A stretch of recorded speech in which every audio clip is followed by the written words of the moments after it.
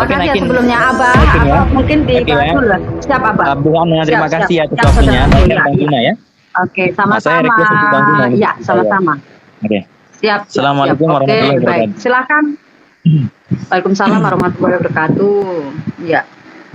Oke, Bang Zuma. Saya doubling kah, Pak? Mana Bang Zuma? Saya doubling kah, Pak? Enggak, enggak. Bentar. Bentar, Bang saya turun Zuma dulu. mana? Tadi ada orang telepon jadi doubling saya. Abang Aku mana doubling, Abang? aku doubling. Bang Zuma.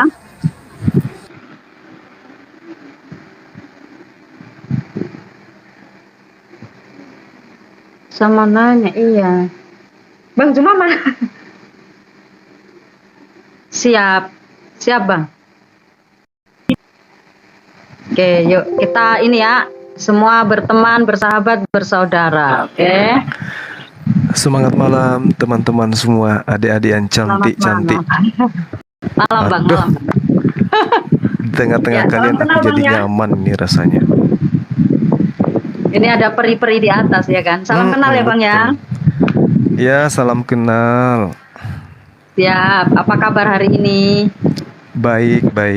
Alhamdulillah. Ini calon bidadariku semua ini di sini kayaknya. Ya. Oke. Silakan Bang. Mungkin ada yang mau ditanya ataupun kayak gimana. Tapi tetap apa namanya yang tenang ya. Bunda Hana suka yang tenang-tenang, nyantai-nyantai gitu. Sambil bercanda ya. Iya. Yang penting jangan ada saling hujat kita. Santai aja kita Iya. dialog. Betul. Apalagi Sepakat di sini ya. ada Dinda Desi. Aduh. Kuping saya jadi merah ini. Tumben otak lu normal Zuma. Jangan gitulah kawan. Iya. Bang Oke, Zuma, silakan mumpung mungkin ada Kak Desi apa di yang sini kan duluan kau mau- bilang tadi. Bentar Bunda. Mumpung di sini ada Kak Desi kan, belahan hatimu yang kau bilang-bilang, kau umumkan di muka umum. Iya, jadi agak kau kontrol dulu nada suaramu ya. Jangan sama kita dua. Baik. Jangan cemburu kau Diana. Kau nggak ngargain aku kali lah Diana.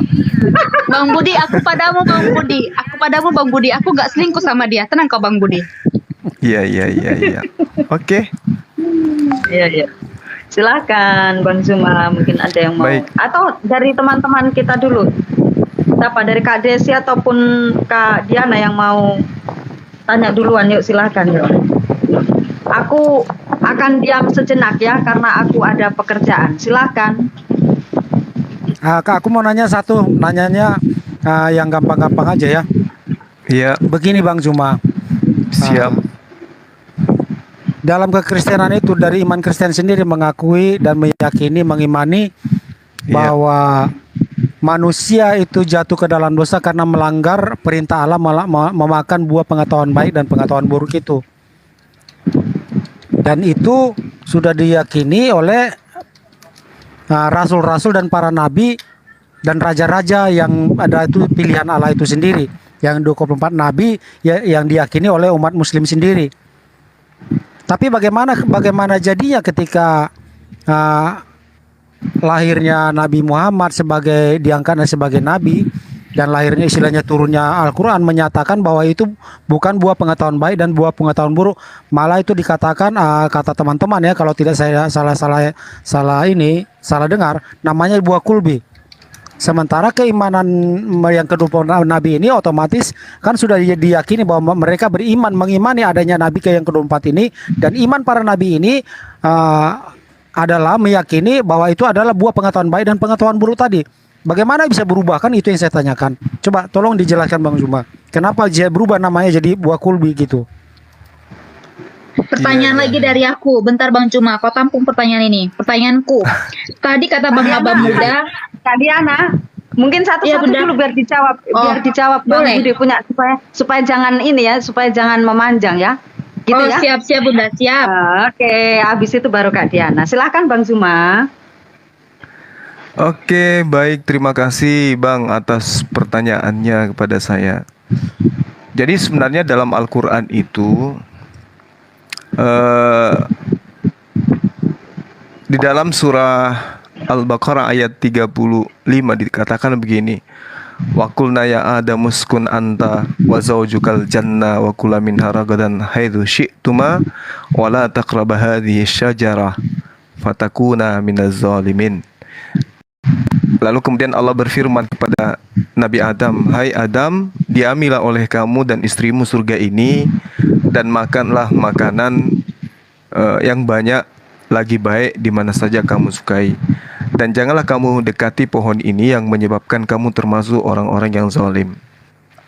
Nah, di ayat ini jelas sekali Allah menyeru kepada Nabi Adam. Lalu kemudian agar mereka ini, Adam ini bersama dengan istrinya, tidak mendekati pohon, di mana pohon yang dimaksud di sini akan menyebabkan Adam ini termasuk orang-orang yang menzalimi diri mereka. Nah, kelihatannya ketika dikatakan bahwa buah khuldi itu adalah sebuah penyebutan, itu adalah sebuah sebutan dalam Al-Quran terkait pohon tadi, itu tidak dijelaskan secara terperinci bahwa namanya seperti itu. Hanya dikatakan seperti dalil yang saya katakan tadi, bahwasanya sekali-kali ketika Allah mengatakan jangan kamu dekati pohon itu yang menyebabkan kamu termasuk orang-orang yang zalim. Nah, buah khuldi itu hanya merupakan penggambaran puncak dari jannah, dari surga. Karena dengan buah tersebut Adam dan Hawa kemudian melakukan pelanggaran terhadap perintah Tuhan. Namun yang membedakan kita kemudian dengan ajaran saudara-saudara yang saya kasihi di sini, Al-Quran menerangkan fatalakka Adamu min rabbi kalimatin fataba alaihi innahu huwat tawwabur rahim. Kemudian Adam menerima beberapa kalimat dari Tuhannya, lalu dia pun menerima tobatnya. Nah, artinya Adam diterima tobatnya. Kalau di agama sahabat kan teman-teman Kristen, Adam itu justru mengentaskan kesalahan kepada keturunannya. Ini yang membedakan kita. Sehingga di Islam itu kesalahan Adam ya sudah dihapus oleh Tuhan, oleh Allah. Sekira begitu, sahabat. Tadi kan Bang Zuma kayaknya belum paham pertanyaan saya. Imannya ke 24 para nabi-nabi Bang Zuma tadi itu meyakini, ini ya, coba tolong dicamkan. Meyakini itu adalah kan ke-24 nabi ini keimanan juga tentulah, ibarat kata sebelum ada Al-Quran kan tentulah umat-umat Islam itu meyakininya kan gitu. Karena sebelum lahir Al-Quran pun udah dikatakan Nabi Adam aja Islam. Kan seperti itu. Sementara yang ke-24 nabi ini meyakini bahwa itu adalah namanya buah pengetahuan baik dan buah pengetahuan buruk gitu. Coba dijelaskan Bang Zuma. Bukan hanya sila mendekati saja gitu. Iya.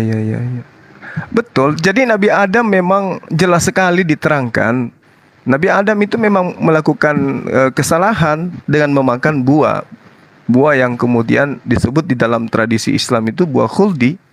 Itu tidak kami pungkiri. Banyak ayat suci Al-Quran yang kemudian menerangkan hal itu, yang merujuk kepada data yang ada iramanya itu seirama dengan apa yang ada di dalam kitabnya teman Kristen hari ini. Contoh misalnya di dalam surah Al-A'raf, ya, di situ dikatakan padallamahuma, maka syaitan membujuk keduanya untuk memakan buah itu dengan tipu daya.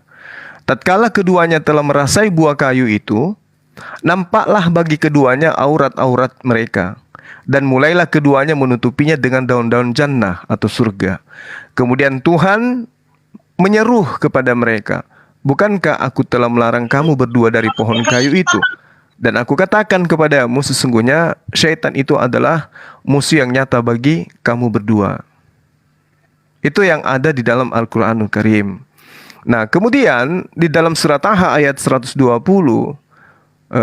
dikatakan gini, kemudian syaitan membisikkan pikiran jahat kepada mereka dengan berkata, hai Adam, maukah saya tunjukkan kepada kamu pohon khuldi dan kerajaan yang tidak akan binasa? Nah, akhirnya kemudian Adam itu terpengaruh, sehingga dikatakan dalam ayat selanjutnya fa'akallah, itu jelas itu, fa'akala minha. Maka keduanya memakan dari buah pohon itu. Lalu tampaklah dari kedua orang ini, Adam dan juga Hawa, aurat mereka sendiri. Dan mulailah keduanya menutupi dengan daun-daun yang ada di surga. Jadi durhakalah Adam kepada Tuhan dan sesatlah ia.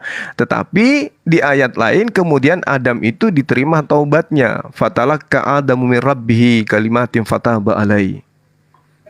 Gitu. Jadi ceritanya sebenarnya mirip. Ada kemiripannya bagaimana pelanggaran kemudian dilakukan oleh Adam alaihissalam. Hanya saja kalau di kitab saudara, dosa itu kemudian menurut perjanjian baru itu menjalar kepada semua manusia. Tapi di perjanjian lama itu tidak ada diceritakan itu. Seperti itu saudaraku. Ada lagi? Iya, berhubungan dengan itu juga. Berarti setelah memakan buah itu kalau otomatis kan melanggar perintah Tuhan dan manusia melakukan dosa. Berarti ada minta ampun ya kan begitu narasi Bang Zuma, dan diampuni kan seperti itu. Iya. Kenapa mereka kalau setelah diampuni kok bisa diturunkan juga ke bumi? Karena memang dia. Iya, baik. Karena begini, di dalam Al-Qur'an kan sudah jelas, wa iz qala rabbuka lil malaikati inni ja'ilun fil ardi khalifah. Sebelum Adam itu dicipta, Tuhan mengatakan kepada para malaikatnya, aku mau menciptakan seorang manusia untuk menjadi pemimpin di atas muka bumi. Jadi Adam itu memang disetting oleh Allah untuk mengisi bumi sebagai pemimpin di sana. Begitu juga di dalam Kejadian 1 nomor 26. Jadi dia sebelum diciptakan sudah dikatakan untuk menjadi pemimpin di atas muka bumi, baik untuk burung-burung, binatang melata maupun ikan-ikan di air, di laut. Itu udah jelas itu. Jadi Adam sebelum diciptakan memang untuk diperuntukkan di bumi sebagai khalifah di atas muka bumi. Itu jelas disebutkan seperti itu, Bang. Berarti sudah ditakdirkan ya? Sudah ditentukan oleh Tuhan bahwa dia sudah akan ditentukan dan ditakdirkan bahwa dia akan diturunkan ke bumi menjadi pemimpin ya, seperti itu ya Bang Zuma. Iya, benar sekali. Jadi semua yang dilakukan Adam itu sebenarnya sudah ditakdirkan kan? Ibarat kata memakan buah itu pun sudah ditakdirkan juga untuk mengisi bumi, betul. Karena memang yang apa memakan buah itu sudah ditakdirkan juga, buah kuldi itu sudah ditakdirkan juga. Jadi gini, Al-Quran itu mengatakan begini, Allah tidak ditanyakan tentang pekerjaannya, Allah tidak ditanyai tentang perbuatannya. Jadi dikatakan dalam Al-Quran surah Al-Anbiya ayat 23, la yus'alu amma yaf'alu wa hum yus'alun. Allah tidak ditanya tentang apa yang dikerjakan, tetapi mereka kita inilah yang akan ditanya apa yang kita kerjakan. Nah, terkait dengan yang tadi yang saudara katakan ke saya, apakah Allah itu sudah men-setting itu pekerjaan Allah? Kita tidak ada hak untuk menginterogasi itu. Karena tidak ada diterangkan di dalam Al-Qur'anul Karim ya bahwasanya Allah sudah men-setting. Itu nggak diterangkan seperti itu. Tapi kalau berbicara mengenai takdir itu beda lagi. Ketetapan Tuhan itu berbicara tentang qadarullah, apa yang kemudian Allah inginkan terjadi. Kehendaknya lah yang berlaku. Jadi kita ini hanya mengikuti apa yang kemudian Tuhan inginkan terjadi terhadap kita. Bukan kita kemudian yang bertanya kepada Allah, kenapa harus hujannya itu turun? Kenapa enggak hujannya itu naik? Kan gitu. Tapi dikatakan Al-Quran, la yus'alu amma yaf'al. Iya. Seperti itu, Bang. Berarti itu yang apa yang dilakukan Adam itu sudah ditakdirkan sebenarnya. Maksud saya bukan disetting, ditakdirkan ya.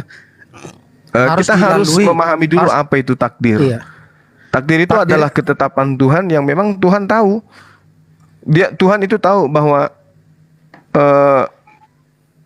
sorry.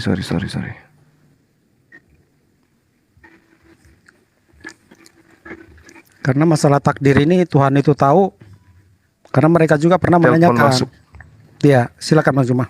Ya, jadi takdir itu artinya gini.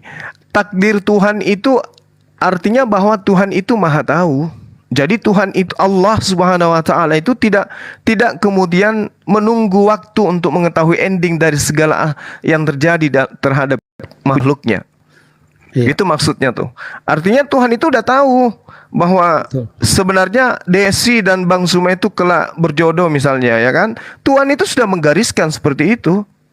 Dia udah tahu, maka dikatakan takdir itu udah ditentukan. Ketetapan Allah itu sudah ada. Oh, ibarat kata ketetapan beda dong maha tahunya Bang Zuma. Kalau dia maha tahu, ibarat kata saya istilahnya berlogika sehatnya, kalau maha tahu dia maha tahu aja. Tapi kalau takdir itu namanya ketetapan seperti yang Bang Zuma tadi itu, maka saya hubungkan tadi apakah manusia Adam dan Hawa ini memakan buah pengetahuan baik dan pengetahuan buruk itu yang dikatakan Bang Zuma itu buah kuldi, itu sudah ditetapkan gitu maksudnya. Atau sudah ditakdirkan memang harus seperti itu nanti kejadiannya seperti itu. Kalau semaha tahunya ya pasti Tuhan itu kan maha tahu. Tapi apakah itu memang sudah harus dilalui gitu? Harus, ada kata harusnya. Itulah takdir tadi. Harus dilalui manusia gitu.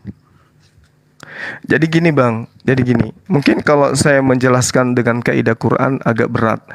Coba kita sama-sama melihat di dalam Yesaya 45 nomor 7. Mohon maaf sekali nih ya. Sorry Bang, jangan ke Alkitab dulu, jangan ke Alkitab kita dulu, Al-Quran dulu Bang bahas, karena kita bahas Al-Quran. Itu udah beda cerita, jangan kamu samakan Alkitab dengan Al-Quran, jangan Bang, ya.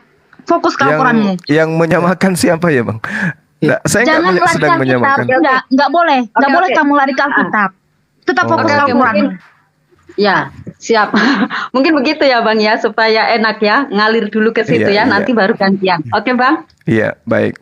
Oke, siap, makasih. Ya, jadi Lanjut, Bang. ketetapan Tuhan itu misalnya api itu panas, Ya. es dingin itu apa? Es itu dingin. Orang jatuh itu dari atas ke bawah. Iya. Orang manjat itu dari bawah ke atas. Itu yang dikatakan ketetapan. Tapi kalau takdir, ada yang dikatakan takdir muallaq, takdir mubram. Kemudian ada yang dikatakan di dalam pemahaman kami sebagai umat Islam, diterangkan demikianlah ketetapan yang maha perkasa lagi maha mengetahui. Artinya bahwasanya Allah itu mengetahui segala aspek yang akan terjadi dan yang telah terjadi. Itu yang ada di dalam Al-Quran. Contoh misalnya dalam surah Ar-Ra'd ayat 11. Sesungguhnya Allah tidak mengubah keadaan sesuatu kaum sehingga mereka mengubah keadaan yang ada pada diri mereka sendiri. Artinya bahwasanya Tuhan Maha Tahu di sini, Dia udah tahu ending daripada kehidupan kita itu Tuhan udah tahu. Oh. Tapi Bahwa berarti si bukan fulan menetapkan ya. nanti akan masuk bukan ke menetapkan. surga, si fulan nanti akan masuk ke neraka. Berarti Tuhan itu sekedar udah maha tahu aja ya Bang Zuma. Dalam Kalau proses ini, sekiranya fokusnya kita ke sudah Adam ini diketahui dulu. bahwa Fokusnya kita ke Adam ini dulu. Berarti nggak ada ditetapkan, istilahnya ditakdirkan bahwa Adam dan Hawa nanti mau makan buah pengetahuan baik ini dan pengetahuan buruk ini. Berarti itu tidak ada namanya ketetapan atau ditakdirkan, tapi hanya mengetahui endingnya gitu kan? ya, jadi gini, Allah itu udah tahu bakal Adam melakukan itu. Allah udah tahu. Iya, tapi tidak ditakdirkan harus melalui proses itu. Enggak. Iya, betul. Jadi Adam diberi kehendak free will, tapi kehendak free will itu kemudian apa ending daripada perlakuan Adam itu Allah udah tahu. Iya, di mana itu tertulis ada di Al-Quran ada kehendak free will tadi, Bang Zuma? Saya mau pengen tahu juga, karena selama saya pelajari Al-Quran tidak ada kehendak bebas di situ dalam proses penciptaan itu. Jadi dikatakan di dalam Al-Quran itu ya dikatakan bahwa manusia itu diciptakan dengan sempurna gitu. Iya, di mana Jadi ada tertulis di dalam Al-Quran itu ada kata free will di situ, ada kehendak bebas gitu manusia. Silakan Bang Zuma. Iya, baik.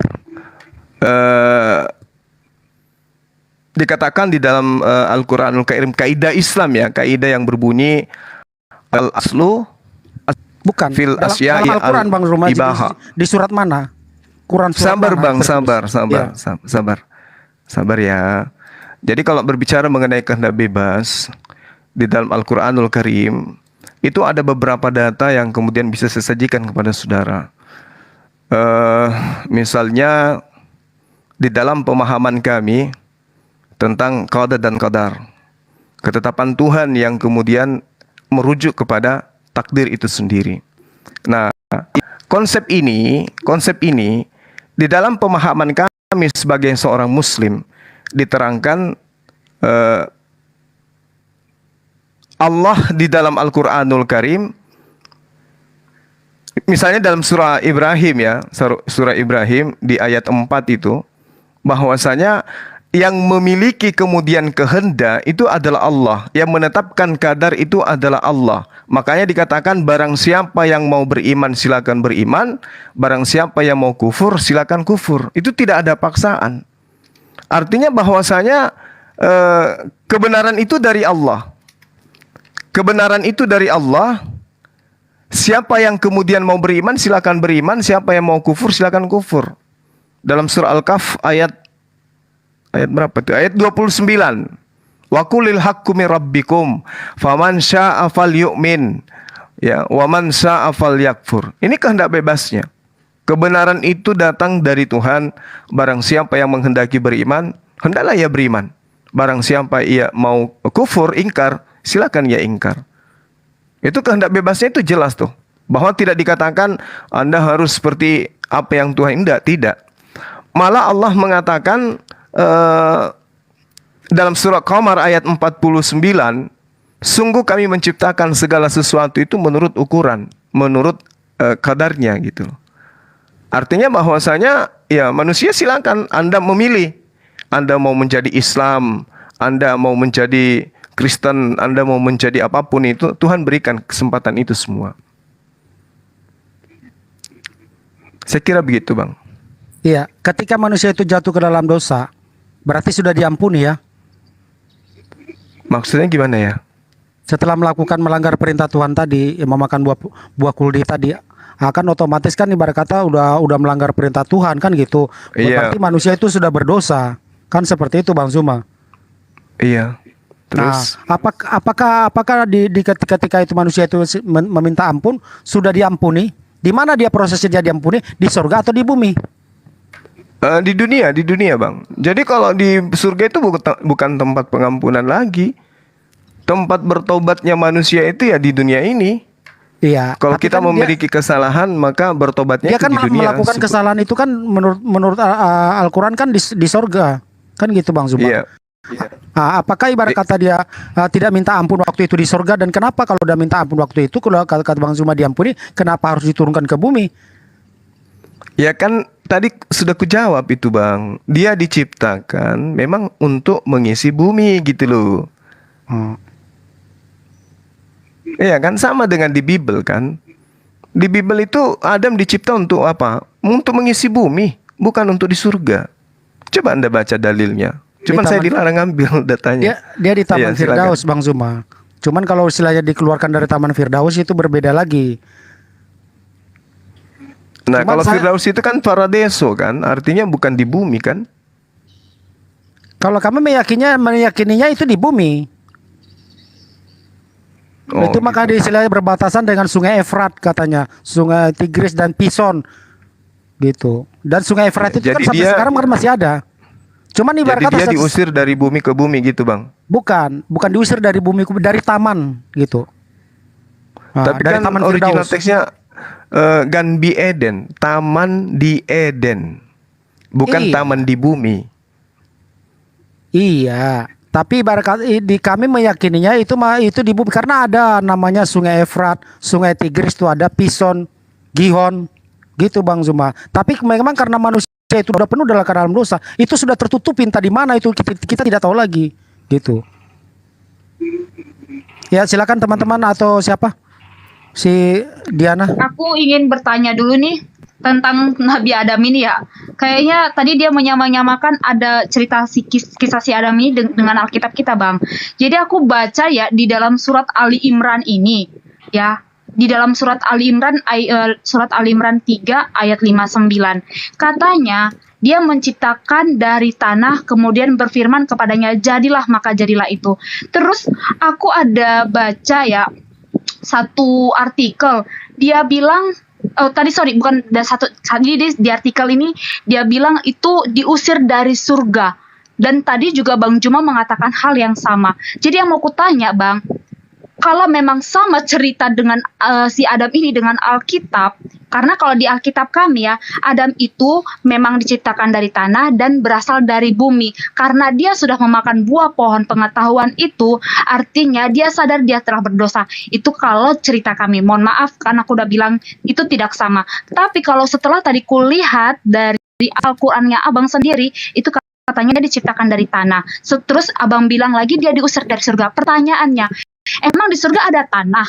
Iya. Itu mungkin dulu, dia Bang. turun dulu, diambil dulu tanahnya dari bumi. Iya nggak? Iya, Bang Makanya Zuma. itu yang mau kutanyakan, boleh nggak Iya. disampaikan? Makanya gini Bang, aku nggak nyambung tuh, aku nggak bener-bener ya, mohon maaf ya, aku mau pingin tahu Iya. dulu nih. Jadi Nggak Abang masuk akal. jangan lari ke Alkitab kita dulu, Al-Quran dulu nih kita bahas, kan? Soalnya tertulis dalam Al-Quran Abang ini ya, di dalam surat Ali Imran ayat Ali Imran 3 ayat 59.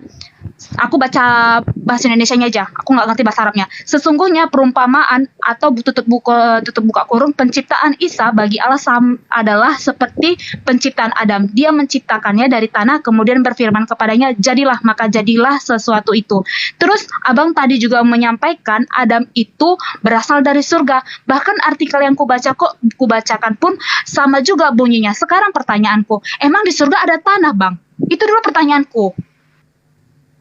Ya, baik. Jadi kalau di surga itu ya di surga diterangkan di dalam Al-Quran surah Sad ayat 71. Isqala rabbuka lil malaikati inni khaliqu basyar min Sorry Bang tin. Jima, Jadi, boleh diulangin ayatnya Bang? Surat berapa? surah Sad ayat 71. Itu Di hadis situ atau Al-Quran Bang? Al-Quran. Boleh spellnya Bang? Spellnya boleh diucapin? Saya ulang Pengejaannya ya. Bang. Pengejaan ayatnya apa? S A D. S A D terus Ayat 71. lanjut Bang. Iya. Lalu kemudian diterangkan sesungguhnya aku akan menciptakan manusia dari tanah gitu ya. Nah, Ibnu Abbas kemudian dan juga Abu Musa al-Asy'ari bahwasanya meriwayatkan Rasulullah Muhammad SAW itu bersabda, sesungguhnya Allah menciptakan Nabi Adam dari segenggam tanah dari seluruh bagian bumi. Kemudian anak keturunan Nabi Adam datang dari bagian-bagian bumi tersebut. Di antara mereka ada yang berwarna merah, ada yang hitam, ada yang di antara mereka di antara mereka juga ada yang lapang dan seterusnya. Artinya bahwasanya Al-Quran dan hadis menerangkan bahwa Nabi Adam alaihissalam itu memang diciptakan dari tanah, tanahnya itu berasal dari bumi. Gitu loh. Gini Bang Juma, sorry aku agak gak ngudeng nih. Berarti Allah itu menciptakan Adam dan Hawa, tanahnya dibawa dulu nih dari bumi, terus dibawa ke surga untuk membentuk manusia itu sendiri gitu? Atau gimana Bang? Iya. Aku nggak ngeh Iya, nih. betul. Iya, Berarti benar. berarti Allah membawa tanah dulu, dibawa beberapa tanah dibawa ke surga begitu ya? Iya, Soalnya turun dulu. nggak ada loh Berarti tertulis Allah di itu sini. turun dulu ke bumi berarti ya Bang Zuma. Malaikat, Bang, malaikat. Oh, malaikat apa? Jibril. Tidak dijelaskan malaikat siapa yang kemudian diperintahkan oleh Allah Oh. untuk mengambil tanah di atas muka bumi untuk menciptakan Adam. Iya. Sorry bang, itu tadi Iya. aku sorry ya, ini panjang banget ya jadi ceritanya tentang si Adam ini. Aku benar-benar penasaran deh. Soalnya di dalam surat Al-Imran ini hanya dikatakan bahwasanya Adam diciptakan dari tanah. Boleh nggak bang, ada ayatnya atau mungkin ada gitu sekitar artikel atau apalah yang mendukung perkataan abang bahwasanya Allah menyuruh malaikat untuk membawa tanah yang berasal dari bumi dibawa ke surga untuk menciptakan Adam. Ada nggak kira-kira ya bang yang mendukung? Jadi jangan cuma sekedar asumsi gitu bang. Ada nggak kira-kira ya bang? Aku soalnya nggak Tadi mudeng kan ini. tadi saya sudah baca hadisnya loh, kok dibilang asumsi? Maksudnya hadisnya gimana bunyinya bang? Sesungguhnya Tadi Allah nggak. menciptakan Nabi Adam dari segenggam tanah dari seluruh bagian bumi. Gitu loh. Itu Iya, diterangkan maksudku di dalam hadis. maksudku dalam gini Sunan bang. Abi Daud. Sunan Abi Daud ya hadisnya ya. Sunan Iya. Abi Daud. Terus gini bang, kan membawa membawa segenggam tanah dibawa ke surga untuk menciptakan Nabi Adam.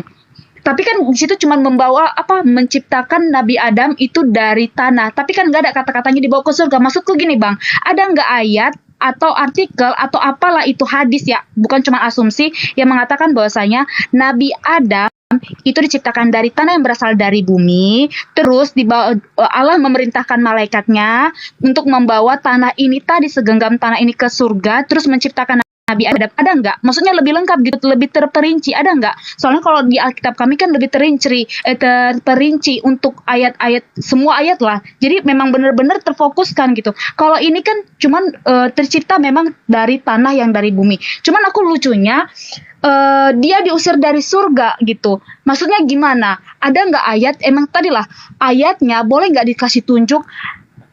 Allah menyuruh malaikat mengambil segenggam tanah untuk menciptakan Nabi Adam terus dibawa ke surga. Boleh nggak Bang? Iya, ada nggak ayat Dalam menuliskan? kitab Abu Daud Sulaiman As-Jisistani, Sunan Abi Daud juz 4 halaman 222, Anda boleh lihat di sana. Di situ sangat jelas diterangkan gitu loh ya. Diceritakan bagaimana Hadis ya, kemudian Bang? Hadis. iya, Rasulullah Muhammad SAW dalam Sunan Abi Daud menjelaskan itu. Jadi di Al-Quran sendiri, di Al-Quran berarti nggak ada tertulis ya Bang ya? Di Al-Quran dijelaskan sesungguhnya aku akan menciptakan manusia dari tanah. Ya cuman itu aja, nggak ada ibarat kata. Sementara itu dulu Bang. Nanti kalau terlalu banyak juga. Lagian kalau Abang tahu malaikatnya datang, kemudian kami kan ingin tahu, kami ingin lebih detail gitu loh. Kan Abang udah selama ini nanya tentang Alkitab, tahu tentang Alkitab. Jadi kita ini ingin menambah pengetahuan aja Bang. Artinya kan kami nggak mungkin dong belajar dari orang. Sedangkan Abang itu kan kami kenal seorang gurunda. Pasti dong lebih banyak untuk tentang ilmu yang terkait kami ingin pelajari. Boleh loh Bang, berbagi ilmu itu. Makasih Bang. Gurunda multi talenta. Ya kan tadi sudah saya jelaskan dari Al-Qur'annya sudah, dari hadisnya sudah. Berarti perjalanan malaikat tadi tidak ada diterangkan ya Bang, mengambil tanah dari bumi, segenggam tanah dari bumi dibawa ke surga lalu dibentuk menjadi manusia gitu ya. Tidak ada ya Bang istilahnya di dalam Al-Qur'an, hanya di dalam hadis ya Bang ya. Hadis yang menerangkan Imam Ahmad, Tirmizi, Abu Daud. Sementara hadis itu aja dulu. Hadis ini Bang patokannya dari mana sih Bang? Kok bisa ibarat kata menjadi menjadi suatu keimanan gitu yang sangat dipercaya. Hadis ini kisah hadis yang dipercaya ini apa dasarnya Bang? Sehingga dia menjadi sesuatu yang sangat dipercaya gitu Bang. Hadis yang khusus itu ada ini ya. Oke. Jadi hadis itu adalah ketetapan, perkataan, perbuatan dari baginda Rasulullah Muhammad SAW. Nah, misalnya nih, ada orang bercerita tentang Bang Suma, dan itu kejadiannya 200 tahun yang lalu. Orang ini yang menceritakan ini harus diketahui apa kapasitasnya. Apakah dia seorang ulama hadits? Ya, lalu kemudian dia berguru kepada siapa? Gurunya berguru kepada siapa? Gurunya berguru kepada siapa? Kepada siapa? Kepada siapa? Sampai kepada baginda Rasulullah Muhammad SAW. Kalau pemberitaan yang tadi oleh ulama hadis tadi runut sampai sanadnya ke Rasulullah, maka pemberitaan daripada ulama hadis itu sahih. Artinya pemberitaan itu betul-betul datang. Misalnya Bang Suma ketemu dengan Dinda Desi. Dinda Desi punya murid ketemu dengan si fulan sampai kepada periwayat daripada apa yang diterangkan. Rasulullah Muhammad SAW diceritakan dari Umar bin Khattab sampai ke ini sampai ke ini sampai ke sana dan seterusnya. Dan itu tidak mudah untuk menentukan itu. Bahwa siapa yang menyaksikan kemudian Umar bin Khattab bertemu dengan Rasulullah, harus ada alur ceritanya. Lalu kemudian alur cerita yang disaksikan itu juga ada disahkan oleh oleh sahabat yang lain dengan cerita yang sama. Tidak ada pertentangan di dalam pemberitaannya kemudian. Ketika mata rantai penyampaian ini ada yang terputus, atau di antaranya ada yang pernah dikatakan sebagai pendusta atau pelupa atau cacat dalam hal pikiran, maka dikatakan di situ ada seorang yang kurang cekatan di dalam mengingat, maka pemberitaan itu dikatakan lemah, gitu. Itu hadits, Bang, itu hadits. Jadi Rasulullah memang pada saat menerima Al-Quran secara berangsur-angsur itu melarang kemudian sahabatnya untuk menulis hadits. Jangan kau tulis apapun dariku selain daripada Al-Quranul Karim. Sehingga hadits itu dan juga Al-Quran meskipun menggunakan bahasa Arab, tapi cakupannya, rasanya, susunan kata-kata itu pasti beda. Beda dengan hadits, beda dengan Al-Quran. Padahal dua-duanya menggunakan bahasa Arab. Nah, Rasulullah melarang, jangan kau tuliskan apapun yang dari saya. Tapi tuliskanlah apa yang kuperintahkan, yang kuterima dari Allah. Makanya hadits itu dituliskan nanti setelah beberapa tahun beliau meninggal. Tapi Al-Qur'annya dihafalkan dan dituliskan pada masa itu juga. Makanya ada disebut sanad. Apa sanad itu? Mata rantai penyampaian tentang apa yang menjadi ketetapan Rasulullah. Gitu. Jadi kalau dia cacat, misalnya dia katakan Rasulullah bersabda. Siapa yang mendengarkan beliau bersabda? Enggak ada. Setelah diselidiki berita-beritanya ini, tidak ada satupun orang yang sesaman beliau yang mendengarkan itu. Maka itu dikatakan sebagai hadis palsu. Karena enggak sampai kepada Rasulullah. Rasulullah tidak pernah mengatakan itu, tapi si A mengatakan Rasulullah pernah mengatakan. Nah, harus ada yang menyaksikan bahwa Rasulullah mengatakan itu. Misalnya Aisyah meriwayatkan hal yang sama. Abu Bakar atau Ibnu Abbas meriwayatkan hal yang sama. Tiga orang yang silakan. Saya turun dulu ya Bunda Ana. Ada pasien ya. Terima kasih. Terima kasih ya Bang Zuma. Diana teman-teman. Oke, makasih Bang, makasih. Ya, terima kasih. Siap, Bang. Salam toleransi ya Bang Zuma. Ada yang mau naik? Oke, siap. Bang Juma, aku mau nanya dong Bang. Terima kasih. Iya, silakan. Bang Juma, aku mau tanya dulu. Nih, aku mau tanya, kapan pertama kali Nabi mengucapkan 2 kalimat syahadat dan isinya apa? Apakah nama Allahnya sama dengan orang Yahudi dalam kalimat syahadat itu, Bang? Silakan Bang dijawab. Terima kasih, Iya. Bang. Iya, baik. Ketika ditanyai kapan Rasulullah Muhammad SAW itu pertama kali syahadat, ya pada saat kemudian beliau itu Isra Mi'raj.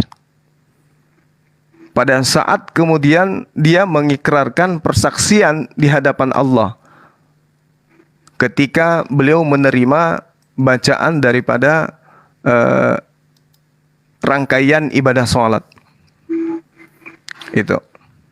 Itu salah satu sumber yang bisa dipercaya bahwasanya Rasulullah Muhammad SAW itu menyatakan diri Allah Subhanahu wa taala sebagai Tuhan satu-satunya, dan baginda Rasulullah Muhammad SAW itu dinyatakan sebagai utusan Allah. Ini yang kami pahami, ini yang kami imani gitu. Nah, sedangkan kenapa dia harus mengikutkan dirinya? Karena dirinya harus dipersaksikan sebagai utusan Tuhan. Semua nabi ketika datang kepada kaumnya, dia harus dipercayai sebagai utusan Tuhan. Tidak ada yang sampai kepada Tuhan kalau tidak kemudian percaya terhadap nabi yang ada pada masa itu. Misalnya Nabi Musa. Nabi Musa datang mempersaksikan tiada Tuhan selain Allah.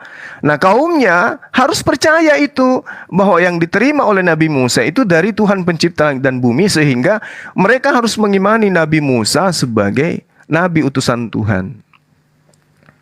Begitu juga Nabi Isa alaihissalam. Ketika datang kepada Bani Israel, maka Nabi Isa alaihissalam harus diterima sebagai Rasulullah. Makanya dia serukan dalam Al-Quran, ya Bani Israel, ini Rasulullah ilaikum. Sorry aku potong Bang Zuma. Maksudnya Kak Desi, kapan waktunya itu ditentukan dong. Pasti kalau ditanya kapan berarti ditunjuk waktu.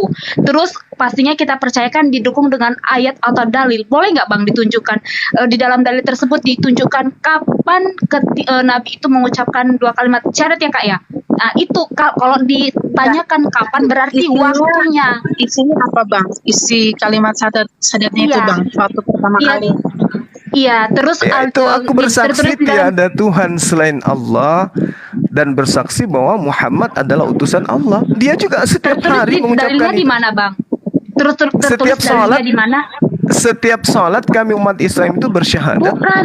Bukan nabinya Abang, bukan semua umat Islam tidak, tapi nabinya Abang. Tadi kan dibilang kapan nabinya Abang pertama kali mengucapkan kalimat syahadat? Pertama Iya, dan pada saat kedua beliau boleh menerima ditunjukkan. perintah sholat itu pertama kali, pada saat Ya, Isra pertama- Mi'raj, Subhanalladzi asra bi'abdihi lailam Ayatnya di minal mana, Bang? Dalilnya di mana dalilnya?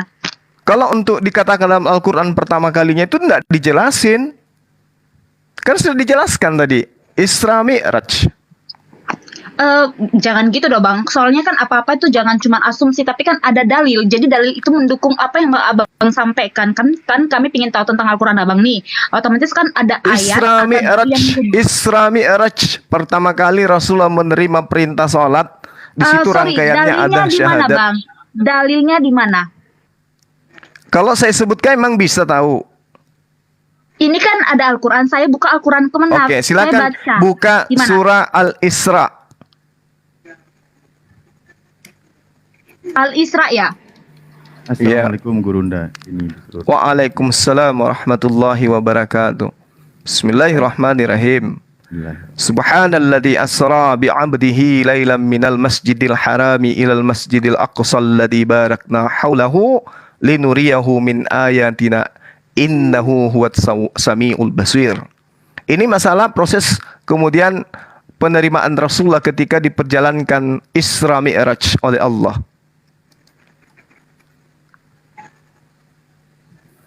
Boleh sedikit nambahin juga ya Gurunda ya. Bang Juma, nama Allahnya Bang sama nggak Bang dengan orang Yahudi Bang dalam kalimat syahadat itu Bang?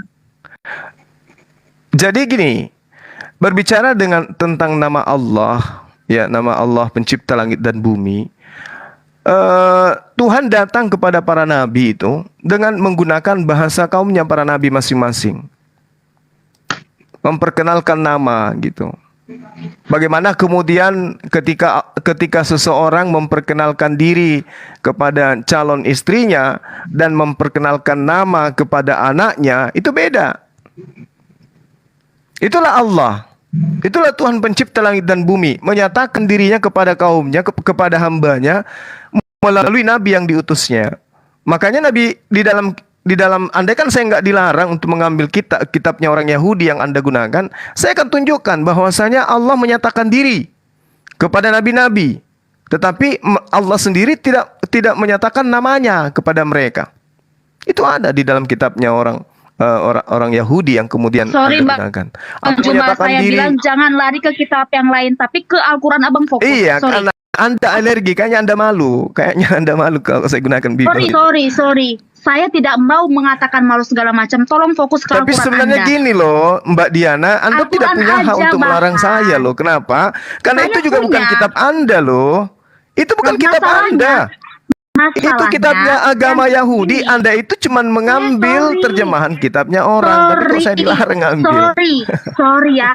Kalau Anda bilang itu Kenapa? kitab Yahudi karena di dalamnya ada Yesus, saya mempercaya itu. Sekarang Oh, enggak. kan sudah bilang. Enggak. Di dalam kitabnya Bang Juma, Yahudi enggak ada Bang Juma, Yesus, Bang Mbak. Juma.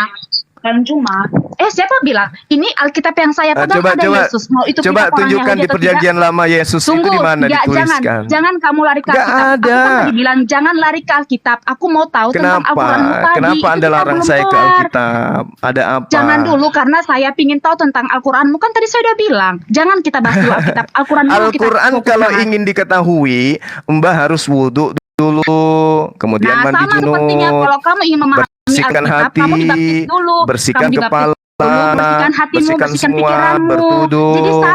Jadi Gitu sama Bang loh. Juma. Nah, kitab Jadi Anda gini, itu tidak ada syarat itu.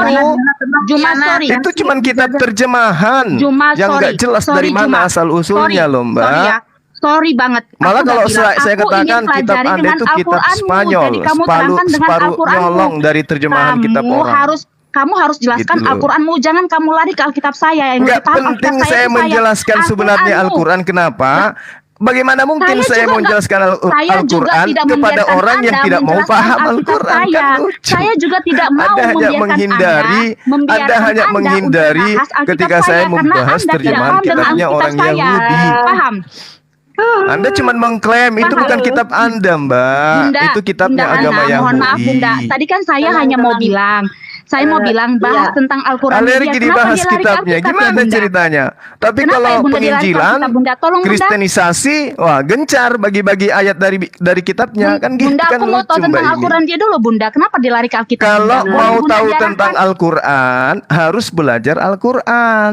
Bukan begini Dan kamu caranya. kalau mau tentang Hmm. membahas Alkitab dan memahami Alkitab, kamu dibaptis dulu, sama kan? Dari Jadi nama kamu jangan kitabnya terlalu- Anda saja sudah salah. Hei, kamu jangan bilang kalau saya bilang gini. Apa? Kamu nggak Ayo, terima Al-Quran. tunjukkan kepada Kalau aku bilang, saya dengar dasar dulu aku. alas haknya kitab Anda Juma, menyebutkan Alkitab. Juma, Ada nggak? Nggak ada. Kalau kamu membalas perkataan saya seperti ini, kamu saya pinjamkan roh. Berarti kita imbang. Paham kamu? Satu-satu dulu kita ngomong. Jangan kayak Oh gitu. burung betet. Jadi karena Anda atau perempuan trompet. Anda bebas gitu, karena komal Satu-satu, Anda gitu enggak, ya. Satu-satu Gitu kita ya ngomong. ajaran kasih Satu-satu itu ya. kita ngomong. Sampai-sampai kalau ada orang ingin membahas biblos dikasih roh. Ini dia, kata ini dia. bahasa terakhir. Ini bahasa terakhir. Mana kasih itu? Dari tadi saya bilang, ya saya lembut. Saya ingin tahu tentang Tapi Al-Quran. nada Anda jangan itu syarat sentuh. dengan kebencian. Cara Anda bertanya itu Tidak. syarat kayak pisau. Enggak, saya tidak Dari enggak, awal saya tidak loh. mengujar kebencian. Saya Sorry. naik di sini untuk Sorry. ada Mbak Desi dan Bahana yang Sorry. mau. Dari awal Anda Sorry. benci saya kok. Sorry, Anda sorry nggak Bang mau saya Juma. naik ke sini. Sorry Bang Jangan Juma. pelan-pelan, ya. Sorry. Iya, sorry Bang Juma ya. Sorry banget ya. Pelan-pelan. Kalau Anda tadi bilang di Alkitab ya, ini Anda bilang Alkitab orang Yahudi. Bagaimana saya Oh, katakan memang. bahwa Al-Qur'an Anda, tunggu aku belum kelar. Bagaimana kalau saya katakan Al-Qur'an Anda tidak bisa berdiri sendiri, harus didukung dengan hadis. Bagaimana Apanya? kalau saya katakan seperti itu? Siapa yang melakukan penelitian tentang Bible, Perjanjian Baru, Perjanjian Lama, Kan, sehingga gini kan, membuat Al-Quran? kan, ginilah Siapa? kan. Saya bilang Ayo. ayo kita fokus bahas Al-Quranmu, jangan lari ke Alkitab kami. Ya, karena dikit-dikit kamu Karena kamu selalu alergi. mengalihkan ke Alkitab. Oh, sorry, tidak. Mbak Diana Jangan bahas alergi, Alkitab. takut Tidak. aibnya ketahuan, Tidak, kan tidak gitu. ada aib, tidak ada aib di dalam Alkitab. Gimana kami. nggak ada aib? Tidak ada. Namanya Ini aja jalan Alkitab. kebenaran, ini lurus. Karena Jalan saya kebenaran saya gimana? mempercaya- Namanya saya aja ngambil mempercayai dari karena kitabnya dalam- orang, jalan Juma, kebenarannya kau nggak kemana malu, itu? Juma? Kau nggak malu, Bukan nggak Juma. malu. Anda seorang Mbak Diana. laki-laki. Justru Anda seorang kalau ada laki-laki, orang yang tapi Anda kitabnya melawan tidak saya mau seperti ini, sama diambil sepertinya kamu apa perempuan. dalilnya, Saya pinjamkan ada kamu rok, apa mau? gitu loh. Kamu nggak bertopeng kan? Ya, kamu nggak bertopeng kan? Kamu itu seorang laki-laki, bukan seorang perempuan. Kamu nggak Oh, pantas jadi melawan kalau seperti saya ini. laki-laki dan Anda Paham? perempuan, jadi saya harus manut aja ganti-gantian gitu. dong. Kita ganti-gantian Diana, ngomong. Bang Juma. Oke, saya tadi Ganti-gantian ditanyai kita udah ngomong. beberapa pertanyaan. Diana, Giliran tenang saya dulu, bertanya, Bapak. boleh Tidak, nggak? kamu tidak menjelaskan secara detail. Kapan Ya itu cara saya menjelaskan. Bagaimana mungkin saya menjelaskan buku kedokteran kepada anak TK? Kamu Kan nggak menjelaskan nyambung. Al-Quran bukan lari ke Alkitab. Kamu menjelaskan Al-Quran bukan Alkitab. Kamu sikit-sikit lari ke Alkitab, sikit-sikit lari ke Alkitab. Tolong Nanti fokus kita Al-Quran. Biblos Nanti sekali kita Mbak, ambil. biblos sekali, biblos. Tunggu. Bang Juma izin, Kak Diana izin, yuk. Bang Juma, Tarik makasih ya nafas. atas penjelasannya ya Bang Juma, makasih. Makasih, Tarik makasih. nafas, pelan, tenang ya, tenang. Aku tarik nafas dulu nih, aku ngos-ngosan.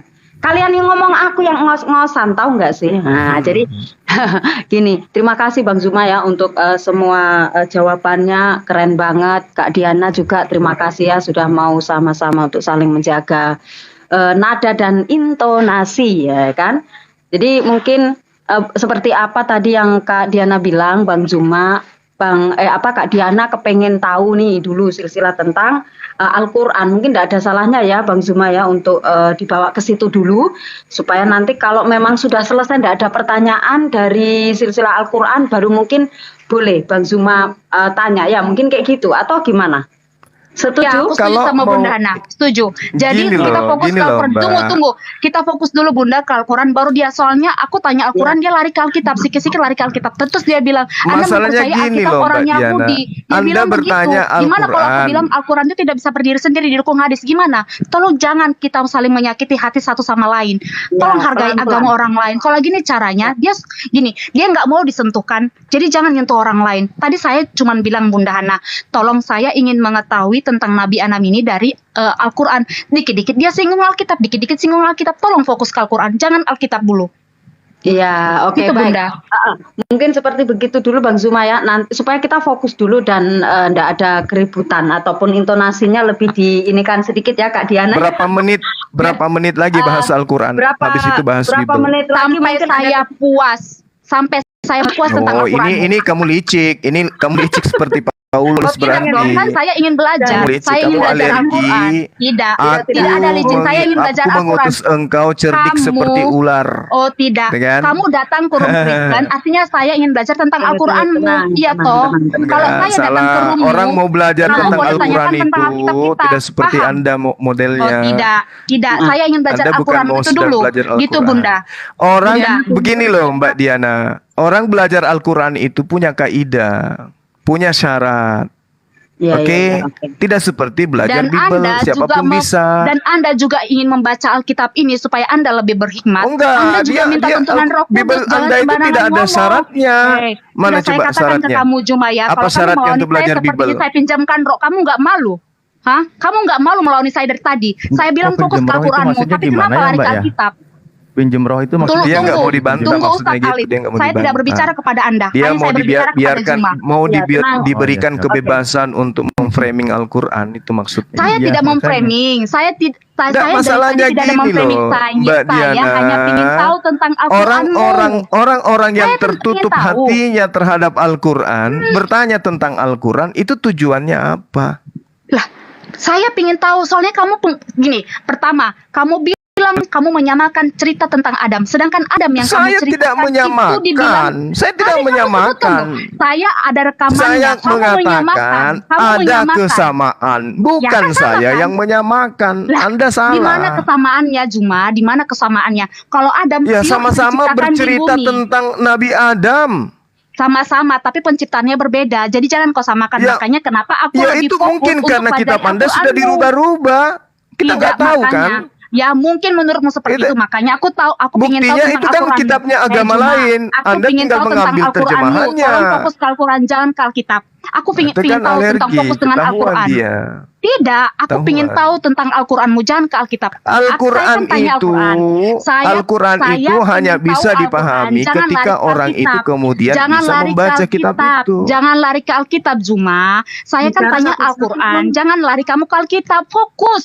Fokus, Juma. Aku dari tadi bilang Al-Quran. Tidak ada aku tanyakan Alkitab. Kamu tanyakan tentang ini, aku terima. Kamu jawab dari Al-Quranmu begini, aku terima. Aku tidak sangkal. Begini loh Mbak Tapi tolong Diana. janganlah kamu lari ke Alkitab. Dengarkan dulu Kamu saya, jangan dengarkan lari ke saya. Alkitab. Tidak, Kalau kamu jangan lari orang ke Alkitab. itu mau belajar tentang Al-Quran, orang Kamu itu jangan harus gini. gini. buka diri Jangan dulu. kamu lari ke Alkitab. untuk Kamu jangan belajar lari ke Iqra, Alkitab, Juma. Iqra Kamu 1, jangan lari ke Iqra Alkitab, 2, Juma. Iqra 3, Juma, kamu Iqra jangan lari ke 4. Alkitab. Saya hanya dan ingin tahu seterusnya. tentang Al-Quranmu.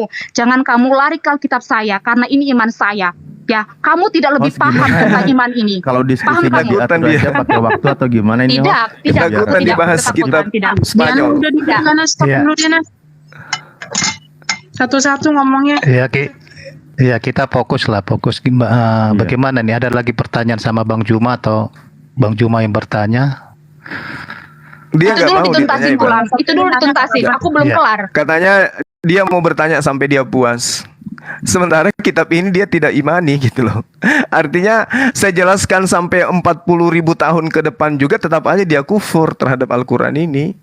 Jadi pertanyaannya itu dibikin- hanya digunakan untuk Kamu menutupi. jelaskan pun dari tadi Al-Quran. Saya tidak ada sangkal kan. Makanya kamu saya bilang tadi Al-Quranmu fokus. Hanya Jangan lari ke Alkitab menutupi- saya. Paham apa, nggak? menutupi Jangan lari ke Alkitab saya, supaya saya Juma. tidak bertanya tentang Jangan Bible. lari ke Alkitab Padahal saya tidak Juma. sedang ingin Jangan bertanya, lari ke saya hanya Alkitab ingin saya. menjelaskan. Kamu kalau tidak ingin Saya disentuh, menjelaskan jangan menyentuh. Al-Quran Karena pun, kamu bilang tadi lalu Alkitab kemudian ini saya adalah Alkitab konfirmasi orang terhadap Yahudi. Bible, Makanya dia nggak gimana mau kalau pakai saya bilang timer. Al-Quran kamu tidak bisa berdiri sendiri, Juma? Mungkin gantian dulu ya. Saya bantu Kenapa timer. nggak bisa gantian berdiri dulu, sendiri? gantian dulu. Sejak kapan?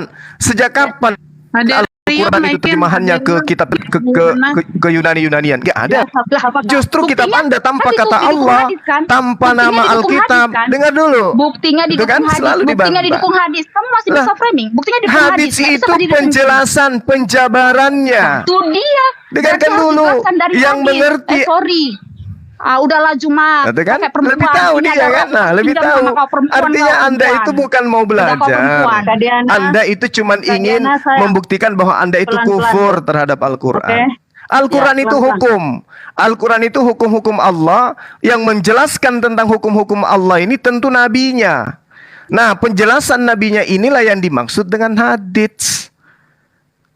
Itu kan loh. nggak bisa berdiri sendiri kan, harus didukung sama Bukan hadis tidak kan. bisa Cuma berdiri harus kamu sendiri. akui. Harus Bukan kamu tidak bisa akui. berdiri sendiri Ya elah, Al-Quran masih itu. kok nggak ngakuin Justru kau, Al-Quran Juma. itu Nggak berdiri malu kau, sendiri. Juma kok nggak malu ngelawani saya perempuan, nanti saya kasih pinjam kamu roh atau Jadi kebaya maksudnya saya. gimana? Paham? Saya diam. Anda aja yang nyerocos gitu. Kalau Saya saya bilang, bicara, saya mau pelajari Anda kemudian Al-Quranmu. terluka. Tolong Anda kamu kemudian mau jelaskan kasih dari saya Al-Quranmu. daster. Tolong jelaskan dari Artinya, Al-Quranmu. Jangan artinya singgung Anda Alkitab. ingin membuat Kamu saya tidak seperti boleh lari jemaat Alkitab. gereja yang manggut-manggut Tidak. terus, baca dalil Tidak, pendetanya tidak. manggut aja terus Tolong, kerjanya gitu jangan ya. lari ke Alkitab. Tolong jangan lari ke Alkitab. Tolong jangan lari ke Alkitab. Enggak Kak, di sini kalau orang dibiarin lari-lari Ini dikit-dikit kita ke dialog Alkitab. lintas agama, tapi kitabnya nggak mau Saya dibahas. kan tanya Al-Quran, tolong fokus ke Al-Quranmu. Lah Saya kan tanya giliran Al-Quran. ketika saya menjelaskan sebagai Saya apologet, boleh dong saya Enggak. membahas kitab Oh, yang tidak. lain. Tidak. Siapa Anda yang melarang saya? Kamu sebagai apologet Islam, kamu tidak menjelaskan dengan baik dan benar tentang Al-Quran. Ya itu urusan saya, karena saya sedang menjelaskan kepada anak yang tidak bisa baca kitabku. Dikit-dikit lari ke Alkitab, dikit-dikit lari ke Alkitab, dikit-dikit Mbak lari ke Diana, Alkitab. Mbak Diana Tolong udah jangan baik itu. tadi dijelasin Tunggu loh itu Ustadz sampai Alif, tuntas. mohon maaf. Iya. Tolong Maksudnya Ustadz Alif, jangan saya tidak dibilang berbicara tidak dengan Anda. menjelaskan dong. Tidak, Saya Memang ingin saya cara tidak permintaan berbicara cara Anda kepada Anda, bicaranya saya memang berbicara berjaga, kepada ya, Juma. bimbang, ada bimbang. kebencian kali Jadi sama kalau kita. saya bertanya tentang Aduh, Al-Quran, Anda Bu tolong Diana, jawab Mbak Diana. berdasarkan Al-Quran, jangan Alkitab. Dikit-dikit Tadi Anda sudah lari ke dijawab Alkitab. loh Mbak, sudah dijawab tadi. Saya dia tidak menunjukkan kepada saya di Apa mana itu? di dalam surat Al-Qur'anmu menyatakan bahwasanya Adam Allah memerintah malaikat untuk membawa segumpalan tanah, segenggam tanah untuk menciptakan Adam di surga. Dia tidak bisa Iya, menunjukkan kalau ayat tidak, itu. kalau misalnya nggak ada, terus kenapa Anda yang terluka? Lah itulah kau bilang dari tadi biar mulutku nggak ngerocos. Bilang aku mau pengakuanmu. bantu Dari tampilkan tadi deh kau kalau gitu. jujur, dari tadi kau nggak pernah Tunggu, jujur. Dialif. Juma, Tunggu, kau nggak Dialif. pernah Biarin jujur. biarin aja. Nggak jujur kau, Juma nggak jujur titik. Kau nggak Saya malu tidak perempuan sedang kau, menjadi kayak budak perempuan Anda kau, untuk kayak memenuhi perempuan kau, kemauan Juma, Anda. kayak perempuan kau Juma, kayak Karena saya tahu perempuan. Anda itu sangat Nanti benci pinjamkan kepada roh, ini Islam. rohku Ngerti banyak. saya. Kau nggak Anda malu, sangat ini ada, benci ada kepada rohku. Islam. Anda Ini ada benci rohku. kali. Enggak, Bang, Enggak, enggak benci saya kali. tidak pernah membenci siapapun dan apapun. Tenang, Enggak, Anda benci kali sama Islam. Tenang. Anda terlalu benci terhadap Islam. Oh tidak, saya tidak membenci Kalau Islam tidak, karena suara saya Anda tidak bergandengan diikuti dengan dengan Islam. gemetaran Tapi kayak dengan gini. Anda selalu menjelaskan Al-Quran Anda, tapi dikit-dikit lari ke Alkitab. Anda sadar nggak sih? Kalau Karena Anda saya tidak ingin sedang sentuh, berbicara jangan menyentuh orang lain. dengan pengiman Karena Anda Bible. tadi menyentuh kami, Anda tadi menyentuh saya, ya Anda bilang, ya Anda menyentuh saya. Jadi kalau Anda tidak ingin disentuh, jangan sentuh saya. Paham? Loh, Anda sentuh saya dari sejak saya masuk kok. Tanya tentang Al-Quranmu. Ya, sama. Bukan tentang Gimana kalau saya ayat yang tanya lain. tentang Bible? Gimana? Posisi Ya, kita silakan sama kan? tanya. Silakan, Nah, iya. tapi jangan kamu bilang tadi, karena kamu bilang tadi saya mempercayai Alkitab orang Yahudi. Ya, yang saya pegang ini Ya mau jelas Yahudi dong, mau saya segala percaya macam, di dalam kepada ini kitab ada Yesus Torah. kami. Di Saya dalam ini percaya ada Yesus kepada kami. kitab Gimana kalau saya bilang, Taurat, gimana kepada kalau kitab saya bilang, Zabur, ya, kepada Al-Quran kitab kamu Injil. tidak bisa berdiri sendiri. Tolong kamu berkata jujur, Juma. Kamu gak malu. Ini banyak kalau nonton kamu. Kamu gak berani ngomong Kenapa? jujur. Maksud Anda itu Aduh. apa, Mbak? Maksud Anda itu apa? Tanpa tidak bisa berdiri sendiri itu apa? Maksudnya Ada apa dukungan itu? hadis bukan? Kalau Alkitab kami tidak Apa perlu itu? didukung Apa tafsiran itu lain. hadits? Apa itu hadits? Apa itu hadis? Tapi kan kamu bilang tadi hadis itu tafsiran dari Nabi kan? Iya toh? Tulisan Nabi kan? Allahu Kamu Akbar. ketawa. Kamu udah aduh Hadis Juma itu, makanya Mbak, tadi saya Mbak. tanya tentang Hadis Al-Quran kamu. itu. Kenapa kamu dikit-dikit lari ke Alkitab? Enggak, Diana, Pak Alif, Mbak sorry. Diana, Sorry, Mbak Pak Alif. Diana. Saya Enggak, tanya kasih Al-Quran, sedikit fokus paham ke dulu, Al-Quran. kasih sedikit paham dulu nggak apa-apa. Enggak perlu pemahaman. Aku membahas tentang Ah, si itu Juma ini. memang Ini orang ini sering kayak sekali. benci kali sama Ini kita. sering sekali. Pemahaman, Ini ya udah. sering Lanjut sekali. dulu, ndak, Pak nggak Alif, apa-apa. sorry. Saya nyimak Sorry, Pak aja Alif. sebagai mantau. Ini si Juma sering sekali saya bahas Al-Quran, dikit-dikit lari ke Alkitab, dikit-dikit lari ke Alkitab. Kayaknya nggak bisa move on dari Alkitab. Tolong saya tanya Al-Quran, fokus ke Al-Quran. Jangan ke ini, Itu ke Alkitab. Mbak Karena Diana, Alkitab itu iman saya kami. tidak akan Alkitab menyentuh itu kitab iman Anda. kami. Kalau kitab Alkitab Anda itu iman- sudah ke Yunani-Yunanian. Tapi kan faktanya ke Islam-Islaman kitab Anda itu. Hah, Islam-Islaman seperti apa? Asal Anda tahu. Di dalam kejadian, di dalam perjanjian lama nama tertulis kitab Anda semua apa? yang Nama ada di kitab dalam Anda Al-Quran yang Anda. sebenarnya apa? Nama kitab Anda yang sebenarnya apa? Nggak malu kau Juma, kau melawan Kan? perempuan itu kau Di kasih pinjam sinilah kau, Roh. Mbak Diana, Ya ampun, sebenarnya Juma, itu malu kali aku saya lihat kau, hadir di Juma. komal-komal Mungkin, teman-teman gantian Kristen itu dulu. karena saya kasihan sama kalian. Gantian dulu, Bukan Kak karena Diana benci. istirahat dulu ya. Istirahat dulu sebentar ya. Izin Bang Cuma, Bang Silakan, Satria Mbak. mungkin ataupun Kak Desi Kakak Diana istirahat dulu ya, sebentar dilanjut ya, biar nggak terlalu Ya, tegang. minum air dulu. Adinda, Diana. Nanyanya itu aja Febrian dulu, Cuma. cantik. Soalnya saya lagi Lagi makan? Minum dari dulu, saya atur dulu. napas Dulu. gitu. pertanyaan Minum itu dulu, dulu, minum Bu. dulu. Minum dulu, istirahat ya, lagi istirahat. Aku baru habis makan guys ya. Bang Satria mungkin silakan Bang. Ya, nyimak Semakin aja dulu ditatap, Bunda. bahan ini cantik juga Nyimak aja ternyata ya. dulu. Kututup supaya jangan dilihat Abang Juma. Bercanda, Bener, Mbak. Tapi iya, iya, memang iya. itu Siap, Anda siap, memang siap. cantik Bercanda kok. ya. Iya. Oke, kayak gitu supaya apa ya? Datangnya tuh penuh dengan sukacita ya kan. Kalau kita tegang-tegang mulu nanti kita sakit pula ya kan. Benar. Hati yang gembira. Hati yang gembira. Adalah obat katanya. Jadi kita Adalah harus obat. bergembira ya. Bergembira, Ya, kita saudara ya. Iya, Iya, betul. kan kalau kita baik-baik sama semua tuh kan, siapa tahu nih, gua lewat di jalan nggak tahu siapa ketemu tiba-tiba, Bang Zuma, wih cakep kali dia, Bang tolong dong kopi, gitu kan, Bang tolong dong kopi, iya, Tiba-tiba Iya. nanti Supaya hostnya kayak lupa gitu. ayat kan, tinggal nanya Bang Juma itu kan langsung tahu nih. apa Pak Kalau Ustaz? enggak, kalau pas lagi lupa ayat Bible-nya, tinggal nanya Bang Juma aja pas lagi ketemu kan. Nanti langsung dikasih tahu. Kan gitu enak kan? Gua lupa di mana, gua nanya semua, gua nggak malu bertanya supaya apa? Supaya jangan nyasar. Kan cuma tanya toh, benar nggak? Berkah selalu ya semua orang-orang baik tuh untuk setiap berkatnya yang diberikan ya kembali dengan berlipat kali ganda, kesehatan, umur panjang, setiap usaha dan pekerjaannya Tuhan buat berhasil ya. Amin amin amin amin amin amin. Ya, silakan Bang Satria. Mungkin ada pertanyaan dari Ya, Bang saya nggak Satria. ada, saya tidak ada pertanyaan Bunda sama Bang Juma. Saya Oh, tidak ada gitu. pertanyaan. Siap, baik. Jadi mungkin ada dari Bang Zuma ada pertanyaan ke Bang Satria atau kayak gimana? Boleh dilanjut? Aku mau bertanya ke Mbak Diana, tapi beliau masih ngambek kayaknya. Enggak lah, gak ngambek, istirahat kan ku bilang. Gitu. Jangan tanya tentang Alkitab kami, bahas dulu Al-Quranmu. Tuh. Mungkin Gitu, ke yang mau karena jawab aja Gurunda. Aku bisa ini sih, aku bisa Ya, gimana, menyadari, Dinda Lip? bisa Silakan, memaklumi Dinda. karena Enggak.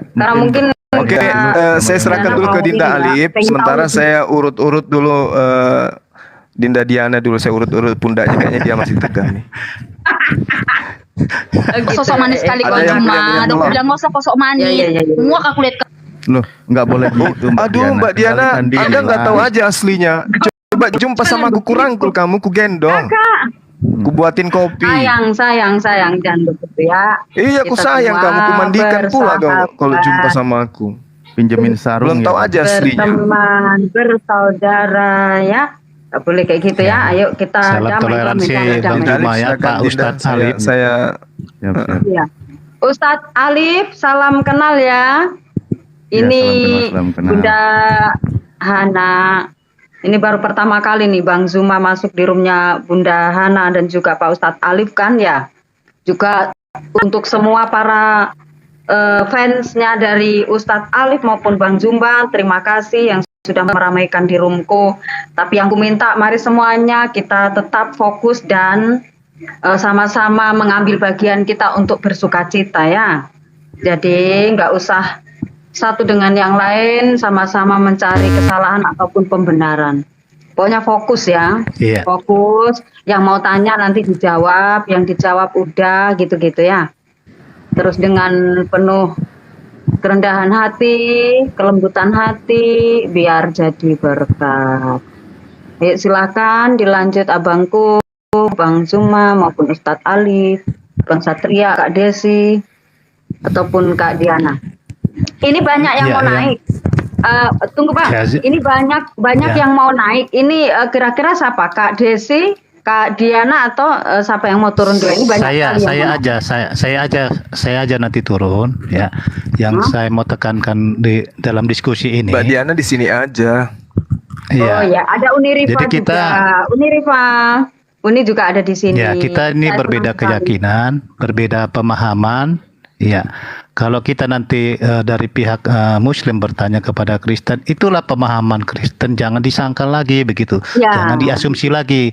Dan begitu juga kalau kita bertanya kepada Bang Juma, jawaban dari Bang Juma seperti itu, kita harus terima, kita hargai, kita hormati. Nah, disinilah diskusi ini semakin harmonis. Jadi kita di sini nggak boleh saling berasumsi kepada keyakinan lain. Mungkin itu aja pesan saya. Mungkin ada yang lain. Ya, Tulang, terima kasih sebelum Bunda Hana telah sebelum dinaikkan. Sebelum turun Tulang, Iya, iya. aku mau ini. Dari tadi si Juma ini menjelaskan tentang Al-Quran diam ya. Tapi lama-lama kok jadi dibilang saat aku mempercayai kitab orang Yahudi. Agak disenggol dikit, makanya aku waduh udah gak bener nih pertama. Kedua, dikit-dikit aku tanya tentang Al-Quran, mau lari-lari dia ke Alkitab. Makanya aku bilang, aku kan fokus dulu nih ke Al-Quran. Tapi kalau apa yang dijelaskan dia dari Al-Quran, aku tidak pernah menyangkal karena aku sangat menghargai toleransi. Aku tidak mau. Apa yang dia percaya, itulah itu. Sama seperti halnya kita. Kalau apa yang tertulis di dalam Alkitab, itulah yang tertulis. Jangan disangkal. Itu Tulang. Oke. Ya. Ya, saya rasa tadi juga Bang Joma sudah sempurna menjawab ya. Namun kembali kepada masing-masing aja ya. Ya. Betul. Begitu. Setuju. Ya, Setuju, Pak Ustadz. kami menghargainya, Pak Ustadz. Ya saya mau turun Bunda biar yang lain naik, Pak Malikil ya, kurasa yang lain, Bang Billy ya. Siap. Silakan dinaikkan. Siap, Bang Satria. Terima kasih. Ya. Salam toleransi Ya, Bang terima Juma, kasih. Ustadz Ali, salam semua. Iya Bang, makasih Bang. Diana, Desi, Bunda Sehat Hana. selalu, panjang umur, Makasih, Bang. jangan lupa bahagia. Ya, ini yang Makasih ini Tulang. dari mana dulu nih? Mau naik dari mana dulu nih? Aku nggak ngerti nih siapa-siapa nih. Mana yang dulu? Kristen Bunda satu lagi naikin. Siapa ya? Nggak tahu ini yang mana ini. Siapa yang naik Bunda? Ada Billy nggak? Nggak ada. Apa aja Bunda? Bang Aderion ada nggak, Aderion? Derion ada nggak? Nggak ada. Nggak ada juga. Ini ada Maerot, ada Presiden, ada. Nah itu bagus tuh Mak Erot. Siapa Maerot? Bukan kau ditanya. Siapa? Ada Bang Tito. Bang Tito dari mana ya Bang Tito? Mbak Desi ini benci kali sama aku. Bang Tito naikkan, Bang Tito. Lama-lama kita jadian loh. Bunda. Apa?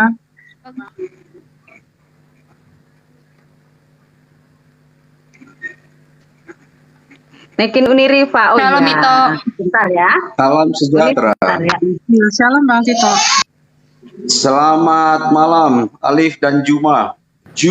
Ya, selamat malam, selamat malam. Ya semangat malam. Beraninya dia di sini. Hebat. Kau pikir aku pengecut? Enggak usah ngegas, kasihan. Udah. Ini roomnya Tenang, teman-teman tenang ya. cewek kita Kalau gitu.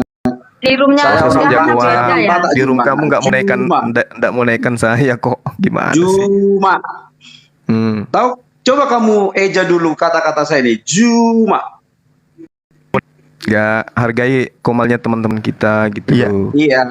Merokok Iya, ini Diskusi kalau aja Pak, kamu kalau bisa sukses, fokus diskusi. kamu nggak berani naikkan saya Kamu soalnya. coba eja dulu kata-kata aku.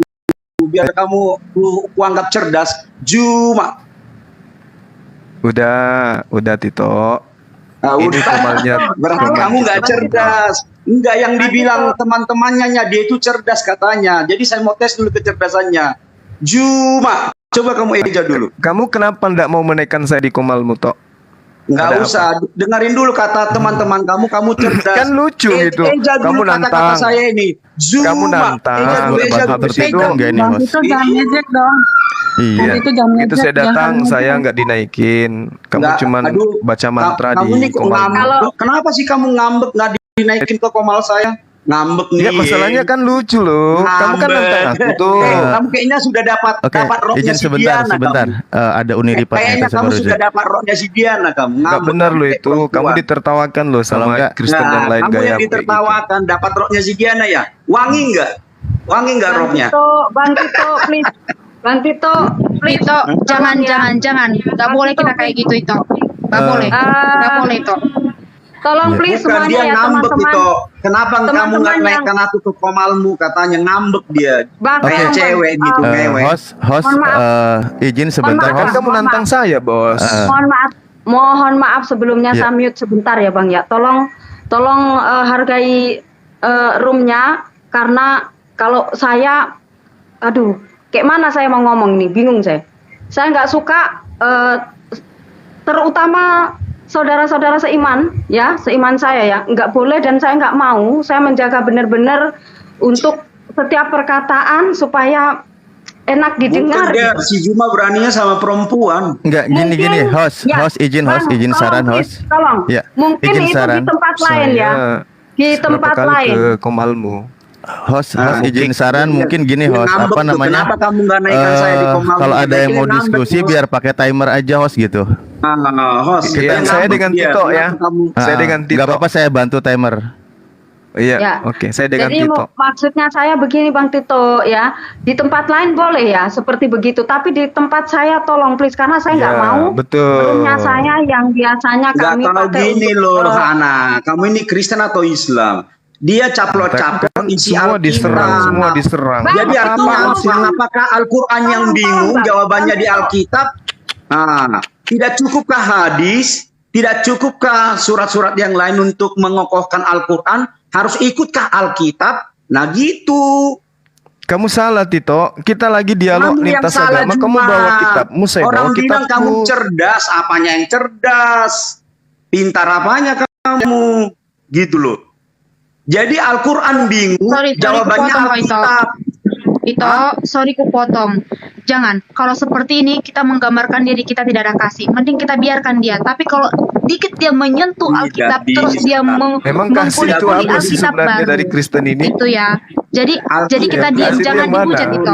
Jangan dihujat itu, nggak boleh Kasih di Ito. Kristen itu yang tidak dimiliki agama Islam itu yang mana kira-kira ya? Coba. Kenapa? Kasih yang dimiliki Kristen.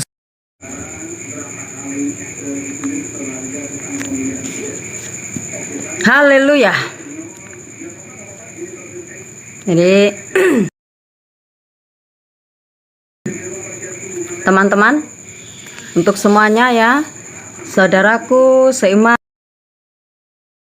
untuk semuanya ya, saudaraku seiman,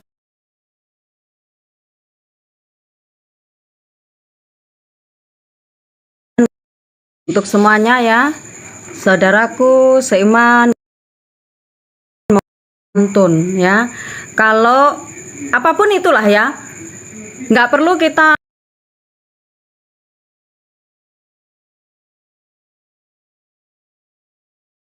di sana, di sini beda ya. Dan saya mengucap syukur berterima kasih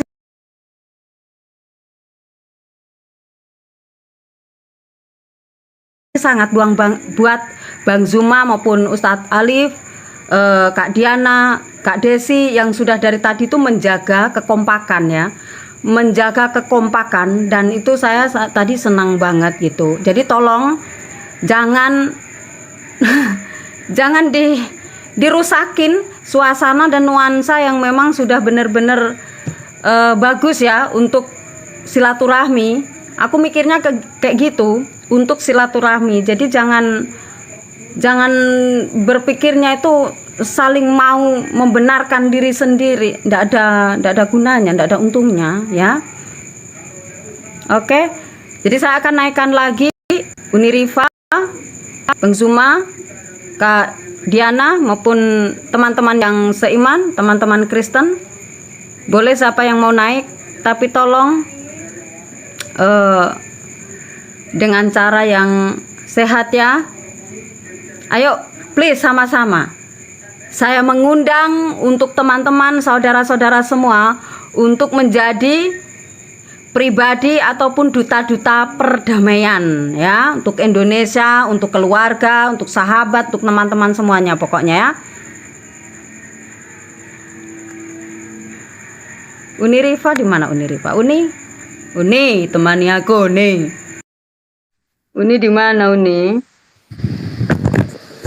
Shalom, selamat malam Shalom, Bunda. Bapak.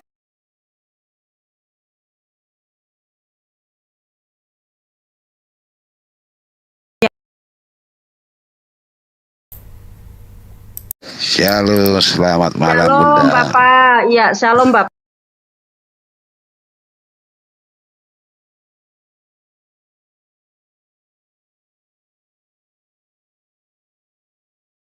Bapak. Ya, shalom Bapak.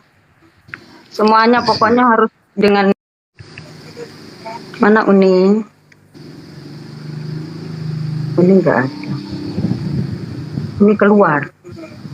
Uni marah Eke ya. Jangan marah Eke Uni.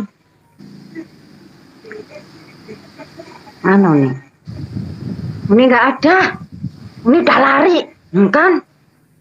Farik, adik haleluya. Shalom, shalom, shalom. Shalom, Kak Ana. besok naik. Oke, siap. Shalom, Shalom, besok Nathanael. Juma. Aman, Bang Ya, Juma. ya. Ya, saudaraku, terima kasih. Ya, aman kan ya? Kita cari yang damai-damai. Kayak kita semuanya bersaudara. Enggak bisa ya? Assalamualaikum nih. Waalaikum kakakku sayang. Aduh, sabar ya. Gimana suaraku kedengeran? Sabar, dengar. Dengar, bagus, suaranya bagus. Jadi Bang Zuma ini kakak aku nih luar biasa kalau punya room Bang Zuma di sini enak kalau diskusi ya. Beliau ini termasuk sama lah kayak Ken tidak rusuh biasanya. Cuman kalau ada yang rusuh nanti beliau akan turunkan semua itu. Keren kakak Hana nih. Silakan dilanjutkan kakak Hana diskusi santuinya. Mudah-mudahan kondusif. Ya, silakan kakak Hana. Ya, silakan. Iya. Bang Zuma tarik lagi. Saya turun dulu. Nanti kalau memang apa namanya naikkan lagi saya. Naikkan dulu Bang Zuma Kak Hana. Oke. Mana Bang Zuma? Saya kepental mungkin. Saya juga ada masalah signal ini. Saya turun dulu nanti naikkan lagi. Naikkan Bang Zuma dulu. Oke. Siap Uni. Shalom Bapak. Shalom Pastor Nathanael. Di sini panas guys. Ya, shalom. Kakak kalian kan ya kuat kan? Panas ya kak. Panas ya. Kita adamin dulu suasananya. Ya, cairkan dulu ya. Kan kalau kita bersuka cita, beria-ria itu kan enak, bener gak sih? Iya. Coba ada yang orang Shalom Bu, shalom Kak Diana. Kak Diana di mana? Nggak bisa naik nih. Mbak Tarik kagak ada, Bang. Salam kenal Bang Zuma ya. Salam kenal, Ya. Pastor Nathanael. Shalom banget. Ya, Di- gua di- lucu. Tadi nih kan? Itu kan Ditarik dulu lagu satu biar agak adem hawanya nih. Ya, Kak Hana. Cari lagu dulu Kak Hana biar ngadem sedikit. Haleluya. Oh ya. Kayaknya mesti lagu satu dulu ya. Supaya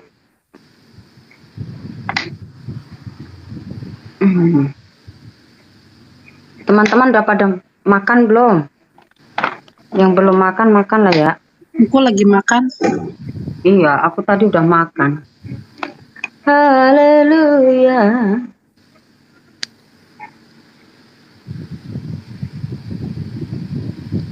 Tunggu ya.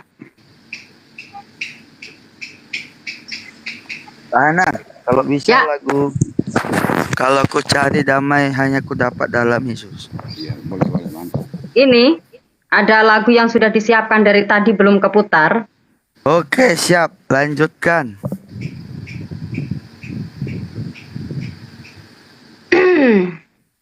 Bang Zuma mana?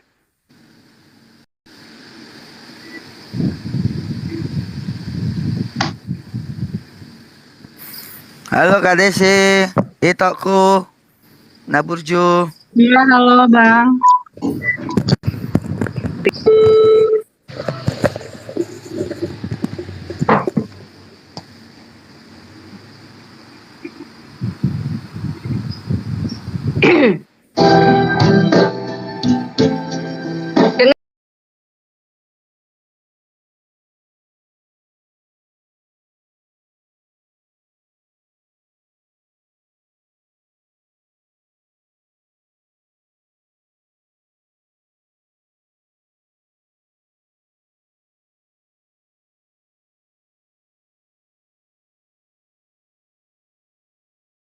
Ya, Assalamualaikum warahmatullahi wabarakatuh. Sabar ya sahabat. Tuan rumahnya lagi nyanyi, lagi konser. Sabar ya. Dimatiin dulu suaranya, nanti kena copyright.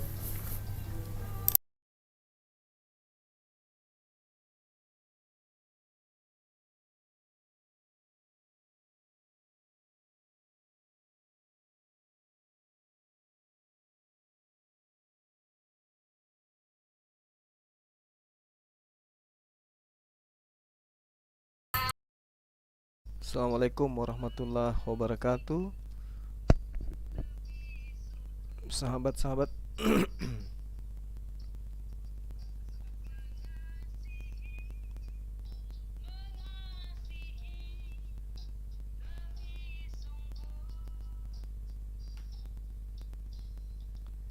Ya, jadi sahabat, saya tahu bahwa Ibu Diana itu memang benci kali sama aku ya dari dulu. Ya, tadi sebelum saya naik dia katakan bahwasanya dia mau melawan saya katanya. Tapi faktanya setelah saya naik bukan melawan, tapi ternyata ujung-ujungnya cuma mau bertanya gitu loh. Ya. Jadi kita cari Komal. Di mana Komal itu mungkin kita bisa membahas bersama-sama. Ya, karena kita lihat tadi dia cuma mau bertanya, tidak mau ditanya. Dan saya juga tidak punya kepentingan untuk kemudian menjawab setiap pertanyaannya, gitu ya kan? Kenapa? Di mana?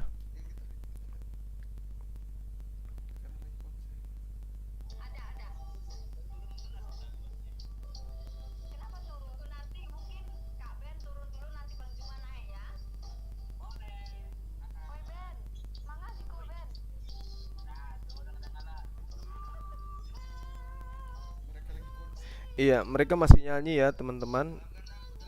Nyanyi ya. Pasti enak lah lagunya. Namanya juga nyanyi. Pasti sahdu. Tapi apakah itu sebuah kebenaran? Uniripa turun, saya naik. Baga juga ini Uniripa ini.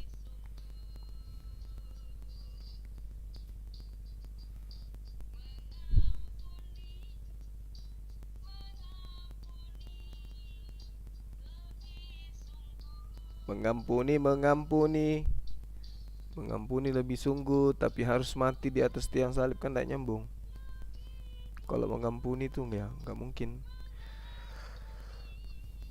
Kalau mengampuni dia nggak perlu mati.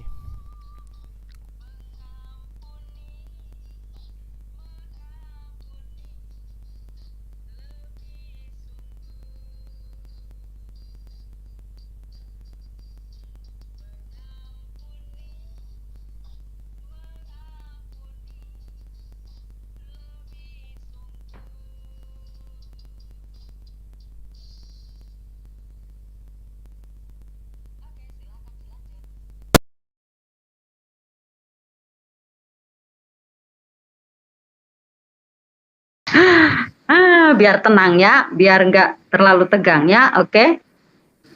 Ya, sudah ada Bang Zuma. Uniriva di mana? Oh, ini kemana?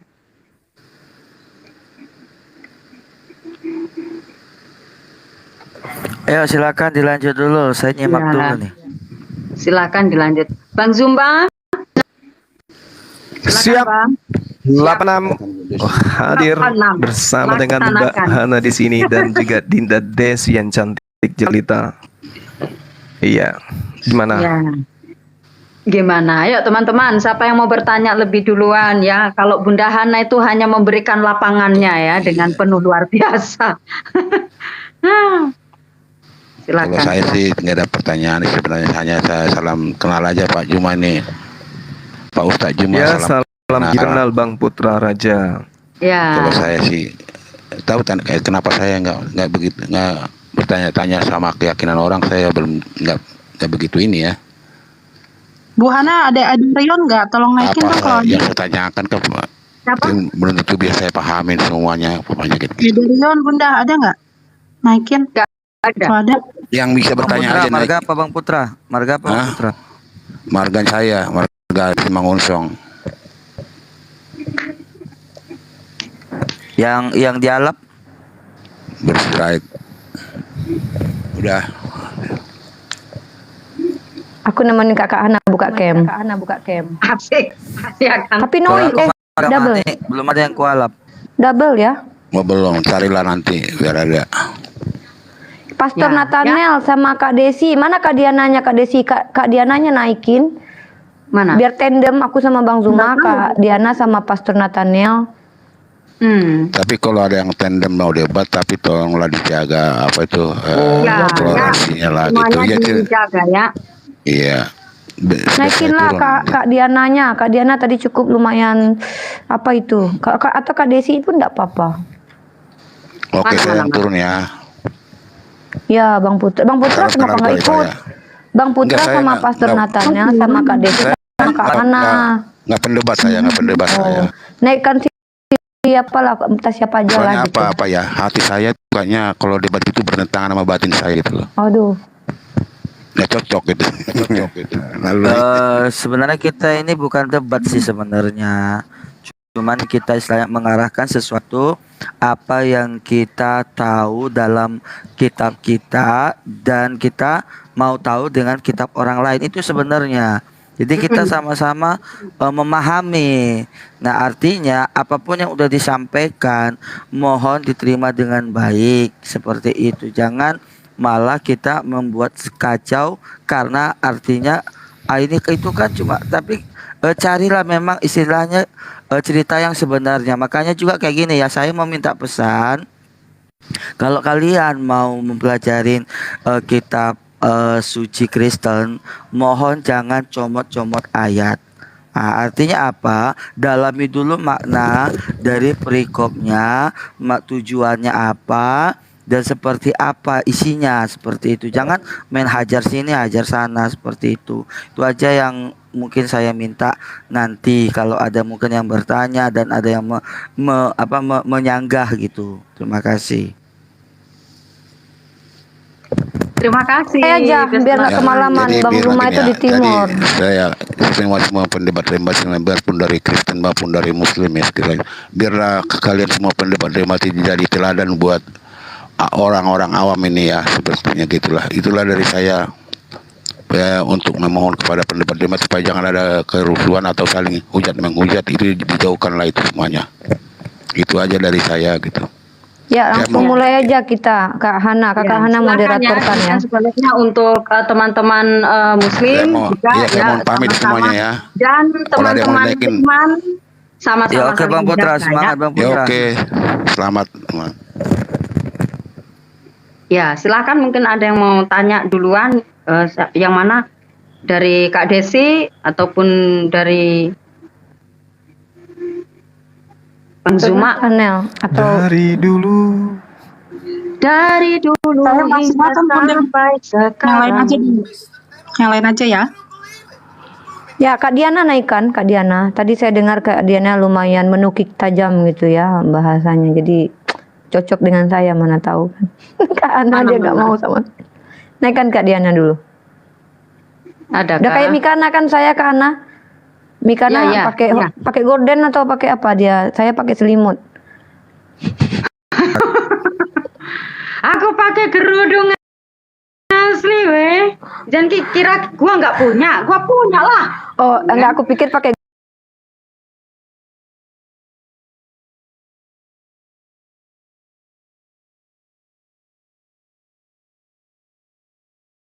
Oke, langsung aja ada Pastor Nathaniel sama Bang Zuma. Langsung saja dulu. Nanti aku sama Mbak Desi ngekor-ngekor lah di belakang gitu.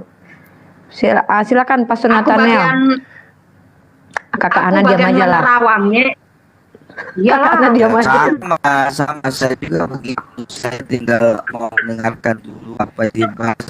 Soalnya kan gini, tadi kan sebelum ini dimunculkan lagi kan ada sesuatu yang kenapa ada slide yang artinya berujung kayaknya sepertinya tidak baik gitu. Aku kan baru masuk nih, baru mau menyimak nih, baru mau menanggapin. Nah, yang tadi itu kenapa, bagaimana, seperti apa gitu? Mungkin bisa dilanjut. Oh, iya. Berarti Bang Zuma berarti ya? Atau Bang Zuma ini? Silakan Bang Zuma aja ya karena ya. Ya silakan Bang Zuma. Bang Zuma aja dulu. Iya, saya kira tadi udah jelas terkait dengan Nabi Adam alaihissalam. Ketika kemudian syaitan mampu memalingkan Adam alaihissalam dari perintah Tuhan. Kemudian Nabi alaihissalam itu Adam alaihissalam ya melakukan pelanggaran. Tetapi beliau bertaubat dan kemudian Allah menerima taubatnya. Fatalaqa Adamu min rabbih kalimatin fataba alaihi. Kemudian Adam menerima beberapa kalimat dari Tuhannya, lalu dia pun menerima tobatnya. Sungguh Allah Maha penerima tobat, Maha penyayang. Al-Qur'anul Karim surah Al-Baqarah ayat 43. Jadi final di situ, Adam tidak kemudian mewariskan kesalahan kepada keturunannya. Gitu. Nah, sementara di kitab saudara diceritakan bahwasanya Adam itu kemudian mewariskan dosa kepada keturunannya, kan gitu. Sehingga harus ada oknum yang mati sebagai pembebas dari dosa itu. Sedangkan oknum ini mengajarkan ketika ia datang untuk bertaubat dan bertaubat. Bukan mengajarkan orang-orang di sekelilingnya untuk menerima dia sebagai Bapak yang datang mati di atas tiang salib untuk nebus dosa-dosa mereka. Bahkan kalau kita lihat di dalam Matius 8 nomor 4, Yesus memerintahkan orang yang ada sesamanya untuk melakukan persembahan seperti persembahan Musa. Gitu. Tapi ini tafsiran saya ya. Ini bukan berarti ini yang harus kemudian menjadi paku mati dari kebenaran. Sekarang teman-teman untuk meluruskan apa yang kemudian saya jelaskan tadi, bahwa Yesus ketika datang kepada Bani Israel mengajarkan bertaubat. Bahkan lagunya tadi itu bagus sekali. Tuhan Maha Pengampun, Tuhan Maha Pengampun. Artinya kalau Tuhan itu Maha Pengampun, ya tidak perlu dia datang untuk mati di atas tiang salib. Itu sih dari saya. Coba diluruskan kalau memang ini bengkok. Silakan. Oke, mohon izin. Selamat malam Bang Aderion. Selamat malam, sama-sama Bang Juma. Ini siapa ya? Ripa ya? Wah, selamat malam Pak. Ya, selamat malam Pak. Gak kelihatan sini kecil. Kecil sini. Oke. Mohon maaf, saya mau bertanya sama adik Rion ini. Ini sepihak dengan Bang Juma atau gimana? Aku Kristen. Kristen aku. Oke, silakan mungkin ada yang mau ditanggapi dari Bang Jumanya, Bang Ade ataupun Pastor Nathanael, silakan. Oke ya, saya akan tanggapi buat Bang Juma. Simpel saja Bang Juma. Nabi menurut Al-Quran memang Adam itu seorang nabi. Cuman kalau kita di Kristen, kita tidak panggil dia seorang nabi. Hanya kita berkata Adam adalah ciptaan pertama kali manusia. Ya, manusia pertama kali lah. Nah, seperti ini Abangku Juma. Manusia saat diciptakan Tuhan memiliki tujuan yang sangat mulia, memiliki tujuan yang sangat luar biasa. Tujuannya adalah di mana manusia ini memiliki keturunan di dalam kekekalan, tidak sama dengan malaikat yang bersama-sama dengan Tuhan. Saya berbicara tentang nama Tuhan aja ya, biar supaya nggak berbelit-belit nanti. Nah, Tuhan ini menciptakan manusia tujuannya di mana adalah supaya memberikan keturunan atau memiliki suatu yang dikatakan beranak cucu lah, karena itulah keinginan Tuhan untuk manusia yang diciptakan. Nah, ketika Tuhan menciptakan sampai pada penciptaannya semua dan tiba pada manusia, Tuhan menciptakan Adam dan Tuhan menciptakan Hawa. Nah, ketika itu semuanya baik adanya. Tuhan bilang di dalam Kejadian dikisahkan semua apa yang diciptakan Tuhan baik adanya. Ya, setiap ciptaan dikatakan baik adanya, itu harus digarisbawahi. Baik adanya. Nah, ketika itu kita beralih ke suatu cerita tentang di mana ada malaikat yang di mana dia ingin meninggi Tuhan.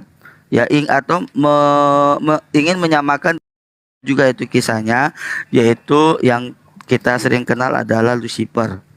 Nah, Lucifer ini kita langsung bilanglah dilempar ke bumi. ya, dilempar ke bumi dari sorga, dari tahtanya, dari tempat kediamannya Tuhan. Nah, di sini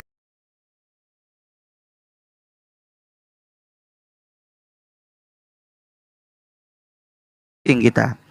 Disinilah kecemburuan iblis ini melihat kebahagiaan manusia, melihat sesuatu yang dimana yang diciptakan Tuhan ini kok begitu, hidup mereka ini kok begitu indah banget gitu.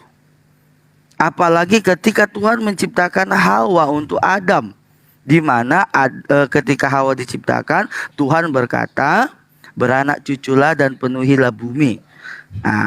Jadi satu konsepnya yang di sini adalah manusia diciptakan bukan di sorga, bukan bersama tempat kediamannya Tuhan, tetapi dia ada di bumi, karena di mana manusia akan berkuasa atas seluruh ciptaan yang diciptakan Tuhan, semuanya seisinya, ya, berkuasa manusia ini mengelolanya semua.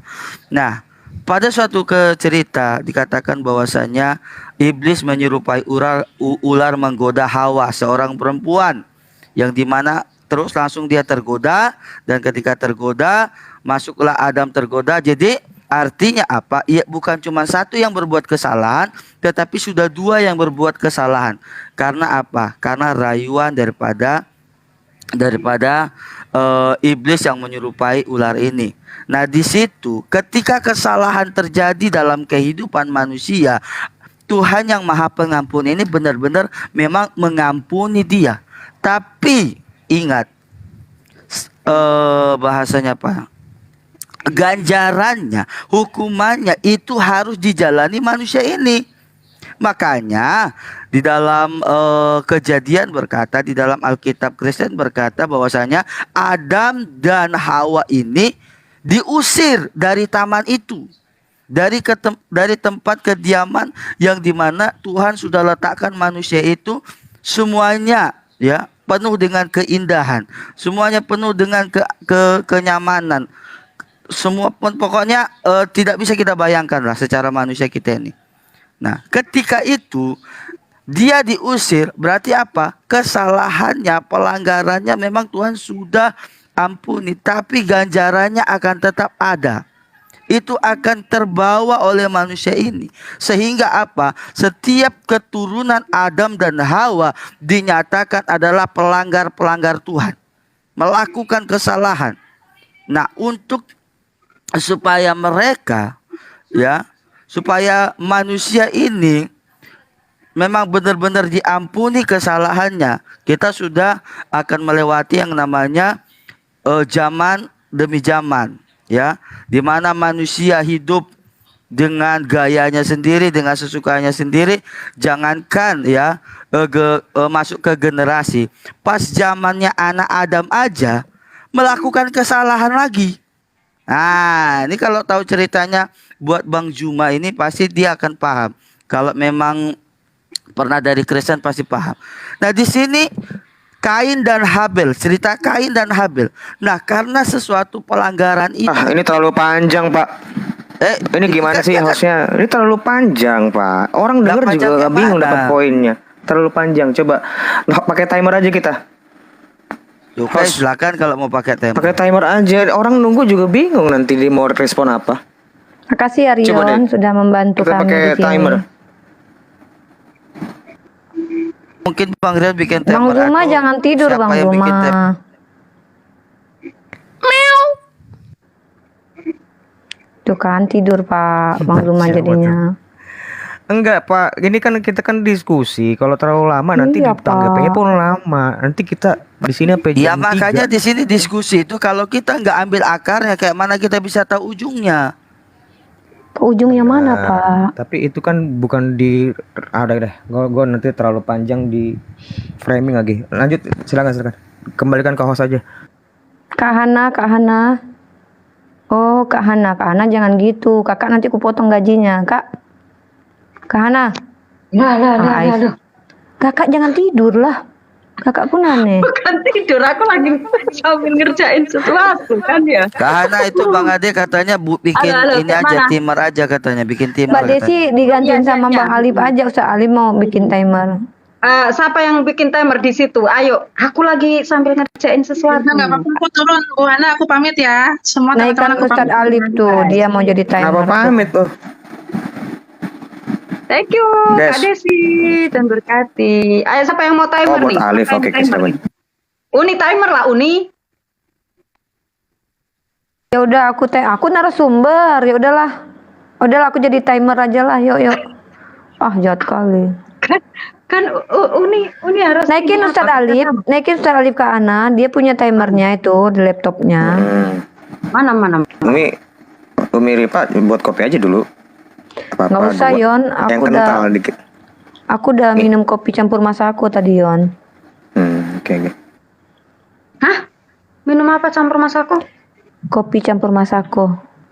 Apaan? Ya, kopi campur masako. Lanjut. Kak Ana lagi ngerjain apa, Kak? Kakak pun aneh buka Kenanya aja ngomong. Yang penting ngomong aja ya, Ripa ya. Cek gimana? Iya, Yon, Mau kayak kamu. ditentuin Kan kamu berapa yang ngajarin. menit? Ya, silakan. Rion yang ngajarin sih. Gara-gara berteman sama Rion lah jadi kayak gini. Lanjut. Waktu Mau temennya berapa berapa menit? itu ditanya itu? 14 menit kah? Berapa menit? Janganlah sampai 20 menit. 5 menit aja. 5 menit lah ya. 5 Lagi menit. Ustaz Ali pun 5 masih menit. bertanya.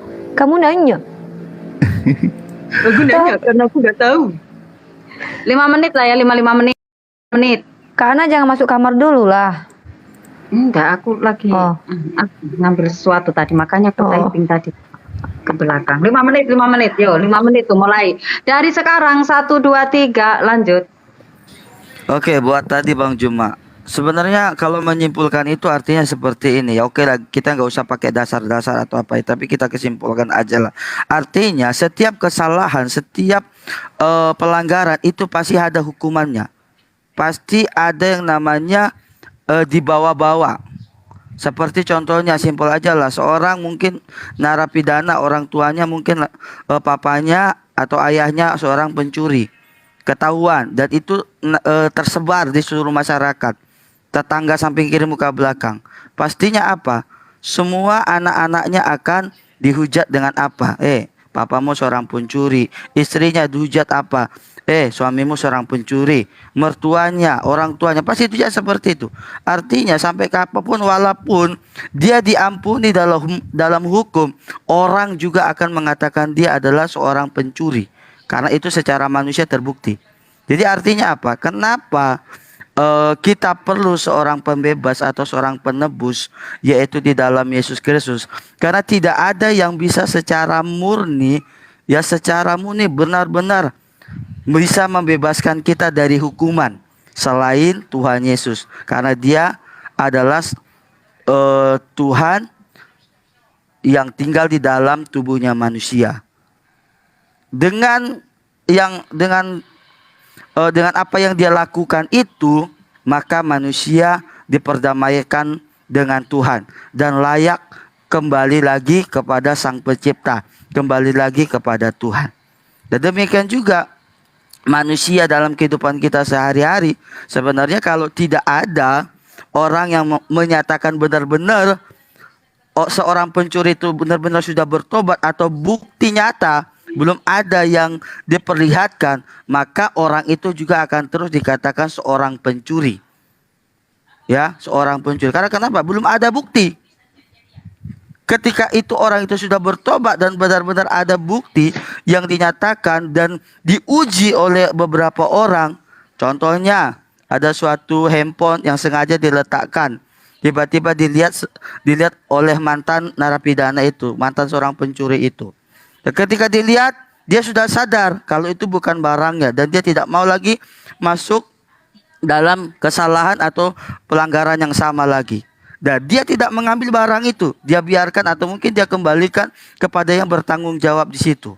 Dan pada akhirnya 2-3 kali itu terbukti bahwasanya benar-benar dia tidak lagi melakukan kesalahan yang sama, pelanggaran yang sama, maka dia dikategorikan bebas dari yang namanya perilaku pencurian lagi. Karena kenapa? Orang sudah membuktikan kalau dia benar-benar bertobat.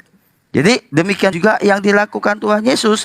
Tuhan Yesus melakukan itu, dan sebelum dia disalibkan, dia memberitakan banyak hal tentang kebenaran. Makanya dia berkata, apa yang aku katakan itu bukan aku berkata dari diriku sendiri, melainkan dari Tuhan itu sendiri yang ada di dalam aku. Itu yang Yesus katakan. Sehingga apa? Sehingga ketika penyampaiannya itu sudah sampaikan kepada umat manusia pas zaman Yesus, di mana Yesus melayani, sampai pada sekarang murid-murid rasul-rasul yang kita tahu adalah murid-murid Yesus, dan semuanya lah sampai sekarang yang menyatakan Yesus sebagai Tuhan dan penyelamat, maka dikategorikan kita nanti adalah orang-orang yang berhak menerima kerajaan sorga atau berada di dalam kerajaan sorga. Karena Yesus berkata bahwasanya di mana aku berada, maka di situ kamu akan berada. Nah, itu artinya apa? Setiap pelanggaran, setiap kesalahan pasti ada hukumannya, pasti ada hukumannya. Jadi untuk yang menebus itu perlu pembuktian. Ya, pembuktian. Yesus sudah buktikan bahwasanya dia adalah penebus setiap manusia. Mungkin itu ya saja, sekian, terima kasih.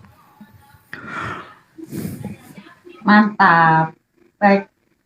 Silakan dilanjut. Lagi mungkin ada tambahan dari Bang Ade Ryan tidak? Enggak usah. Langsung ke Muslim aja. Langsung ke Muslim, Bu. Jangan ngambek. Boleh, silakan. Oh, ya, baik. Enggak, Silakan. ini udah terlalu panjang. Silakan. Oke, silakan Bang Zuma.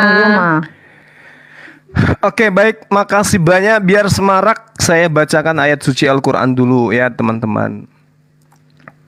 Di dalam surah An-Nur ayat 31, Allah Subhanahu wa taala menerangkan, Bismillahirrahmanirrahim. Wa tubu ilallah jami'a ayyuhal mu'minuna la'allakum tuflihun. Dan bertaubatlah kamu sekalian kepada Allah, hai orang-orang yang beriman, supaya kamu itu beruntung. Jadi di dalam Al-Quran itu perintahnya ketika manusia itu jatuh ke dalam dosa, bertaubat. Solusinya bertaubat. Maaf tadi Mas, itu An-Nur berapa ya? An-Nur ayat 31 Bang. Boleh An-Nur juga ayat Anda baca 31 di ya. dalam At-Tahrim ayat 8. Ya ayyuhalladzina amanu tubu ilallahi taubatan nasuha asa rabbukum ayyukaffira ankum Terjemahannya tidak itu sayyi'atikum. Bang. Jangan Tidak gitu lah Pak. sesuai. Dari tadi Bapak ngomong nggak ada kami nanya-nanya, ganggu-ganggu. Saya Beneran cek Bang di Zuma. sini ayatnya tidak sesuai yang diucapkannya. Wa tubu ilallah, dan bertaubatlah kamu sekalian kepada Allah. Jami'a itu Janganlah merujuk kayak pada gitu, semua Pak. orang. Ayyuhal mu'minun, hai orang-orang yang beriman, la'allakum tuflihun, supaya kamu beruntung. Yang mana yang enggak sesuai Bang? Oke. Lalu kemudian dalam surah At-Tahrim ayat 8, ya ayyuhalladzina amanu tubu ilallah, itu ayatnya, hai orang-orang beriman, bertaubatlah kepada Allah dengan taubat yang semurni-murninya, yang sesungguh-sungguhnya. Itu jelas itu dalam Al-Quran. Nah, kemudian kalau kita merujuk kepada ajaran yang tadi, Adam alaihissalam dikatakan fatalaqqa Adamu min rabbi kalimatin fataba alaihi innahu huwat tawwabur rahim. Kemudian Adam menerima beberapa kalimat dari Tuhannya, lalu Allah pun menerima tobatnya. Sungguh Allah Maha Penerima Tobat, Maha Penyayang. Jadi solusi ketika umat Islam itu berdosa, ya berdoa, memohon maaf, kemudian bertaubat di hadapan Allah. Taubatan nasuha itu kemudian akan menghapuskan dosa-dosa yang pernah kita lakukan. Hadis Rasulullah juga menerangkan sama. Jadi solusi di Islam itu adalah bertaubat ketika melakukan kesalahan. Mohon maaf saya harus mengutip di dalam 2 Tawarik 7 nomor 14. Sekiranya umatku yang dipanggil dengan namaku akan merendahkan diri dan berdoa dan mencari wajahku dan berpaling ke jalan dari jalan yang jahat mereka, maka aku akan mendengarkan dari langit dan aku akan mengampuni dosa mereka. Itu yang saya pahami selama ini. Silakan Dinda Rifa. Oke, auzubillahi minasyaitonirrajim. Bismillahirrahmanirrahim. Kalau yang saya tangkap di poin pembahasan kita ini, kita membahas tentang konsep dosa waris, bukan ya Bang ya? Atau aku salah paham nih? Apapun itu, yang pasti solusi dari dosa. Seperti Adam, solusinya bertaubat. Oke. Ya, seperti yang ditegaskan Bang Zuma tadi dalam surah Al-Baqarah ya. Bismillahirrahmanirrahim. Fatalaqa Adamu min rabbihi kalimatin fataba alaihi innahu huwa tawwabur rahim. Jadi di situ Allah mengajarkan Adam bertaubat. Jadi pertama sekali Adam diajarkan dulu asma. Sebelumnya, ayat sebelumnya di dalam Al-Quran sendiri, Adam itu diciptakan bukan dibiarkan begitu saja dengan naturnya.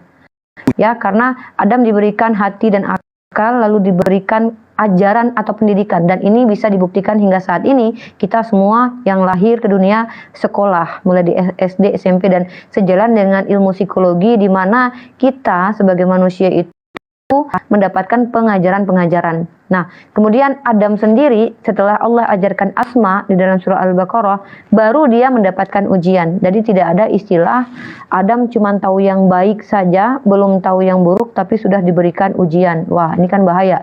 Ibarat kata anak kecil umur 2 tahun dikatakan kepadanya, "Hai anakku, jangan kau pegang api itu." Jadi kalau anaknya memegang api lalu dia disalahkan, ini hati nurani ibunya kemana?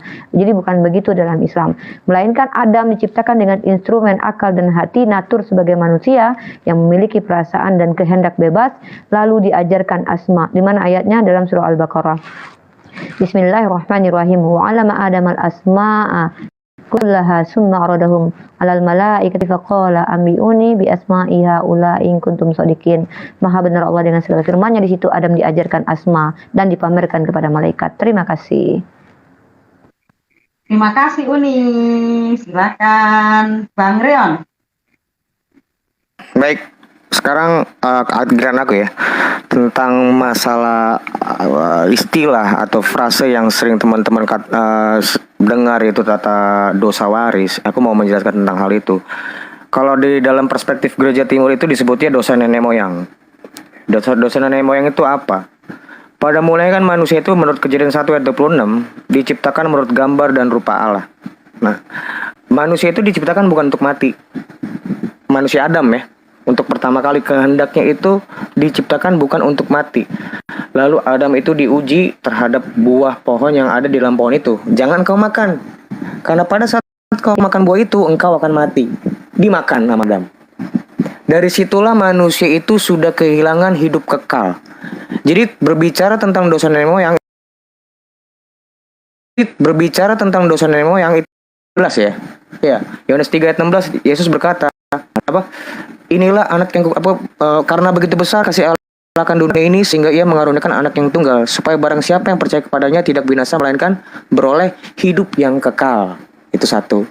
Yohanes 17 ayat 3. Inilah hidup yang kekal, bahwa mereka di sini maksudnya para rasul ya. Mereka mengenal engkau satu-satunya Allah yaitu Bapa, dan mengenal Yesus yang engkau utus.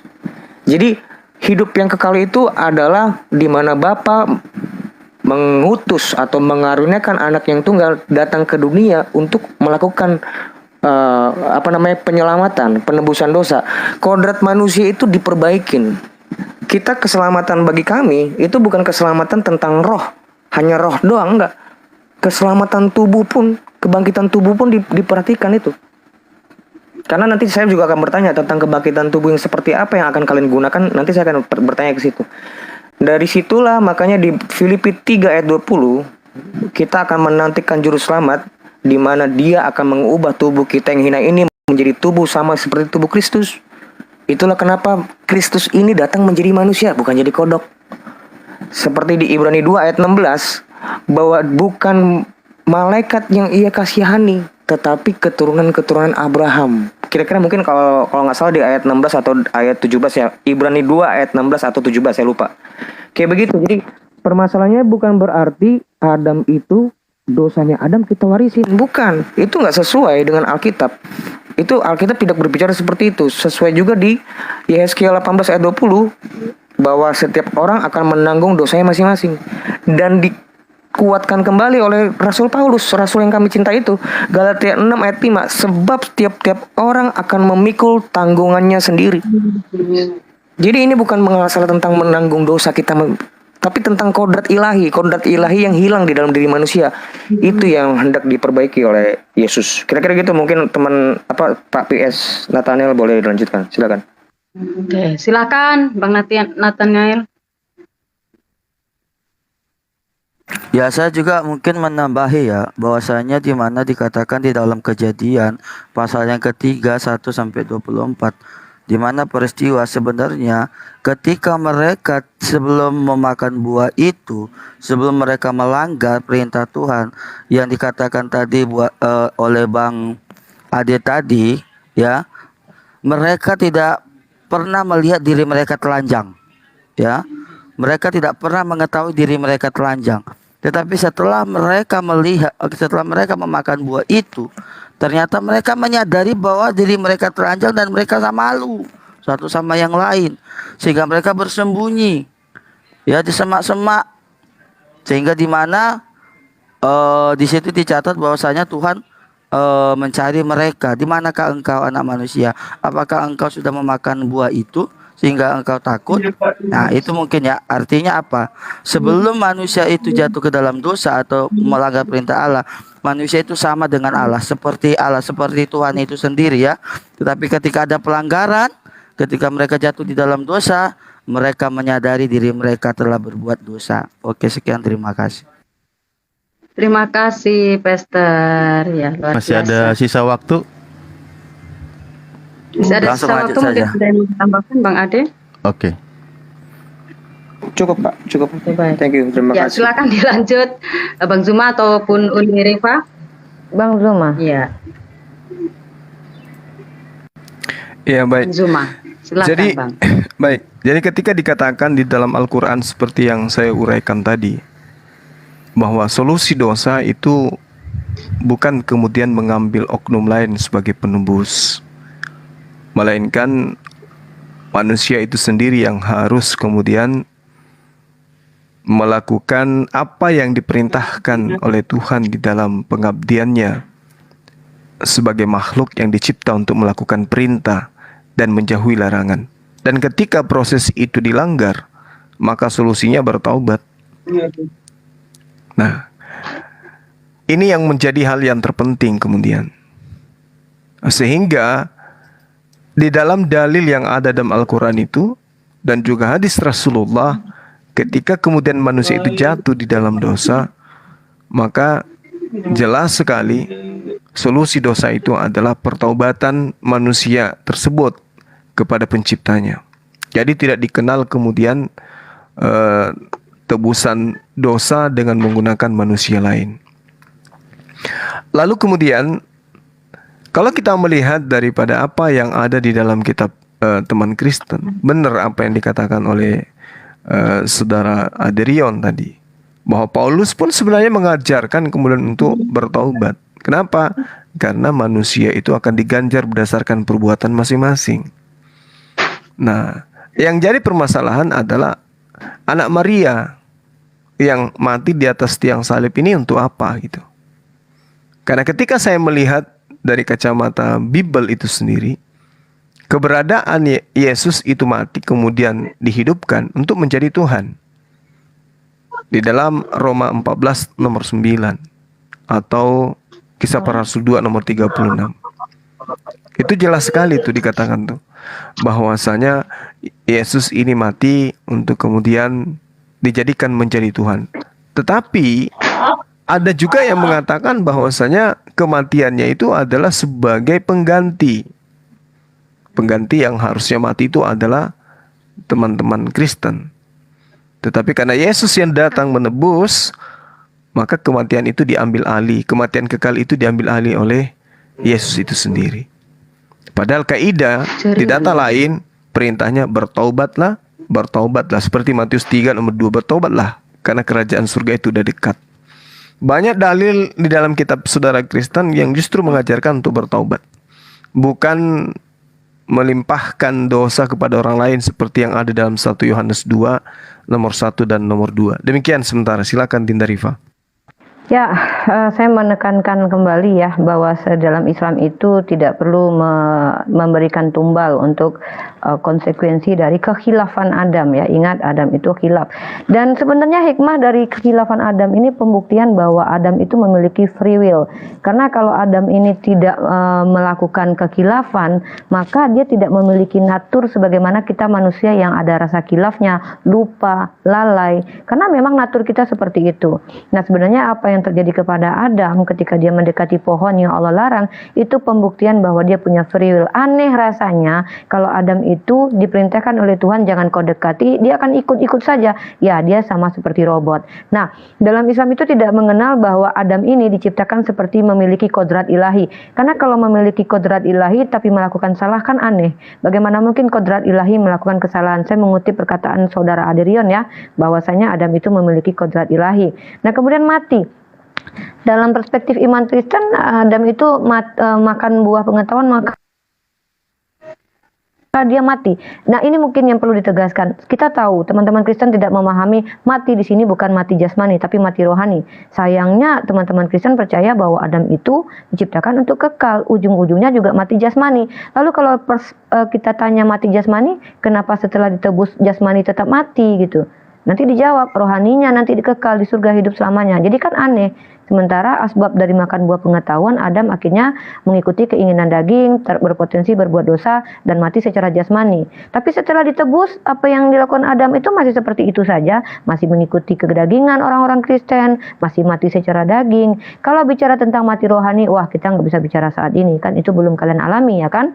Nah, jadi ini menjadi pertanyaan-pertanyaan bagi saya pribadi ya sebagai seorang muslimah, kenapa Adam itu memiliki kodrat ilahi tapi kok bisa salah gitu? Atau apakah Adam sudah 100% Tuhan, kodrat ilahi, atau 100% manusia atau seperti Yesus? Kan ini menjadi pertanyaan karena saudara Aderion menggunakan kodrat ilahi untuk Adam tadi. Thank you so much.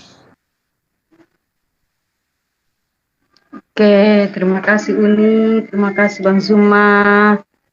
Lanjut Bang Ade ya, Bang Ade Remon. Iya, atau boleh digantian dulu Pak itu. Silakan Bang Ade, mungkin Bang Ade mau tambah. Gimana? Iya, pasti saya akan menambahkan ya, Yesus mati untuk apa itu ada di Ibrani 2 ayat 14. Karena Yesus itu mati untuk mengalahkan iblis yang berkuasa atas maut. Kira-kira seperti itu ya bunyinya. Boleh dicek lengkapnya seperti apa. Dia itu mati bukan karena dosa. Manusia itu mati karena dosa. Makanya Yesus pernah berbicara seperti ini. Engkau akan mati dalam dosamu jika engkau tidak percaya sama aku. Yesus itu mati sesuai dengan yang tadi saya bilang di Ibrani 2 ayat 14. Dia mati untuk masuk ke dalam alam maut, mengalahkan iblis yang berkuasa atas maut. Karena apa? Mati itu hanya dengan tubuh ini. Allah itu sementara disebutnya roh dalam Yohanes 4 ayat 24. Allah itu roh. Makanya dia mengutus anaknya untuk menjadi manusia supaya dia bisa masuk ke alam kematian. Gitu. Dan Allah itu yang roh itu tidak bisa bersatu dengan setan gitu loh. Karena dia itu maha kudus. Seperti itu dia kenapa dibuat bahkan dalam untuk waktu yang singkat dibuat lebih rendah bahkan dari dibuat malaikat. Bahkan itu ada di Ibrani 7, mungkin saya tambahin nanti ayatnya. Yang selanjutnya yang saya mau tanggapin, ini berapa menit lagi? Oh, 3 menit. Yang Islam tidak perlu tumbal. Jelas Islam itu, kalau ini juga bukan istilah yang pas ya kata tumbal. Islam itu memang gak mengenal penebusan. Karena Islam memang agama baru. Tapi kalau kamu bertanya tentang kurban, itu berbicara tentang penebusan. Kurban-kurban yang dilakukan para nabi itu berbicara tentang penebusan. Di mana di Imamat 7 ayat 14 atau Imamat 1 ayat 4, setiap pemberi kurban itu harus meletakkan tangannya di kepala kurban hewan itu sebagai tanda bahwa dosa orang ini tertransfer kepada hewan yang tidak bercela ini, sehingga yang bercela ini mati. Maknanya seperti itu kurban. Aku juga pernah menjelaskan ini kepada Bang Zuma di forum tertentu yang khusus tentang kurban itu seperti apa. Itulah makna kurban.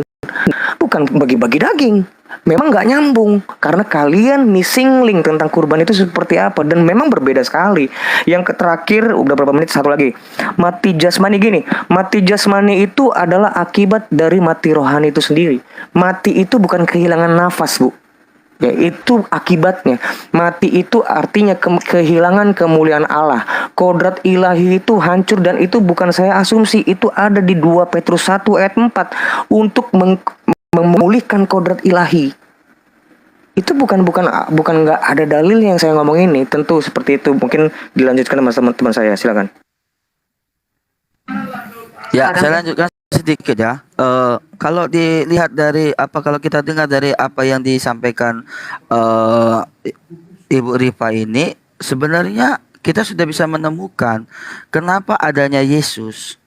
Ya, karena tadi Ibu Rifa berkata tentang free will. Nah, free will inilah yang kita tidak bisa hilangkan dari kehidupan manusia.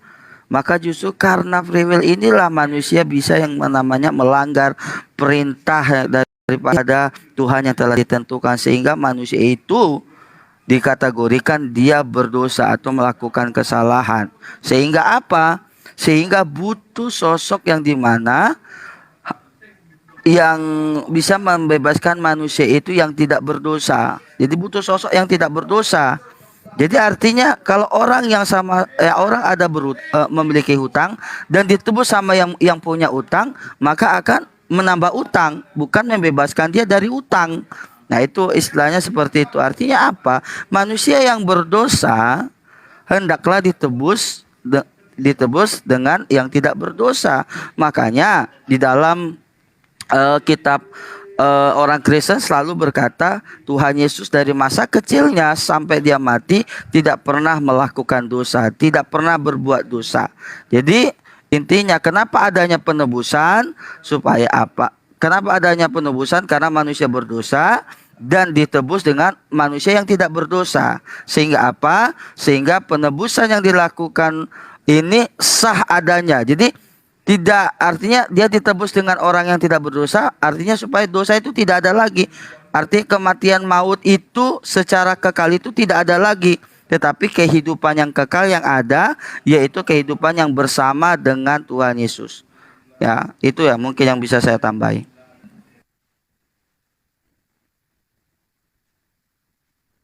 Oke, baik. Terima kasih. Pastor, terima kasih juga Adiremon. Ya, silakan Bang Juma, mungkin dari Rifa menanggapi lagi. Bang Juma, silakan Abang. Ya, baik. Jadi kalau di Al-Qur'an itu ya, di dalam surah Al-Hajj ayat 34, Bismillahirrahmanirrahim, walikulli ummatin ja'alna mansak liyazkurusmallah ala ma razaqahum mim bahimatil an'am. Dan bagi setiap umat telah kami syariatkan ya kurban, penyembelihan, agar mereka menyebut nama Allah atas rezeki yang dikaruniakan oleh Allah kepada mereka. Nah, ini kemudian ketika berbicara mengenai kurban dalam Islam, itu tidak merujuk kepada pengampunan dosa, tetapi seperti yang dilakukan oleh Nabi Adam alaihissalam. Itu bukan dosa sehingga ada kurban di sana. Nah, lalu kemudian ketika ada pengajaran yang mana Yesus itu dianggap sebagai korban untuk menebus dosa-dosa manusia agar maut itu dikalahkan, kemudian faktanya yang terjadi adalah setelah Yesus melakukan itu, tetap saja orang-orang itu bermatian. Tetap saja orang-orang itu bermatian. Kalau dikatakan dia menebus dosa, lalu kemudian dosa apa yang ditebus adalah supaya manusia itu terbebas dari maut. Faktanya setelah Yesus mati di atas tiang salib, orang-orang masih berjatuhan, masih berguguran mati. Kalau itu yang menjadi tujuan, berarti sia-sia kematiannya. Nah, sehingga ketika saya kembalikan kepada Al-Quran, nggak ada orang mati demi dosa orang lain. Yang ada, watubu ilallah jami'a ayyuhal mu'minuna la'allakum tuflihun. Dan bertaubatlah kamu sekalian kepada Allah, hai orang-orang yang beriman, supaya kamu beruntung.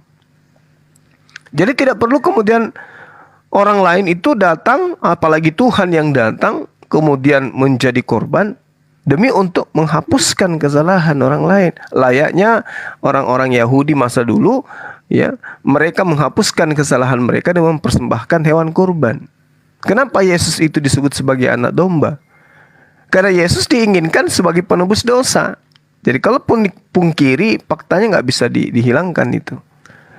Sedangkan pengajaran para nabi, termasuk yang masih tertera di dalam kitabnya teman-teman kita Kristen, pertobatan itu adalah satu hal yang menjadi pintu keselamatan. Bertaubat, penghapusan dosa, bertaubat. Yesus juga menyerukan itu. Banyak sekali dalilnya dalam kitab saudara yang mengatakan ya harus bertaubat. Sekira gitu sementara, silakan. Oke, mohon maaf waktunya sedikit kali ya Bang. Oke, saya menanggapi Rion aja. Rion mengatakan Allah itu Maha Kudus, maka dia tidak akan bersatu dengan alam kematian. Makanya dijadikan Yesus yang pergi ke sana. Maksud kamu apa? Mau mengatakan Yesus tidak kudus ya Yon? Nah, kalau Allahmu tidak kudus itu putus-putus tidak, ya. kalau seandainya Allahmu yang kudus itu, kalau Rion ke-trigger. Jadi kalau Allahmu yang roh itu katanya tidak bisa datang ke alam roh, berarti dia tidak omnipresent dong. Kan dia omnipresent, kata Tante Uti, omnipresent pret, kata Tante Uti. Nah, dan juga hanya Yesus yang mampu masuk ke alam yang kematian. Karena Allah itu kudus. Wah, berarti Yesus nggak kudus dong. Dan memulihkan kodrat ilahi. Wah, berarti Adam punya kodrat ilahi dong. Hypostatic union dong Adam kayak Yesus. Setelah Yesus mati, berarti semua orang pulih dong kodrat ilahinya. Maksudnya gimana nih, aktif nih kodrat ilahinya? Aku nggak paham, nanti dijelasin lagi. Kemudian pastor ya, kata dia tadi, Yesus itu penebus yang tidak berdosa. Ah, yang benar pastor. Coba 2 Korintus pasal ke-5 21. Yesus itu dijadikan berdosa pastor. Justru yang menebus kalian itu adalah orang berdosa. Dari mana Unirifa tahu? Saya bacakan. 2 Korintus pasal ke-5 21. Dia yang tidak mengenal dosa telah dibuatnya menjadi dosa karena kita, supaya dalam dia kita dibenarkan dalam Allah, oleh Allah. Loh, dia emang gak berdosa awalnya, tapi dijadikan berdosa karena kalian, lalu dijadikan tumbal. Artinya yang menebus kalian orang berdosa. Begitu, terima kasih banyak. Waktu saya sedekahkan buat kalian sisanya. Oke, baik. Makasih Niripa, Bang Suma juga. Selanjutnya Pastor Nathanael atau Bang Adi duluan nih. Mau nanggapin, silakan. Aku. Itu kan cuma masalah kemampuan membaca Rifa yang tadi disebut pastor itu betul. Dia itu tidak mengenal dosa, makanya dijadikan dosa. Memang kurban itu kenapa disebutnya harus tidak bercela? Dan itu nggak boleh, dan nggak boleh binatang itu binatang beli di tempat seperti kalian itu nggak bisa, harus dipelihara sendiri sama yang pemberi korban, harus benar-benar sehat. Makanya mereka itu pada saat disembelih, dosa yang ada di orang pemberi kurban, orang-orang Yahudi itu tertransfer ke secara simbolik kepada binatang itu. Makanya binatang itu yang disembelih, bukan orang yang ini. Binatang itu kan nggak berdosa, mana ada dosanya dia. Nah, itu kenapa makna binatang itu, itulah yang dimaksud Yesus akan harus digenapi semua apa yang tertulis tentang aku. Itu adalah tipologinya Yesus. Bisa kita baca di Ibrani 10 ayat 1 sampai 5 tepatnya itu nanti. Yang kedua, sekarang aku mau nanggepin sebentar. Siapa bilang manusia di dalam kekristenan dalam Alkitab itu tidak ada kurban manusia? Ada. Dibaca Yesaya 53 ayat 8 sampai 10. Nih saya bacain buat kamu. Karena kan kalian tidak mengenal kitab-kitab sebelumnya. Nah, saya jelaskan, saya kenalkan ini. Sesudah penahanan dan penghukuman, ia terambil. Ini ngomongin tentang Mesias nih. Dan tentang nasibnya siapakah yang memikirkannya? Sungguh ia terputus dari negeri orang-orang hidup. Mati maksudnya itu. Dan karena pemberontakan umatku, ia kena tulah. Orang menempatkan kuburnya di antara orang-orang fasik, dan dalam matinya, jelas mati ya sini, ia ada di antara penjahat-penjahat. Sekalipun ia tidak berbuat kekerasan dan tipu tidak ada dalam mulutnya. Tetapi Hasem berkehendak menemukan dia dengan kesakitan apabila, nih lihatin, menyerahkan dirinya sebagai kurban penebus salah. Itu bukan hewan, itu manusia itu. Nah, orang Yahudi menolak ini, jelas. Orang sekarang itu menolak Yesus. Jadi hal ini diartikanlah itu orang-orang Israel. Gak mungkin ini orang Israel yang merujuknya kepada satu orang kok. Kamu kalau nanyain sama orang-orang Yahudi sekarang, mereka kan tolak ini Yesus. Tapi kalau kamu baca dengan seksama, ini jelas adalah satu orang yang melakukan penebus salah, kurban penebus salah. Di zaman para nabi jelas belum terjadi. Itu penggenapannya di zaman Yesus. Makanya adalah salah pernyataan kalian. Di mana orang Taurat mengatakan ada kurban manusia? Belum ada. Memang belum ada, tapi itu dinubuatkan dan terjadi di zaman Kristus, di zaman Mesias. Ini jelas ayatnya ini ya. Nah, makanya kalian itu jauh dari masalah seperti ini. Islam itu jauh dari masalah seperti ini. Nggak ngerti, memang Islam itu agama baru. Agama baru, jadi memang benar-benar bayi. Kalian itu benar-benar bayi. Saya nggak bilang Islam itu salah ya, tapi kalau kamu mau mencoba mengartikan Alkitab dengan modal Quranmu, nggak akan bisa kamu. Kamu nggak akan bisa, karena nggak akan nyambung. Udah berapa menit? Silakan Pak Pastor, silakan. Silakan Pastor. Oke. Ya oke, saya mau ini ya Bang Juma seperti ini. Kalau misalnya kita mengikuti pola Bang Juma, ketika kamu berbuat salah minta maaf, ketika kamu berdosa melakukan kesalahan kepada Tuhan ya kamu bertobat. Kalau seperti itu udah lama dilakukan Bang Juma. Sudah lama peristiwa penebusan dosa, kurban-kurban itu yang dikatakan di dalam perjanjian lama kitab suci orang Kristen itu sudah ada sebelum Yesus ada pun itu sudah ada Bang Juma. Makanya ada perintah-perintah mengatakan kalau bangsa pilihan Tuhan berdosa, mereka harus membawa korban sembelihan, korban penghapusan dosa. Supaya apa? Supaya dosa mereka diampuni oleh Tuhan. Satu kali berbuat dosa, satu kali berbuat kesalahan, harus korban satu binatang. Jadi kalau ini terus menerus dilakukan, akhirnya apa? Semua binatang yang diciptakan Tuhan di dalam dunia ini akan binasa, akan hilang semuanya. Jadi kalau berbicara tentang yang dikatakan kalau melakukan kesalahan tinggal minta maaf, kalau melakukan dosa tinggal minta ampun, itu mah udah dilakukan sejak dahulu Bang Juma. Ya belajar lagi di dalam perjanjian lama kami orang Kristen, dan abang pasti sudah tahu itu. Nah kenapa adanya Yesus? Nah itulah korban yang sejati. Satu kali korban manusia itu untuk semua, untuk selama-lamanya. Jadi jangan berpikiran kalau Yesus itu melakukan itu, kenapa hasilnya dosa masih ada, kenapa kematian masih ada? Bukan ke situ intinya Bangku. Ya, Yesus mengorbankan dirinya untuk kita supaya layak kembali ke tempat kediamannya. Itu aja. Baik, terima kasih Pastor. Ya, silakan Uni atau Bang Zuma. Terima kasih Bang Zuma. Bang Zuma, silakan. Jadi ketika saudara mengatakan bahwasanya Yesaya 53 itu untuk Yesus, kemudian untuk menebus dosa, itu enggak ada relevansinya. Kenapa? Karena ayat ini jelas sekali mengatakan bahwasanya ini tidak diperuntukkan untuk Yesus. Orang menempatkan kuburnya di antara orang-orang fasik, dan dalam matinya ia di antara penjahat-penjahat. Sekalipun ia tidak berbuat kekerasan dan tipu tidak ada dalam mulutnya. Tetapi Tuhan berkehendak meremukkan dia dengan kesakitan. Apabila ia menyerahkan dirinya sebagai korban penebus salah, ia akan melihat keturunannya. Yesus tidak punya istri, kecuali kalau sekarang sudah berubah pola. Umurnya akan lanjut, dan kehendak Tuhan akan terlaksana olehnya. Artinya, kalau ini dikatakan Yesus, jelas Tuhan yang teman-teman Kristen yang menuhankan Yesus itu akan menuai kekecewaan. Karena ternyata Yesus itu punya keturunan, dan ternyata usianya lanjut, panjang umur dia, berarti masih hidup, tidak ada mengalami kematian. Dan kehendak Tuhan akan terlaksana olehnya. Jadi dia hanya pelaksana tugas. Berarti kalau dikatakan Yesus itu Tuhan dan nubuatan itu ada di Yesaya 53, saya katakan kalau Anda mengolah data ini dengan akal sehat, maka siap-siap kecewa. Karena ternyata Tuhan Yesus itu yang dituhankan itu bukan Tuhan. Itu yang pertama. Kedua, di dalam kitabnya orang Yahudi, Keluaran 23 misalnya, nomor 7. Haruslah kau jauhkan dirimu dari perkara dusta.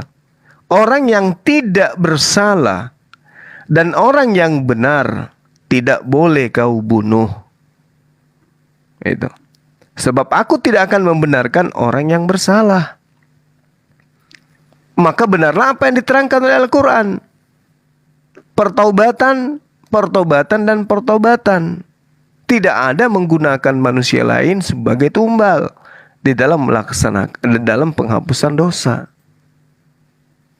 Makanya Al-Quran menjelaskan begitu terinci. Wa tubu ilallah jami'a ayyuhal mu'minun la'allakum tuflihun. Bertaubatlah kamu sekalian. Ya.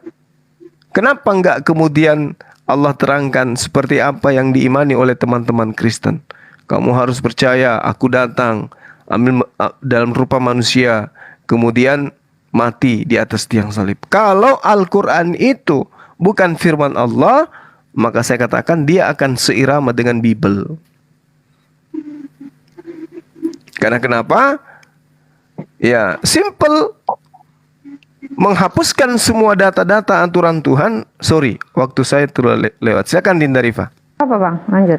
Lanjut. Oke, saya cuman menanggapi Rion sedikit ya. Ya, yang 2 Korintus pasal 5:21 itu poin saya adalah menyatakan ternyata Yesus pernah berdosa, itu aja sih. Artinya mau dikatakan Yesus kudus itu gagal karena saya ulangi ya, yang kudus itu tidak mungkin masuk ke dalam alam maut. Tapi karena Yesus itu yang mampu, berarti konsekuensi logisnya Yesus tidak kudus dan dia itu dijadikan berdosa. Konsekuensi logisnya ya Yesus berdosa gitu ya. Nah, kemudian ternyata Adam punya kodrat ilahi diaktifkan ketika Yesus itu mati. Nah, kalian-kalian ini punya kodrat ilahi semuanya yang sudah percaya Yesus itu punya kodrat ilahi. Mungkin kalian bisa disebut sebagai hipostatis union tuh. 100% manusia, 100% ilahi. Makanya mungkin kalian disebut sebagai anak Allah kali ya. Pastor tadi bilang penebusan dosa itu biar hewan-hewan nggak habis. Wah, berarti Yesus itu mati di tiang salib melestarikan hewan kurban ya, Pastor, biar nggak habis ya. Jadi kita masih bisa makan hewan ya. Mungkin itu sih yang bisa saya tanggapi. Terima kasih. Sisa waktu saya ambil aja lah buat Pastor. Terima kasih. Oke, makasih Uni. Makasih juga Bang Cuma. Silakan Bang Reong. Ya, kodrat ilahi Pak, seperti yang saya sounding sejak awal, memang teman-teman muslim itu awam. Kenapa? Karena manusia itu memang sejak semula diciptakan menurut gambar dan rupa Allah. Manusia Adam ya. Saya bilang tuh manusia Adam. Memang Adam itu diciptakan berkuasa atas makhluk yang lain. Begitu juga dengan Tunggu Bang. maaf. Ustadz Alif. Waktunya. Sorry, mau nutup mic malah nutup kamera. Entar belum mulai. Baik, maaf. Potong gaji nih Ustadz Alif nih. Iya. Ya, lanjut Bang Adi. Ya. Oke. Betul, memang manusia itu memiliki kodrat ilahi yang tidak dimiliki oleh ciptaan yang lain. Contohnya, konkretnya, Yesus berkata, "Kasihilah sesamamu karena Allah itu kasih." Itu jelas. Hewan itu nggak pernah mengasihi sesamanya, nggak pernah itu. Karena mereka punya insting, dia nggak punya feel. Contoh lain, manusia diciptakan untuk berkuasa atas binatang-binatang. Tuhan juga begitu, berkuasa atas ciptaan-ciptanya. Binatang pun nggak punya kuasa dengan manusia, nggak pernah, nggak ada. Memang dan macam-macam lainnya ya. Tapi yang paling penting, kodrat ilahi yang paling rusak itu adalah manusia itu kehilangan kehidupan kekal. Makanya manusia itu mati. Bagi kami, mati itu bukan tentang punya nyawa. Nyawa itu menghidupkan, bukan mematikan. Bukti konkretnya apa? Di sorga punya nyawa kita nanti, tapi nggak mati kok. Artinya nyawa itu bukan menyebabkan kematian. Yang menyebabkan kematian itu adalah dosa. Nah, mati di sini itu bukan ngomongin tentang fisik. Fisik itu akibat dari kematian rohani. Itu akibatnya. Manusia itu sudah kehilangan kehidupan kekal. Dia tidak, raganya ini nggak mampu. Tidak ada kemampuan untuk hidup kekal. Karena kehidupan kekal itu sudah hilang di dalam setiap diri manusia. Karena hancur dengan dosa itu. Itulah kenapa Yesus, "Aku akan memberimu hidup kekal. Engkau akan hidup walaupun engkau mati." Itu ada di Yohanes berapa? Yohanes berapa itu? Yohanes 11 ayat 25. "Akulah kebangkitan dan hidup. Barang siapa percaya kepadaku, ia akan hidup walaupun ia sudah mati." Betul, semua orang mati sini, Pak. Tapi orang yang percaya sama dia tetap hidup. Maksudnya apa? Dia tetap dekat sama Tuhan. Yang mati itu ya seperti orang di neraka, itu mati. Kenapa? Dia nggak akan pernah berdekat lagi dengan Tuhan. Dia sudah kehilangan relasi dengan Tuhan tuh udah hilang. Itulah maksudnya mati. Mati itu bukan nafasnya hilang. Itu akibat. Itulah akibat dari kehilangan kehidupan kekal, makanya nafasnya itu hilang. Tapi yang dimaksud di sini hilangnya relasi antara Allah dengan manusia, kemuliaan Allah di dalam setiap diri manusia itu hilang. Makanya kita kecenderungannya melakukan keinginan-keinginan daging, kedagingan dibanding berbuat baik. Kita lebih cenderung berbuat jahat lebih gampang dibanding berbuat baik. Lebih gampang, Pak. Bahkan kejahatan yang gak disadarin loh. Bukannya kita mau, kita sering melakukan hal itu. Itu sesuai dengan Roma 7 ayat 14.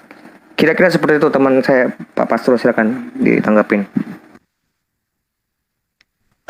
Ya, kembali saya menekankan seperti ini ya, buat Umi, Ripa, dan juga Bang Juma, bahwasanya kan sudah dikatakan di dalam Kejadian bahwasanya manusia itu kehilangan kemuliaan Tuhan.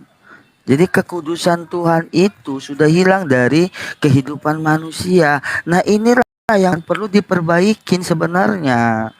Itu yang kita maksud gitu loh. Kekudusan Tuhan yang dahulu sebelum mereka jatuh ke dalam dosa, sebelum mereka melanggar, yang diberikan kepada manusia, ya, mereka dulu tanpa pakaian loh. Manusia itu tanpa pakaian mereka. Tetapi ketika mereka melanggar perintah, mereka menyadari mereka telanjang. Ya, ternyata mereka ya memiliki sisi yang dimana dikatakan ya itulah secara manusia adalah hawa nafsu. Ya, bukan saya berarti mengatakan artinya ketika jatuhnya di dalam dosa baru adanya hawa nafsu. Tidak, bukan seperti itu. Artinya mereka menyadari bahwasanya diri mereka itu udah tidak kudus lagi, sudah tidak sama seperti Tuhan lagi, seperti Sang Pencipta. Itu yang kami maksud. Jadi artinya apa? Inti kematian yang kami maksud di sini adalah, dan juga Yesus menebus, dan yang dikatakan Abang Ade tadi bahwasanya manusia sudah mati. Mati bukan berarti adalah mati secara tubuh, hilangnya napas, tidak, tapi kekudusan Tuhan itu sudah tidak ada lagi di dalam kehidupan manusia. Nah, inilah yang akan dikembalikan ya kepada manusia. Supaya apa? Supaya manusia ini layak, supaya manusia ini bisa berada di dalam yang seperti Yesus katakan tadi, di mana aku berada, kamu pun berada di situ. Di mana Tuhan berada, di mana Sang Pencipta berada, kita ada nanti di sana menikmati, dan di situ tidak ada lagi yang namanya waktu, tidak ada lagi batasan-batasan di sana. Semuanya orang akan hidup di dalam kekekalan bagi mereka yang percaya kepada Dia, mengakui bahwasanya hidup kita sudah ditebus dan kita sudah layak menerima itu. Seperti itu. Itu yang kita maksud. Terima kasih. Terima kasih Pastor, terima kasih Bang Rion. Ya, silakan Bang Zuma tanggapannya. Iya.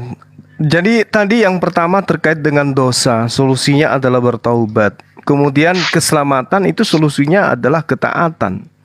Nah, kalau teman Kristen itu solusinya adalah percaya kepada Yesus, tapi yang kita lihat muatan kepercayaannya itu berbeda dengan ajaran yang Yesus ajarkan. Jadi saya katakan bukan percaya kepada Yesus itu, tapi percaya kepada pengajar-pengajar yang muncul setelah Yesus. Contoh misalnya, yang dikatakan percaya kepada Yesus adalah menganggap Yesus itu adalah Bapa yang datang dalam rupa manusia. Apakah itu dikatakan percaya kepada Yesus? Tidak, tapi percaya kepada pengajar dari hal tersebut. Kalau percaya kepada Yesus berarti harus mentaati perintah-perintah yang dibawa oleh Yesus. Apa itu? Jelas sekali, kalau untuk memperoleh hidup, kata Yesus, harus taat kepada perintah Tuhan. Perintah Tuhannya di mana? Di hukum Taurat. Tapi apakah kemudian teman Kristen masih melakukan itu? Tidak. Kenapa? Karena ada dasar pijakan yang kemudian mengatakan orang Kristen tidak lagi taat kepada hukum Taurat. Dan memang Taurat itu bukan untuk orang Kristen. Contoh dalam Efesus 2 nomor 15 itu kan udah jelas sekali itu. Dengan matinya Yesus, Dia telah membatalkan hukum Taurat dan dengan segala ketetapan yang ada di dalamnya. Nah, dengan pernyataan ini, pernyataan yang ada di Efesus ini, kemudian teman-teman Kristen percaya pernyataan itu bukan percaya kepada Yesus, tapi percaya kepada yang membuat surat Efesus. Percaya kepada si pembuat surat Galatia. Percaya kepada si pembuat surat Roma. Kalau percaya kepada Yesus, tentu tidak berani menghilangkan setitik pun dari hukum Taurat itu. Karena Yesus mengatakan, lebih mudah langit dan bumi lenyap daripada setitik dari hukum Taurat itu batal. Tapi Paulus dengan mudahnya mengatakan, udah itu udah batal semua itu dengan matinya Yesus. Nah sekarang yang mau dipercaya itu siapa? Sedangkan inti dari kepercayaan teman Kristen mendudukkan Yesus ini sebagai Tuhan yang datang mengosongkan diri, mengambil jasad manusia, mati untuk menebus dosa manusia. Sementara Yesus tidak mengajarkan itu. Keselamatan menurut Yesus adalah mentaati segala perintah Tuhan, bukan mentaati segala perintah pengajar-pengajar yang datang setelahnya. Mana perintah Tuhan itu? Ya jelas apa yang diajarkan di dalam kitab Taurat, apa yang diajarkan dalam kitabnya Nabi Musa. Barulah boleh dikatakan percaya kepada Yesus. Jadi ketika Yesus mengatakan keselamatan itu adalah minum bodreksin, ya minum bodreksin. Jangan percaya kepada orang yang mengatakan keselamatan itu adalah minum Yesus, minum darah Yesus, makan daging Yesus. Jangan percaya kepada itu. Karena terkait darah dan daging, Yesus sudah memberikan contoh. Yang dimaksud ya Yesus dagingnya adalah roti, yang dimaksud darahnya adalah anggur.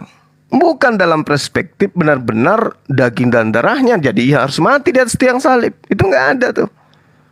Ya, ini mungkin perlu dijelaskan lebih jauh bahwasanya perintah Yesus itu hanya bertaubat, bukan percaya dia mati di atas tiang salib.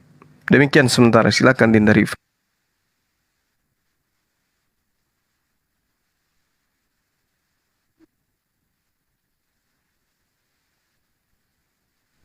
Uni speakernya Uni Rifa. Sorry, saya mau memberi data buat Rion ya di National Geography bentar ya. Sorry, matikan timenya dulu, Ustaz.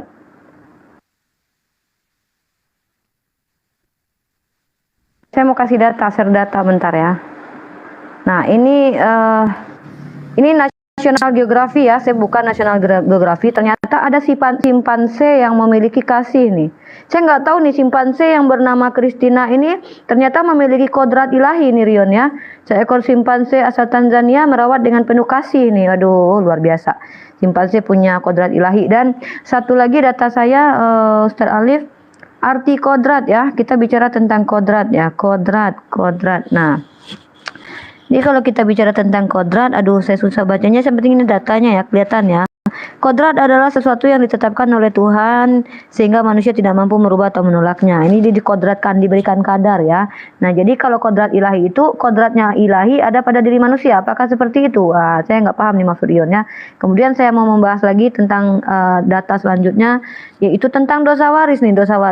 Dosa waris itu, aduh susah ya kalau tunjukin data gini ya. Ini sayangnya di Zoom. Dalam pandangan Yahudi, seorang bayi sejak ia dilahirkan, ia telah memiliki yeser hara, dorongan tidak baik. Ada di dalam dirinya seperti ada tertulis, dosa sudah mengintip di depan pintu. Kejadian 47. Namun sebagai bayi tentu saja dia tidak belum berbuat dosa. Dalam pertumbuhannya sebagai manusia, ia kemudian mampu berbuat dosa dengan kehendak bebas atau free will. Loh, kan ini dia berbuat dosa kata orang Yahudi karena punya free will. Loh, Adam katanya dibuat punya kodrat ilahi. Artinya Adam tidak punya free will kalau dinyatakan ketika dia berbuat dosa itu kesalahan gitu ya. Mungkin itu silakan dibahas lagi teman-teman ya. Terima kasih.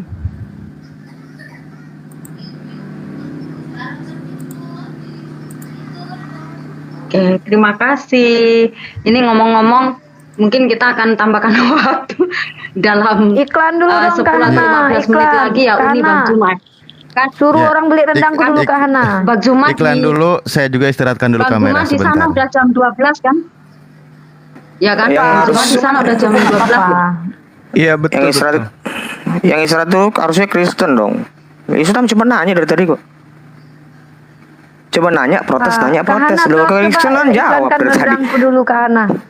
Rendangku Kak Hana. Iya, harusnya yang ngomong minta istirahat itu Kristen. Tapi kami senang ditanya. Karena kalau Rifa nanti ditanya pusing dia palanya. Kak Hana, tolong rendangku dulu Kak Hana. Jadi rendang, nah bahas kayak itu bahas rendang aja sama Rifa. Oke, bahas rendang. Nyambung nih kalau rendang. santan. Kenapa Kak gitu. Hana ini santun banget jadi orang Kristen? Saya kadang-kadang takjub saya lihat Kak Hana cantik, santun. Ngomong nggak kayak emak Kak Hana ya? Ngomong perempuan banget gitu ya. Sama. Kan Uni juga kayak gitu ya semua Oh kita iya, ya. kita sama ya, sama-sama ini ya. Kita sama slow ya Kak Hana ya. Udah, kasihan. Nggak suka santun Teman-teman gitu. ya teman-teman muslim silakan istirahat dulu. Capek nanya mulu. Silakan. Gak apa-apa. Gunakan waktunya untuk beristirahat kan. Wah, nanya itu Ada capek waktu tuh. Ada waktu Iya. dan kesempatan untuk Aneh ngehoden ya. gitu. Aneh kan? Jadi aneh istirahat nanya tuh istirahat Ya, aneh jadi loh. saya menjual rendang kedagingan ya, yang tidak Aneh perlu loh. tebusan ya. Rendang ini Iya. dimasak Yang tanpa jawab lemak aja ya. nggak ngeluh. Yang jawab aja nggak ngeluh dari tadi. Nyantai. 100% kedagingan tanpa ada kodrat Iya kan? ilahinya ya Kak Ana, daging Iya. rendang saya. Jadi yang ada di bawah pasti lagi ini apaan sih ngomong habis ya bercanda gitu. Iya ya gitu supaya jangan tegang guys. Ya kan ngakak semuanya emoji tertawa dulu ya suka Iya. emoji tertawa naikkan emoji tertawa jangan komen-komen saja ya. Ah, Emoji saya bahagia tertawa. kali. Saya sekarang kan tambah gemuk ini karena bahagia nih berteman sama Kak Ana nih. Gue bahagia dan Nggak kayak gue emak-emak bahagia ya. banget. Nggak kayak Injil itu emak-emak dikabarkan. Kak Ana. Nggak kayak Quran. Quran nggak dikabarin dari tadi. Kak Saya Ana nggak seneng kayak banget. emak-emak ya. Jarang ngomong Kak Ana ini yang nggak Injil kayak itu emak-emak ya. dikabarkan. Enak. Aduh. Seneng rasanya. Bang Zuma laki-laki banget ya, Rasanya. jarang ngomong gitu. Ustaz Ali itu laki-laki laki-laki banget loh. Pastor Nathaniel juga laki-laki Sesungguhnya banget loh. Jarang lelaki itu ngomong. jarang ngomong. Mana ada syarat laki-laki jarang ngomong? Ini yang Waduh. bicara siapa ya? Yang mana ya? Ini narasumber suruh istirahat malah lanjut. Iya, memang dia nggak capek. Mana ada capeknya? Orang cuma nanya kok. Itu simpanse, kan gitu-gitu dia. Oh, simpanse di bawah. Aduh. Gitu ya, emoji ngakak ya supaya jangan ini. Dari dulu, dari. Jangan ke trigger lah Yon, biasa aja. Ini gue biasa loh, ketawa loh gue. Serius. Ketawa sambil miris gitu kedengarannya Yon. Coba Hana ketawa tuh, Mbak Hana tuh ketawa. Ana memang orangnya tulus, makanya aku seneng Iya. berteman sama Ayo, dia. kasih waktu framingnya, kasih waktu framingnya 5 menit. 1, 2, 3 Bang Maliki, shalom Bang. Ya, Kasih jadi dulu ntar. Kasihan dulu Mbak, itu yang Islam istirahat dulu loh, capek dari tadi nanya. Ya Bang Alip, tekan aja Bang Alip biar ketahuan waktunya. Nyender-nyender gini dari tadi Kak Hana, apa nggak enak kali kami umat Islam nih ya? Ya iya, Jalankan hanya nyender. timer setelah berbicara Umat narasumber Islam ini ke memang ini. menyenangkan jadi umat Islam ini. Maksudnya ini waktu untuk santainya 5 menit gitu loh, kalau udah selesai. Jangan tertekan Mario. Lanjut lagi gitu. Istirahatnya pakai timernya nggak istirahat jadi. Nggak apa-apa, timer juga sering ngomong begitu. Padahal dia minta istirahat dari timernya ya kan. Waduh, ini kayak gini debat ini. Waduh, simpanse tadi gimana kabarnya itu ya? Simpanse punya kodrat ilahi ya.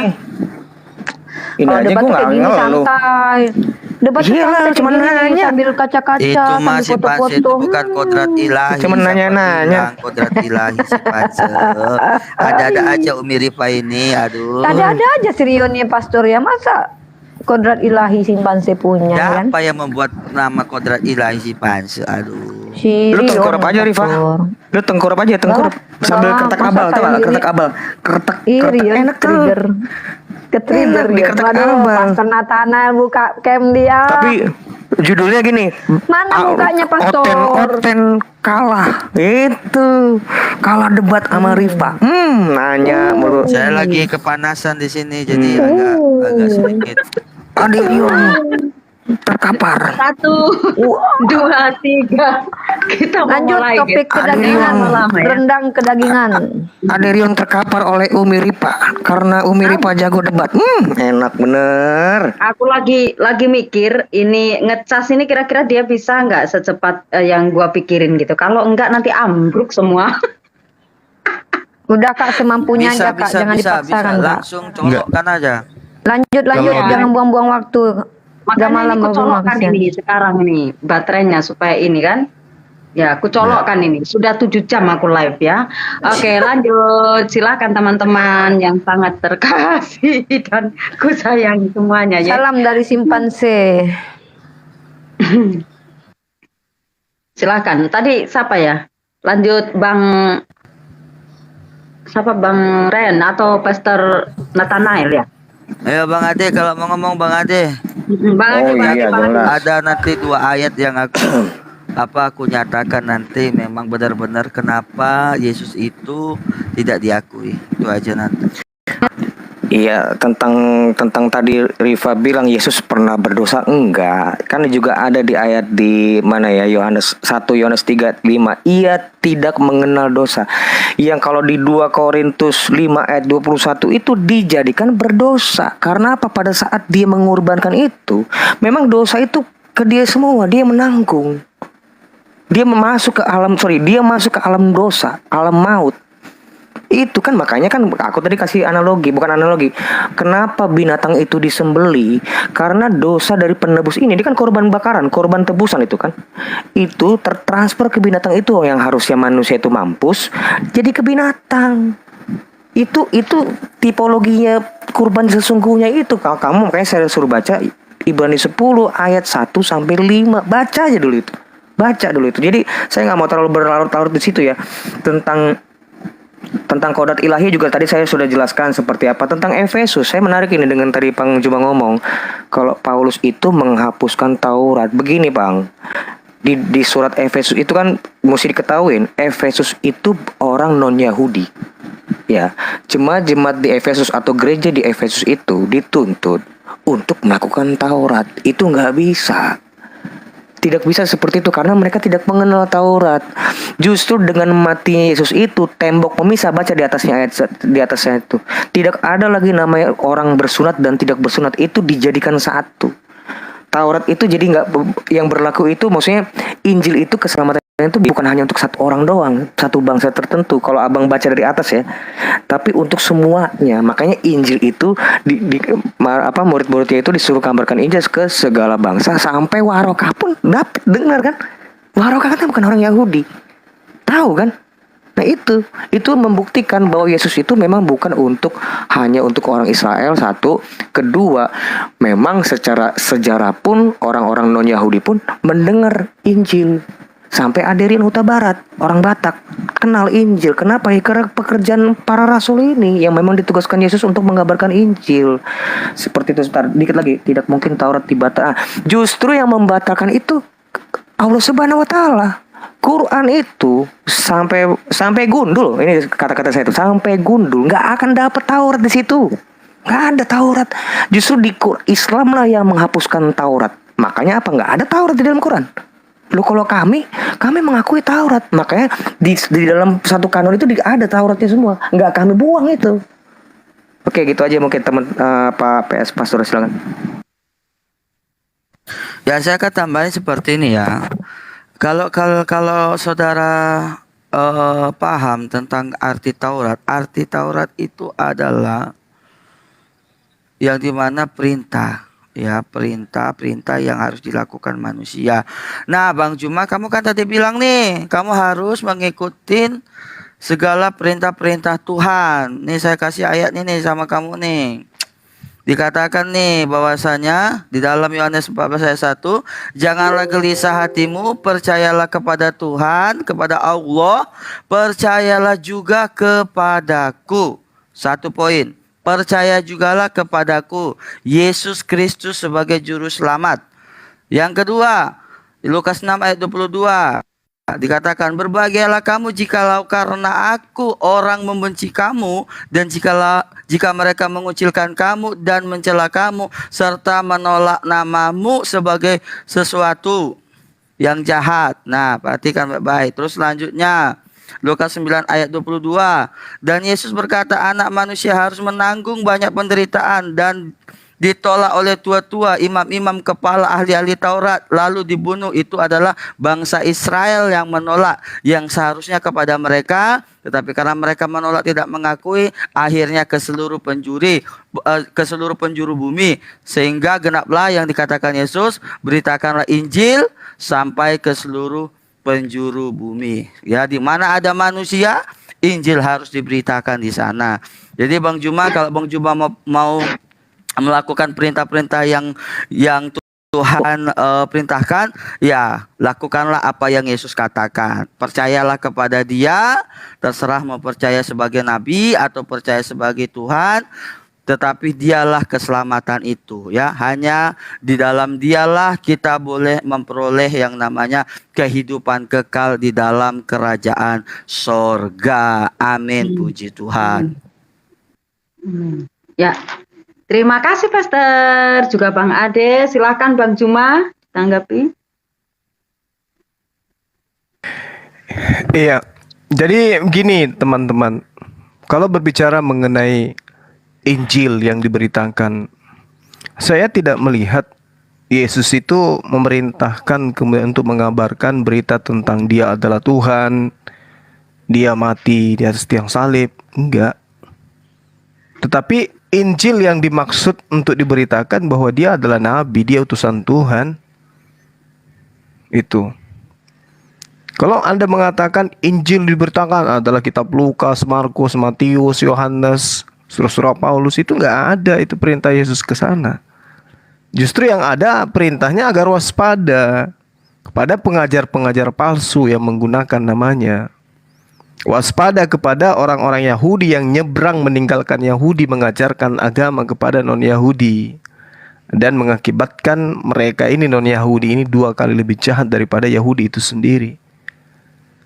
Jadi yang harus diwaspadai adalah agama yang berakar dari sana.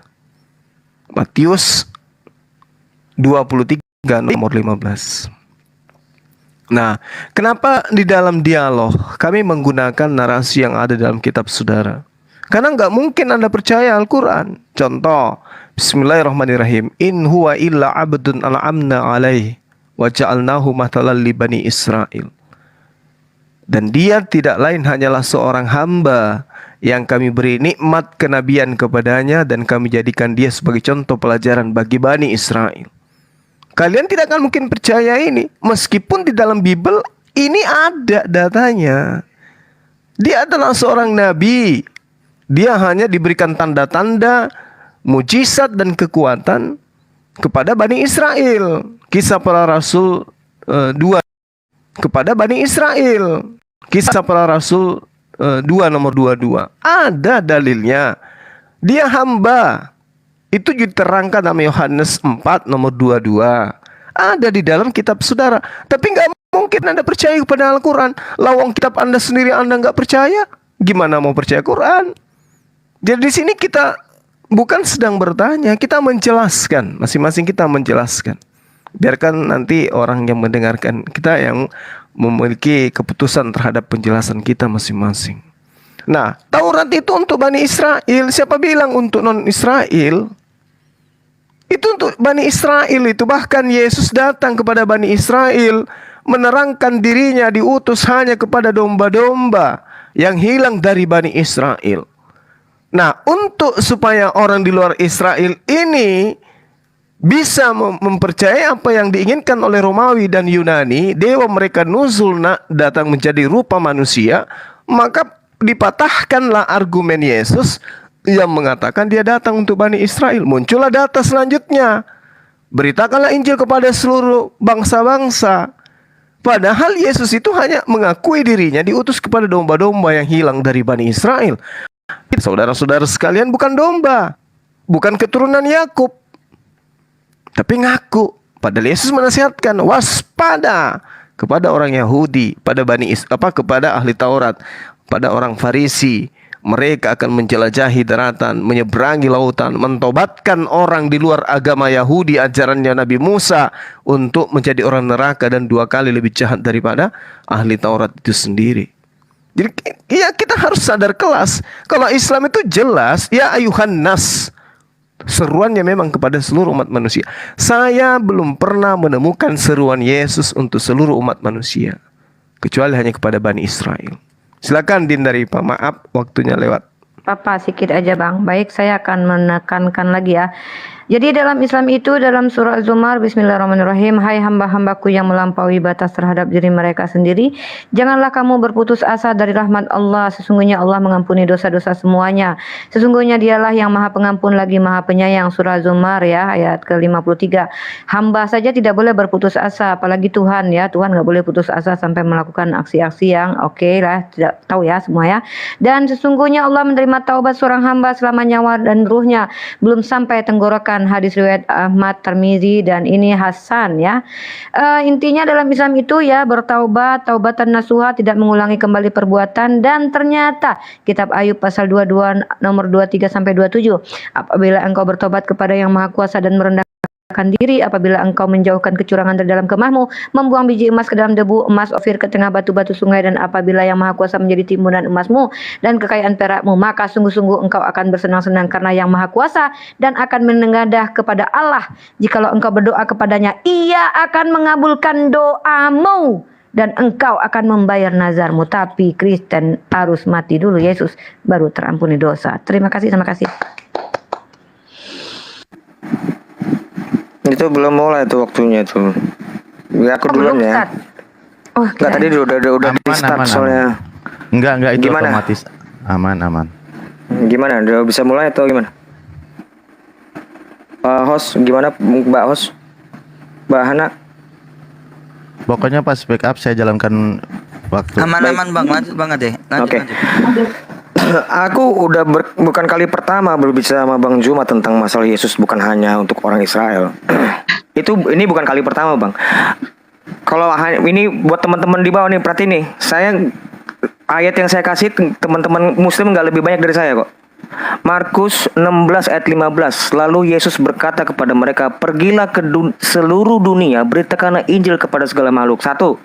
Kedua, Matius 28 ayat 20. Dan ajarlah mereka di sini para rasul ya, para murid-muridnya, melakukan segala sesuatu yang telah kuperintahkan kepadamu. Ada perintah itu untuk mengajarkannya itu. Tentu ajaran itu ada yang bersifat lisan maupun tertulis. 2 Tesalonika 2 ayat 15. Nanti boleh dicek sendiri. Yang ketiga, Yohanes berapa nih? Yohanes 10 ayat 16. Ada lagi padaku domba-domba lain yang bukan dari kandang ini. Domba-domba itu harus kutuntun juga, dan mereka mendengar suaraku, dan mereka akan menjadi satu kawanan dengan satu gembala. Ini abang percaya nggak? Harusnya percaya. Jadi sebenarnya bohong kalau abang tuh percaya Injil, bohong. Abang itu nggak percaya satu pun Injil, nggak ada yang percaya. Iya, Injil yang seperti apa juga abang nggak ngerti kok, kitab Injil gimana. Yang terakhir, Yohanes 3 ayat 16. Karena begitu besar kasih Allah akan dunia ini, bukan hanya karena begitu besar kasih Allah akan orang Israel, enggak, dunia ini, sehingga ia telah mengaruniakan anak yang tunggal supaya setiap orang yang percaya kepadanya tidak binasa melainkan beroleh hidup yang kekal. Jadi ada 4 ayat. Jangan bilang nanti habis ini kalau Yesus hanya untuk orang Israel. Pastikan kamu punya ayat 80. Gitu, ya silakan. Pastor Nathanael. Pak Pasturator, waktunya silakan. Silakan.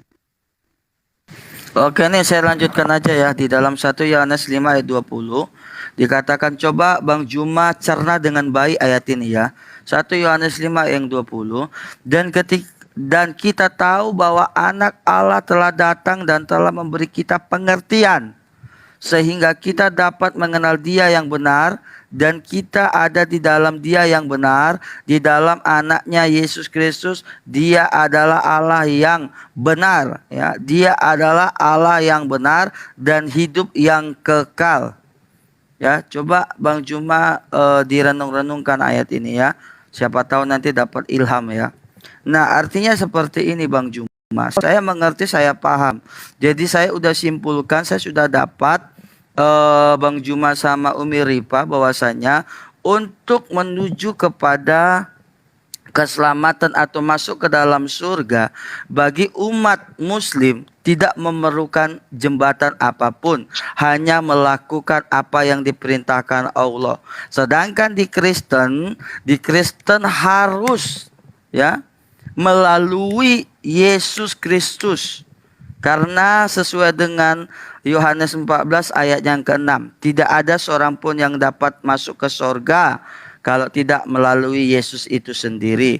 Jadi malam hari ini saya mendapatkan pelajaran yang sangat banyak, tapi saya menyimpulkan bahwasanya seperti juga yang dikatakan di Al-Quran, kalau kamu memang kurang paham, belajarlah atau cari tahulah kepada kitab-kitab yang sebelumnya yang pernah ada. Yang bisa kita artikan adalah tentang hukum-hukum yang dimana diberikan kepada bangsa Israel ataupun rasul-rasul yang ditugaskan untuk memberitakan Injil, untuk memberitakan tentang pribadi Tuhan, tentang pribadi Allah itu sendiri, terutamanya yang di dalam Yesus Kristus, sehingga membuat kami umat Kristen mempercayai Yesus itu adalah Tuhan, Yesus itu adalah Allah sendiri, dan barang siapa yang percaya, beriman kepada Dia dan melakukan segala perintah-perintahnya, segala hukum-hukumnya, dan ya tetap terus hidup ya di dalam kebenarannya, maka surgalah yang menjadi bagian milik kehidupannya. Terima kasih. Saya mau bertanya, waktunya kan dikit lagi. Saya mau bertanya di kesempatan waktu ini. Tubuh yang seperti apa yang kalian gunakan di surga? Kasih ayatnya, dalilnya. Ya, dalilnya itu saya pengen tahu. Nanti biar saya baca, baru kalian bernarasi. Jadi sebelum bernarasi, saya mau tahu dulu dalilnya, oke ya? Jadi tentang tubuh yang seperti apa yang kalian gunakan nanti di surga, apakah itu tubuh beneran atau nggak ada, cuman roh? Silakan, itu pertanyaan saya. Oke, silakan Bang Cuma atau Uni. Rumah aja dulu. Oke, baik. Ya, di dalam Al-Qur'anul Karim jelas sekali diterangkan, bismillahirrahmanirrahim, wa daraba lana mathalan wa nasiya khalqah qala may yuhyi idza ma hiya ramin. Qul, katakanlah kata Allah, yuhyi alladzi ansha'aha awwala marrah wa huwa bikulli khalqin alim. Katakanlah kepada mereka, wahai Muhammad, yang akan menghidupkannya kembali ialah Allah yang menciptakannya pertama kali, dan Dia Maha mengetahui tentang segala makhluk. Jadi ayat suci Al-Quran itu jelas mengatakan bahwasanya wa daraba lana mathalan wa nasiya khalqah qala may yuhyi idza ma hiya ramin. Dan Dia membuat perumpamaan bagi kami dan melupakan asal kejadiannya. Lalu kemudian mereka, orang-orang ini berkata, siapakah yang akan menghidupkan tulang belulang yang telah hancur luluh? Allah kemudian menjawab, Qul, katakan kepada mereka ya Muhammad, yuhyihalladzi ansyaha awwala marrah. Yang akan menghidupkannya adalah Dia Allah yang pernah menciptakannya. Dia yang telah menciptakannya pertama kali. Berarti manusia akan dibangkitkan. Dan itu seirama dengan apa yang ada di Yehezkiel 37. Anda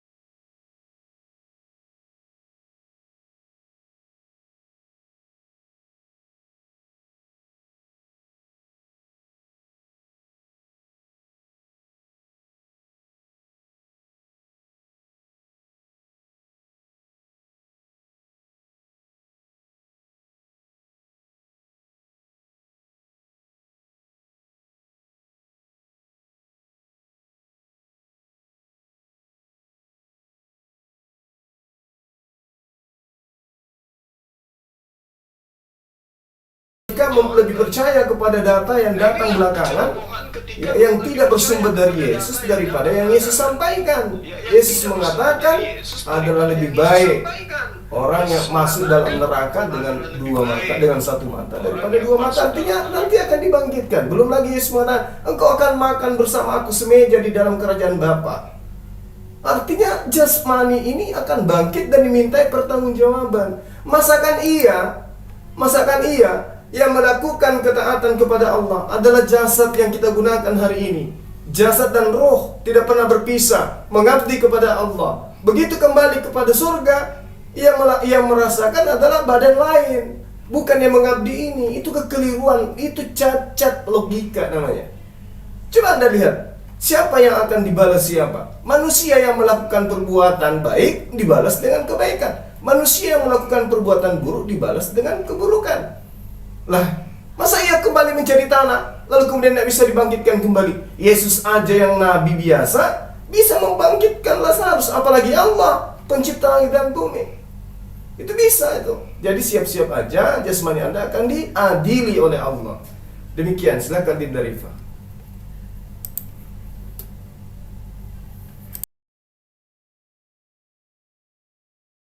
Bacakan ya dalam surah An-Nisa ayat 110, dan barang siapa yang mengerjakan kejahatan dan menganiaya dirinya kemudian ia mohon ampun kepada Allah, niscaya ia mendapati Allah Maha Pengampun lagi Maha Penyayang. Tapi di dalam Bilangan pasal 14 ayat 18, Tuhan itu perpanjang sabar dan kasih setianya berlimpah-limpah. Ia mengampuni kesalahan dan pelanggaran, tetapi sekali-kali tidak membebaskan orang yang bersalah dari hukuman. Bahkan ia membalaskan kesalahan bapa kepada anak-anaknya, kepada keturunan yang ketiga dan keempat, tapi membalaskan kesalahan kepada anak-anaknya, tidak melepaskan hukuman, tapi memberikan hukuman hanya kepada Yesus, kepada Yesus, hukumannya tidak ditanya, karena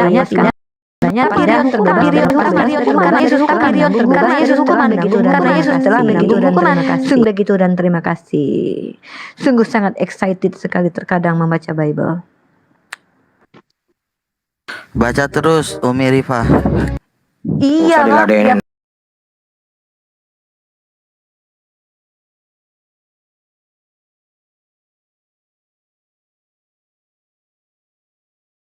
Aku. Gini ya, Bang. Yang pertanyaan saya, tubuh yang seperti apa? Gini, kalau memang tubuh yang sama, makna ini tubuh takluk dengan tanah, kembali menjadi tanah, terus dibangkitkan lagi, itu apa? Kalau abang bilang itu untuk membersihkan, di mana ininya? Dalilnya. Kalau nanti tubuh kita masuk ke tanah itu nanti dibersihkan. Lu nanti juga ada di neraka kok kalian. Itu juga kalian sebut itu penyucian kan? Dibersihkan kan dari dosa. Itu di neraka katanya Maryam 19 ayat 71. Yang hanya sementara itu katanya. Yang nanti yang diangkat itu kan penyucian. Lalu nanti yang di kuburan itu ngapain? Nah, saya mau mengabarkan Injil di sini. Kalau di dalam kami itu ada Filipi 3 ayat 20. Karena kewargaan kita adalah di dalam sorga. Nah itu, sorga itu KTP kami itu. Jadi itu bukan hal yang mau kami raih gitu, tapi keselamatan ini yang mau kita kerjakan. Aku lanjutkan ya. Dan dari situ juga kita menantikan Tuhan Yesus Kristus sebagai juru selamat. Ngapain? Ngapain itu dia? Ayat selanjutnya, yang akan mengubah tubuh kita yang hina ini. Nah, tubuh ini tuh hina, Bang. Kenapa? Buktinya apa? Buktinya masuk ke tanah. Buktinya itu masuk ke tanah, itu hina, masuk barang lalat lagi, ulet. Lah masa itu juga tubuh yang sama di sorga, kan konyol. Nah, tubuh yang sama ini nanti diubah, bukannya dengan tubuh baru, tubuh yang lama ini diubah menjadi tubuh Kristus. Itu seperti apa bentuknya? Seperti cahaya, kemuliaan Allah bersinar, yang nanti seperti apa kondisinya kami tidak diberitahu detailnya. Tapi yang pasti dalam kemuliaan Allah itu ada di kitab Matius. Nanti kalau memang mau ayatnya bisa saya cari lagi itu. Seperti itu, Bang. Nah, kalau kamu, abang ini mesti menjelaskan kenapa tubuh yang ini masuk ke tanah terus dibangkitkan lagi dengan tubuh yang sama. Maknanya itu apa? Jadi itu saya mau tahu dulu logikanya itu, Bang. Silakan, mungkin saudara pastor, silakan. Ya, yang disampaikan Bang Roy itu benar. Kalau di kita ada tubuh yang akan diberikan kepada kita. Nah, tetapi itulah yang saya bilang tadi sebelumnya, bahwasanya kami, ya ingat ya Bang Juma, bahwasanya kami itu tidak meniadakan hukum Taurat. Karena hukum Taurat itu adalah sesuatu yang harus dilakukan manusia tanpa adapun sebenarnya peraturan-peraturan itu udah seharusnya manusia melakukan itu. Nah, kelebihan Yesus ada apa? Itu kan artinya kan.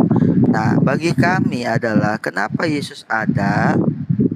Karena kami percayai Yesus itu bukan manusia biasa. Ya seperti nabi-nabi yang Bang Juma anggap itu adalah utusan-utusan Allah. Tetapi Yesus kami itu adalah sosok pribadi yang benar-benar secara detail dijelaskan dia itu berasal dari surga dan secara manusia. Kenapa dia bisa menjadi manusia?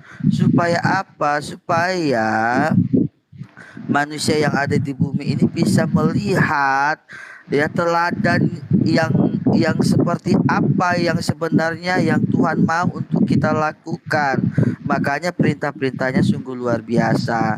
Cuman kalau saya menggarisbawahi seperti ini ya, langsung saja Bang Juma, saya terus terang bahwasanya Bang Juma itu tidak setuju dengan apa yang dikatakan Rasul Paulus. Jadi artinya apa? Bang Juma ini anti pengajaran Rasul Paulus, karena saya tahu Bang Juma ini juga berasal dari Kristen ya, yang sudah menjadi mualaf. Artinya apa? Ya, yang artinya Bang Juma ini belum bisa memahami ucapan-ucapan pengetahuan-pengetahuan yang dituliskan oleh Rasul Paulus. Artinya yang disampaikan oleh Rasul Paulus di kitab-kitabnya. Ya, karena kenapa beberapa kali saya ketemu dan mendengar Bang Juma ini selalu berkata kalau Yesus, ya saya percaya, saya mengakui bahwasanya apakah apa yang dikatakan Yesus itu benar, tapi tidak menganggap Yesus itu sebagai Tuhan. Tetapi saya berdoa supaya Tuhan menampakkan dirinya secara langsung kepada Bang Juma supaya Bang Juma bisa percaya kepada dia. Oke. Thank you, terima kasih. Dan lanjut tanggapannya Bang Juma. Iya, jadi apa ya bilangnya ya? Makanya ada dikatakan kebangkitan. Kenapa harus ada kebangkitan? Ya, karena ada kematian. Kalau yang dikatakan yang dibangkitkan itu adalah jasad baru, ya artinya itu sudah menyalahi apa yang tertuang di dalam kitab saudara sendiri. Cuma Anda lihat di dalam kitab yang saya tunjukkan tadi itu, bagaimana kemudian Tuhan di dalam Yehezkiel 37. Ya, daging tulang-tulang yang berserakan yang sudah kering kemudian lalu dibungkus kembali dengan daging, lalu kemudian mereka dibangkitkan kembali. Itu data. Jadi kita tidak menolak sesuatu yang berdata. Al-Quran kul yuhyi halladhi ansha'aha awwala marrah wa huwa bikulli khalqin alim. Orang-orang kafir itu tidak percaya. Mana mungkin tulang belulang yang sudah hancur kayak begini bisa hidup kembali? Maka Allah mengatakan kepada mereka, katakan kepada baginda Rasulullah SAW, katakan kepada mereka ya Muhammad, aku yang menghidupkan mereka dari tidak ada menjadi ada. Apa susahnya bagiku? Sudah ada kerangkanya, sudah ada tulangnya, tinggal kupoles dengan daging, kutiupkan roh, hidup kembali orang-orang itu. Apa susahnya bagi Allah? Dan lagian kehidupan kita di atas muka bumi ini adalah untuk diuji oleh Allah.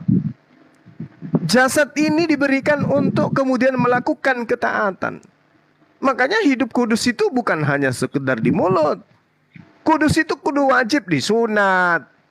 Ya, menjauhkan diri dari apa yang dilarang, mentaati apa yang diperintahkan. Jadi bukan cuma roh yang sujud, tetapi jasad ini juga harus sujud.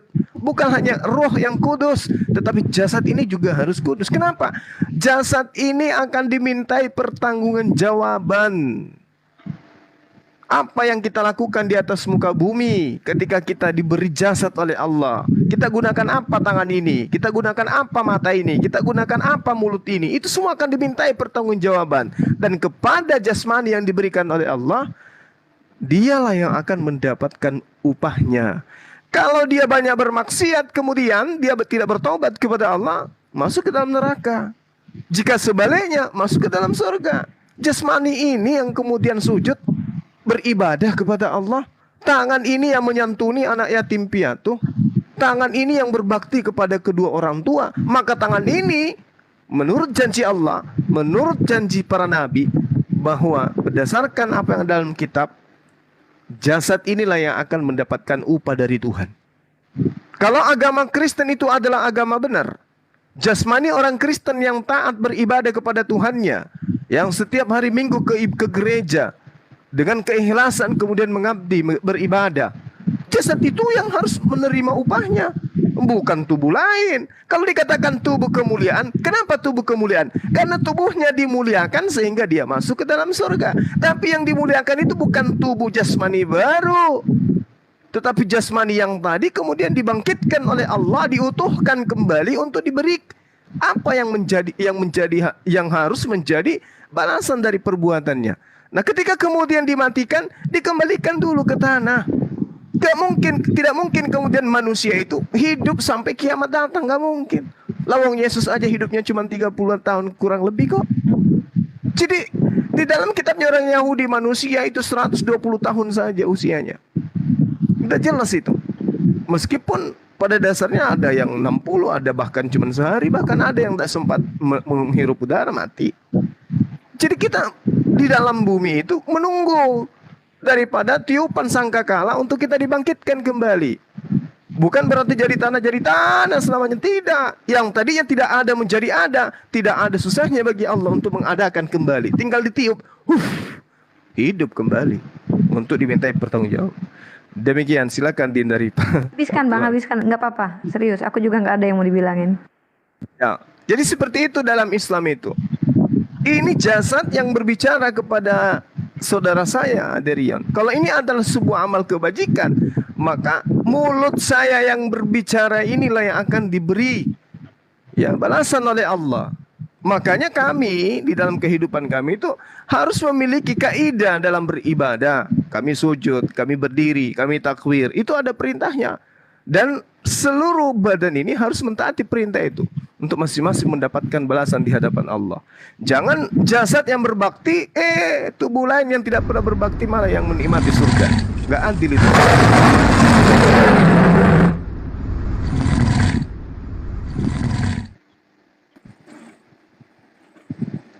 Ya, silakan Bang Ade, tanggapannya. Iya.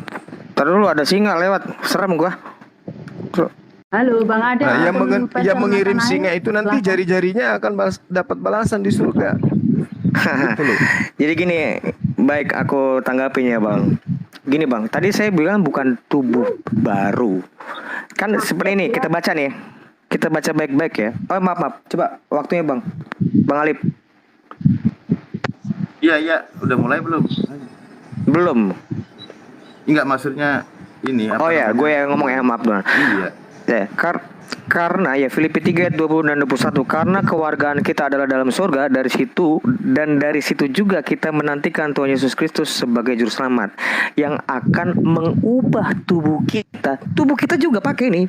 Tubuh yang kita itu kan nanti dibangkitkan.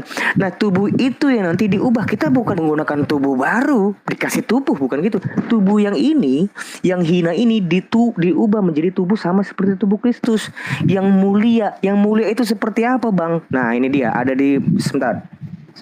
Ada di Yesus katakan di Matius 13 ayat 43. Pada waktu itulah orang-orang benar akan bercahaya seperti matahari dalam kerajaan Bapa mereka. Siapa bertiga hendaklah ia mendengar, dan sebagainya. Matius 17 ayat 2. Lalu Yesus berubah rupa. Nah ini nih, pada waktu dia penampakan dia di Gunung Tabor, yang bersatu Musa dan Elia menyampari Yesus. Lalu Yesus berubah rupa di depan mata mereka, wajahnya bercahaya seperti matahari dan pakaiannya menjadi putih bersinar seperti terang. Nah, keadaan yang seperti apa itu saya nggak ngerti Bang. seperti apanya itu saya nggak mengerti, tapi kira-kira seperti itu, dikasih gambaran sedikit, hanya sedikit, tapi detailnya seperti apa itu kita nggak ada yang tahu, bahkan para rasul pun nggak tahu, nggak diberi ketahui tentang hal itu. Itu ada di kitab 1 Yohanes something, saya lupa itu. Tapi yang mulia itu artinya tubuh kita ini berbeda dengan tubuh yang sekarang. Tubuh sekarang ini kan lapuk gitu loh dengan kematian kan, takluk dengan maut kan. Makanya kembali ke tanah, dari debu lah, karena engkau dari debu, engkau akan menjadi debu. Itu kan diomongkan kepada Adam yang pada waktu sudah mengenal dosa. Karena berdosa itulah makanya manusia itu menjadi ke debu. Gitu. Nah, nanti tubuh kebangkitan dan tubuh kemuliaan yang dimaksud itu adalah tubuh seperti Kristus. Makanya kita dibaptis. Itulah makna baptisan. Baptisan itu bukan hanya makna pertobatan, tapi baptisan itu adalah bersatu dengan kematian dan kebangkitannya. Roma 6 ayat 5 dan selanjutnya. Dibaca tuh lengkap itu tentang makna baptisan agar kita bisa bersatu dengan Dia. Gitu kira-kira. Ya mungkin stop dulu dong timernya. Timernya oke. Saudara Pastor, Pak Pastor silakan. Oke. Seperti ini ya. Sepertinya ada beberapa salah paham atau salah kaprah tentang kematian seperti itu yang telah dijelaskannya. Jadi di dalam bagian diri manusia itu kan ada jasmani, ada roh, ada jiwa, ya kan? Nah, yang kita tahu adalah jasmani ini adalah tubuh kita loh. Tubuh yang dimana dari tanah akan kembali ke tanah. Yang artinya adalah semuanya itu mulai dari tulang-tulangnya, apanya itu semuanya sudah nanti kembali ke tanah. Nggak ada lagi itu sangkut pautannya. Makanya dikatakan kan bagaimanapun cara kita nanti ketika sudah mati diperlakukan itu tidak jadi masalah. Baik engkau mau dibakar ke, dibuang ke laut ke, mau di mana ke. Karena kita sadari ketika orang mati pun berbeda-beda kejadiannya gitu loh. Ada yang ketika ditelan badai ombak laut, dia mati di dalam laut, kemana tulangnya kan kita tanyakan gitu. Nah kalau nanti kita bilang oh nanti kan ada tulang-tulangnya, terus nanti Allah mengembuskan itu kan mudah saja. Tidak, bukan seperti itu ya. Ketika orang mati maka yang kembali itu adalah rohnya, roh sama jiwa. Roh itu adalah napas yang dihembuskan Tuhan untuk menghidupkan. Jadi jiwa inilah yang akan berperan nanti ya, mempertanggungjawabkan apa yang kita lakukan di dalam dunia ini. Jadi saya mau ingatkan buat kita semua. Jadi sangkut pautan secara jasmani tubuh kita ini yang sekarang ini tuh nggak ada sangkut pautannya. Itu udah semuanya termasuk apa ciptaan yang diciptakan pada mulanya itu akan kembali ke tanah semuanya. Sedangkan napas dan jiwa, napas itu adalah roh, roh itu adalah napas, itu akan kembali kepada Sang Pencipta. Dan jiwa inilah yang akan nanti dihidupkan, ya, diberikan roh kembali, dan jiwa inilah nanti akan mempertanggungjawabkan kehidupan itu. Kalau hidupnya selama di dunia dia percaya kepada Yesus Kristus sebagai juru selamat dan melakukan segala apa yang diperintahkan, hidup dalam kebenaran Yesus, yang diperintahkan Yesus atau kebenaran Tuhan, maka inilah yang akan mendapatkan yang namanya kehidupan kekal bersama dengan Yesus di dalam kerajaan surga. Sedangkan mereka yang tidak melakukan itu, yang tidak taat, yang hidupnya penuh dengan dosa, dilemparkan ke dalam api neraka. Sekian, terima kasih. Iya, baik. Terima kasih Bang Ade dan juga Pastor Tanaya. Silakan Bang Suma. Jadi pola kita itu memang sudah bertentangan. Kenapa? Karena di dalam sebuah kitab yang Anda genggam itu ada satu ajaran yang bertolak belakang tentang ini. Contoh misalnya Mazmur 19 nomor 8. Taurat Tuhan itu sempurna, menyegarkan jiwa, peraturan Tuhan yang teguh, memberikan hikmat kepada orang yang tidak berpengalaman. Tapi kemudian di dalam kitab kalian yang saudara-saudara ini lebih percaya kepada kitab itu, Ibrani 7:19. Sebab hukum Taurat sama sekali tidak membawa kesempurnaan. Jadi ini saling tolak menolak antara satu kitab dengan kitab yang lain. Padahal sama-sama Anda imani sebagai kitab. Mazmur Daud mengatakan Taurat Tuhan itu sempurna. Sementara yang Anda aminkan adalah pernyataan yang mengatakan hukum Taurat sama sekali tidak membawa kesempurnaan. Sehingga harus ada korban yang menyempurnakan kemudian iman teman-teman Kristen. Ini memang berat. Makanya kalau berbicara mengenai kebangkitan, Anda hanya mengatakan kebangkitan roh. Sementara yang dimintai pertanggungjawaban kelak adalah manusia. Manusia itu harus dua unsur ini. Kalau dia cuma roh, itu bukan manusia namanya. Kalau dia cuma jasa tanpa roh, itu juga bukan manusia, itu disebut mayat. Maka dia harus menghadap kepada Tuhan antara jasad dan roh. Roh yang tadinya menjadi tanah akan dibangkitkan kembali. Cobalah sekali lagi saya katakan kepada saudara saya, ayo mari kita baca baik-baik apa yang kemudian tertera di dalam kitab Yehezkiel 37 satu perikop. Baca di situ. Renungkan baik-baik. Ia membawa silakan pendiri Pak. Lanjut bang, aku sudah bacain ayat 2 tadi ya, itu penting banget itu. Nanti aku ulang aja terakhir nanti ayat yang tadi terakhir. Iya. Jadi di situ dikatakan bagaimana tulang-tulang kering ini kemudian diperintahkan untuk bangkit kembali, diberi napas tulang-tulang ini, diberi daging mereka. Pada saat aku membuka kubur-kuburmu dan membangkitkan kamu, hai umatku dari dalamnya, aku memberikan rohku ke dalammu sehingga kamu hidup kembali. Aku membiarkan kamu tinggal di tanahmu dan kamu akan mengetahui bahwa aku Tuhan yang mengatakan dan membuatnya demikian. Ini adalah contoh yang harusnya teman-teman pikirkan. Jasad kita yang kita setiap hari rawat ini, itu akan dibangkitkan dan diminta pertanggungjawaban di hadapan Allah, di hadapan Tuhan.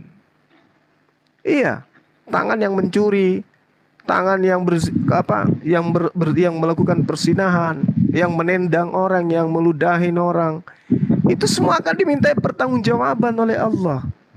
Oleh karena itulah kita kudu harus memiliki satu buku, satu kitab yang menuntun jasmani dan rohani kita, bukan hanya rohani tok. Makanya sekali lagi saya katakan, jika hidup keberagamaanmu tidak lebih baik daripada ahli Taurat, engkau tidak akan masuk ke dalam kerajaan surga, kata Yesus. Makanya kalau orang Yahudi itu memiliki hukum-hukum Tuhan, mereka hanya mengajarkan ke orang, tapi mereka tidak mempraktekkan. Tuhan mau kau mempraktekkan apa yang ada dalam hukum Taurat, kamu praktekkan dengan ikhlas, ya, dengan ikhlas, bukan dengan asal-asal percaya maka akan diselamatkan, bukan begitu. Tuhan menginginkan kesempurnaan jasmani dan rohani itu harus benar-benar diuji kebersihannya, kemudian dimasukkan ke dalam jannah. Tapi kalau kemudian dibatalkan dengan matinya Yesus, maka perintah Yesus itu yaitu menjalankan hukum Taurat. Laksanakan segala perintah Tuhan. Aku sudah melakukan itu, wahai guru. Hukum Taurat. Jual hartamu. Laksanakan segala perintah Tuhan. Aku sudah melakukan itu, wahai guru. Jual hartamu. Setelah kau menjual hartamu, maka ikutlah denganku. Bukan sembahlah aku, tapi ikut denganku. Setelah kamu ikut denganku, maka kamu kudu wajib menjadikan Tuhan itu satu-satunya Tuhan dan mendudukkan aku sebagai utusan Tuhan. Dah, selesai. Habis itu dihisap, amal kebajikannya lebih baik, maka jannah tempatnya. Demikian. Mas Guru waktunya. Bang Ade, aku dulu ya, Bang. Gimana sedikit ini. Silakan. Silakan. Silakan. Pak.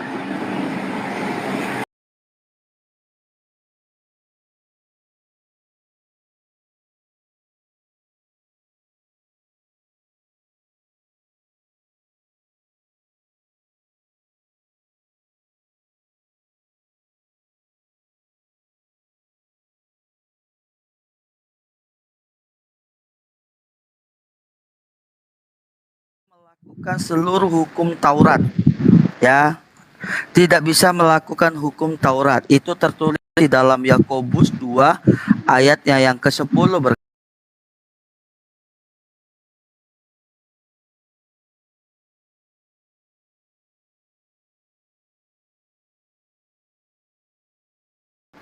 Katakan amin. Artinya apa?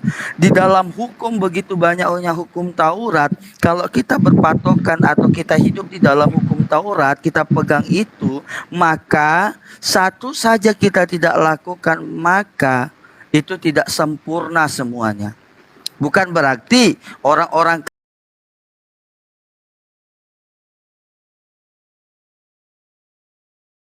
tapi 7 tidak kita lakukan tidak apa-apa, bukan itu yang saya maksud, tidak di situ yang saya maksud. Tetapi makna yang daripada yang dikatakan hukum Taurat itu apa? Ya, maknanya itu apa? Itu adalah penyampaian Musa kepada bangsa Israel ketika Tuhan sudah melihat mereka hidup sesuka hati mereka. Ya. Jadi apa? Jadi satu saja kamu tidak lakukan di dalam hukum Taurat, berarti seluruhnya itu tidak ada artinya yang kamu lakukan. Makanya ketika ada di dalam Alkitab seorang anak muda yang berkata, Tuhan, apa yang aku lakukan ketika aku mau masuk surga, ketika aku selamat? Tuhan bilang, hormati orang tuamu, jangan mencuri. Saya sudah lakukan itu semua, Tuhan. Tapi Tuhan bilang, jualah semua hartamu dan bagi-bagikanlah kepada orang-orang yang membutuhkan. Dan dia tidak mau melakukan itu karena begitu banyak hartanya. Artinya apa? Dia tidak mau berbagi. Dia tidak memiliki kasih yang sempurna, yang sama seperti Yesus lakukan, yang sama seperti Yesus terapkan. Artinya apa? Kami tidak pernah mengabaikan hukum Taurat. Kami selalu pegang itu karena itu adalah gimana membuat kami akan tetap hidup di dalam kebenaran. Larangan-larangan hukum Taurat kami akan lakukan. Jadi saya secara pribadi berkata, hukum Taurat itu bukanlah hidup kami, tapi hidup kami adalah di dalam Yesus Kristus yang memberikan kasih karunia. Ya, jadi kami percaya kehidupan kami ada di dalam keselamatan Dia. Ayo lanjut Bang Ade.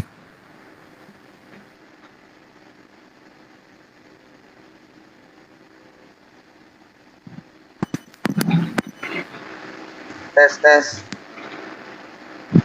Oke, lanjut Bang. Dalam terus waktunya. Halo. Lagi bermasalah itu Bang Alip. Tes. Halo. Bro, itu di waktunya dimatiin dong kalau lagi ada masalah. Tadi masih 2 something itu. Ini saya punya 7 ayat ini dan harus saya potong-potong jadinya. Kan nggak bilang kalau lagi Maaf masalah ya, gimana Bro sih? Alip ya. Oke, Ya kan bisa dilihat. Namanya juga orang bermasalah bisa ngomong. Kan nggak bisa ngomong. Iya. Kalau orang Nanti dilebihkan bermasalah. waktunya, nanti dilebihkan. Iya. Aman. Gini, tentang kenapa orang Kristen itu tidak perlu lagi melakukan kurban, sama seperti tadi Abang bilang, oh makanya kalian tidak perlu melakukan kurban lagi. Betul, memang nggak perlu itu, dan itu sudah dinyatakan Mazmur 40 ayat 7. Sorry, bukan. Dari Mazmur 110 ayat 4 dulu ya. Ini teman-teman Kristen juga perhatikan nih. Apa nih yang dimaksud dengan Mesias sebagai imam? Tuhan telah bersumpah dan ia tidak akan menyesal engkau, ini maksudnya Mesias, adalah imam untuk selama-lamanya menurut Melkisedek. Apakah pernah Melkisedek menerima kurban? Nggak pernah. Tidak pernah. Kejadian 14 ayat 18. Melkisedek Raja Salem membawa roti dan anggur. Ia seorang imam Allah yang maha tinggi. Itulah kenapa perjanjian baru yang saat ini sesuai dengan Matius 26 ayat 28 bisa dibaca. Inilah roti dan anggur, inilah darahku, inilah dagingku. Makanlah roti ini, makanlah anggur ini. Ini karena Yesus ini adalah imam untuk selama-lamanya menurut Melkisedek. Kalau menurut Imam Harun, dinyatakan dengan jelas di sini, engkau tidak berkenan kepada kurban sembelihan dan kurban sajian, tetapi engkau telah membuka telingaku. Ini diubah nih sebenarnya orang Yahudi. Ini sebenarnya diubah nih. Teks aslinya sebenarnya, tetapi nanti ada di Ibrani 10 ayat 5. Tapi korban bakaran dan korban penghapus dosa tidak engkau tuntut. Karena apa? Dari Mesias inilah nanti dengan darahnya sendiri dia akan menjadi kurban. Makanya Yesus menggunakan tentang roti dan anggur. Itulah kenapa disebut imam menurut Melkisedek. Orang Yahudi sekarang nggak tahu itu, nggak tahu. Orang Yahudi sekarang nggak ngerti tuh apa itu roti, apa itu anggur, pasti nggak ngerti. Itu Melkisedek nggak pernah menerima kurban, yang dia terima roti dan anggur sebagai imam. Kira-kira seperti itu. Terima kasih saudara Alip. Dulu tadi kan kepake beberapa sedikit. Nggak apa-apa, Pak. Udah cukup kok. Oh ya Aku udah. sedikit ya di awal ya, aku cuma mau bacain dalil aja boleh ya. Nanti baru Bang Zuma sisanya. Oke, langsung Umi Rifa, udah selesai. Oke, baiklah. Jadi apapun yang kita diskusikan pada kali ini memang ada nampak perbedaan jauh ya antara Tuhannya umat Islam dengan konsep keselamatannya dan konsep pengampunan dosanya, bahwa Tuhannya umat Islam itu menyatakan jangan berputus asa dan rahmatnya, karena kalau kita berdosa kita bertaubat, taubatan nasuha. Tetapi kalau kita tidak meneguhkan apa yang kita janjikan dengan Allah, lalu tidak sholat, tidak melaksanakan apa yang Allah perintahkan, maka Allah mengizinkan kita untuk fasik. Dalilnya di mana? Dalam surah Al-Baqarah ya. Bismillahirrahmanirrahim. Innallaha la yastahi ayyadriba masalama ba'ulam ma fawqaha fa ammal ladzina amanu fayalamuna annahu al-haqqu min rabbihim wa ammal ladzina kafaru fayaquluna madza aradallahu bihadza masala yudillu bihi katsira wa yahdi bihi katsira wa ma yudillu bihi lal fasiqin alladzina yanquduna ahdallahi min ba'di mitsaqi wa yaqtauna ma amarallahu bihi ayyusallam wa yusduna fil ardi ulaika humul khasirun. Artinya Allah tidak akan mengizinkan orang fasik kecuali dia memutuskan apa yang Allah suruh sambung, kemudian tidak meneguhkan apa perjanjian dengan Allah dan tidak melaksanakan perintah Allah. Nah, tapi kalau di iman Kristen kita lihat sendiri bagaimana Tuhan harus bersusah payah untuk menebus dosa-dosa mereka. Padahal kalau kita lihat Tuhannya teman Kristen yaitu Yesus itu menebus, menumpahkan darah untuk mengampuni umatnya. Tetapi kalau kita lihat di dalam Mazmur pasal ke-5 ayat ke-6, engkau membinasakan orang-orang yang berkata bohong. Tuhan jijik melihat penumpah darah dan penipu. Kalau Tuhan jijik melihat penumpah darah, apakah Tuhan tidak jijik melihat dirinya yang menumpahkan darah Yesus? Itu kembali kepada teman-teman Kristen yang menjawabnya. Terima kasih. Silakan Bang Zuma. Sangat menarik ya dibahas. Jadi gini, Yesus itu selalu meminta agar waspada. Begitu juga umat Islam ketika diajarkan tentang Al-Qur'anul Karim. Bagaimana kemudian tipikal orang-orang Yahudi, ahli kitab, ketika mereka didatangkan Nabi kepada mereka, mengolok-olok para Nabi, bahkan membunuh para Nabi. Nah, sehingga yang terjadi ketika kita melihat secara logika sehat ya, apa yang kemudian dituangkan di dalam pernyataan saudara-saudara itu tidak dihasilkan dari pengajaran para nabi, tetapi ahli kitab yang sedang berbicara. Kalau kita melihat di dalam Ulangan 30 nomor 11, ini konon katanya adalah firman Tuhan yang didatangkan kemudian oleh Nabi Musa, oleh Allah kepada Nabi Musa. Apa yang dikatakan di sana? Sebab perintah ini yang kusampaikan kepadamu pada hari ini tidaklah terlalu sukar bagimu dan tidak pula terlalu jauh. Itu firman Tuhan. 1 Raja-Raja 2 nomor 3. Lakukanlah kewajibanmu dengan setia terhadap Tuhan Elohim, dengan hidup menurut jalan yang ditunjukkannya, dan dengan tetap mengikuti segala ketetapan, perintah, peraturan, dan ketentuannya seperti yang tertulis dalam hukum Musa, supaya engkau beruntung dalam segala yang kau lakukan dan dalam segala yang kau tuju. Yohanes 7 nomor 49, ini pernyataan Yesus. Tetapi orang banyak ini yang tidak mengenal hukum Taurat, terkutuklah mereka. Tidak mengenal hukum Taurat aja dikatakan terkutuk, apalagi tidak melakukan. Lalu kemudian Ulangan 27 ini udah sering disampaikan. Terkutuklah orang yang tidak menempati perkataan hukum Taurat ini dengan perbuatan, dan seluruh bangsa itu harus berkata amin. Jadi kalau saudara saya tadi membawa data di dalam kitab Yakobus, ya, Yakobus 2 nomor 10, sebab barang siapa menuruti segala hukum itu tetapi mengabaikan satu, maka ia bersalah untuk keseluruhan. Ini pola yang kemudian dikatakan waspada kepada ahli Taurat. Kenapa? Orang Yahudi punya solusi. Ketika mereka melakukan kesalahan, pelanggaran, mereka berkurban. Mereka kemudian bertaubat. Mereka melakukan pendamaian dengan darah hewan. Filipi 3 nomor 6 tentang kegiatan aku menganiaya jemaat, tentang kebenaran dalam mentaati hukum Taurat. Aku tidak bercacat. Padahal dia penganiaya, dia pembunuh, tapi dia mengatakan dia tidak bercacat. Kata teman-teman, tidak ada yang sempurna menjalankan hukum Taurat. Tidak ada manusia yang sanggup. Tapi Paulus, pendiri agama saudara, mengatakan dia tidak bercacat dalam hukum Taurat, dalam mentaati hukum Taurat. Jadi ini pola yang bolak-balik kemudian yang harus direnungkan baik-baik.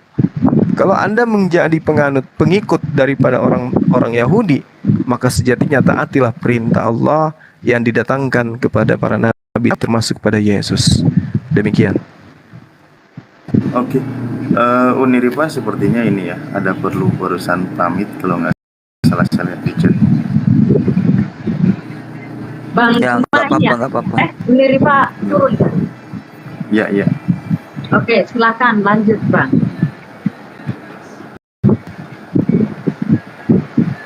Kalau nggak boleh. Ya, Bang beberapa Ade. putaran lagi nih. Ya, satu putaran lagi ya atau mana dari teman-teman? Kalau saya sih tergantung Bang Juma sih, kayak mana. Ya, gimana Bang Juma? Kayak gitu ya, satu putaran lagi ya? Boleh 2 putaran, boleh. Dua Siap. putaran. Baik ya. Kalau Oke, nggak baik. nanti ganti format. 2 putaran dulu ya. Oke, siap. Oke. Tes. Aman Bang. Tes Aduh. Bang. Aman, aduh. Maaf. Ini gimana? Satu putaran gimana nih? 2 putaran lagi kan? Satu putaran lagi ya? 2 putaran lagi katanya ya. 8 istirahat. Putaran 8 lagi putaran katanya. juga oke. baik. Gue sih seneng. Oke, nggak apa-apa lah. Siap-siap aku ikut aja. Yang penting semuanya aman-aman dan tenang-tenang tuh enak ya. Oke, Iya, baik, saya silakan, seneng Pak. ini Injil. Soalnya Injil dikabarin, Mbak. Iya. Gitu loh. Saya seneng di sini. Enggak, Bang, saya nggak ngincer apa-apa kok. Udah jalanin aja, jalanin. nggak? Terjadilah Coba jalanin. marketingnya. Ya, gini Bang. Jadi memang jangan berharap bahwa kurban itu akan ada lagi. Memang itu sudah dinyatakan sama Tuhan yang benar ya, yang hidup, yang benar dan yang hidup. Itu dinyatakan seperti tadi saya bilang di Mazmur 40 ayat 7, itu tidak akan berkenan. Kurban yang tadi Mazmur 40 ayat 7 saya bacain ya sebentar. Engkau tidak berkenan kepada kurban sembilan dan kurban sajian, tetapi engkau telah membuka telingaku. Sebenarnya tetapi engkau telah menyediakan tubuh bagiku. Itu sebenarnya yang benar di dalam Septuagintanya ya. Tapi ini diubah. Nah, orang Yahudi kenapa? Ini untuk menghindari, ini merujuk kepada Yesus. Kurban bakaran dan kurban penghapus dosa tidak engkau tuntut. Makanya nih mereka menanti-nantikan bait Allah yang sudah dihancurkan oleh Yesus. Memang sudah dihancurkan oleh Yesus dalam tanda kutip. Saya bilang, kenapa memang ada di Markus 13 ayat 1 dan 2. Bahwa kau lihat gedung hebat ini, tidak satu batu pun akan dibiarkan terletak di atas batu yang lain. Semuanya akan diruntuhkan. Tahun 70 itu dihancurkan oleh Jenderal Titus sampai tanggal 17 Januari tahun 2023 pukul 0:10 waktu Indonesia Barat. Tidak pernah ada tuh bait Allah. Tidak pernah ada. Sampai sekarang mereka tuh tidak pernah melakukan keimamatan. Keimamatan mereka hancur lebur. Makanya mereka butuh misnah, butuh kitab yang lain.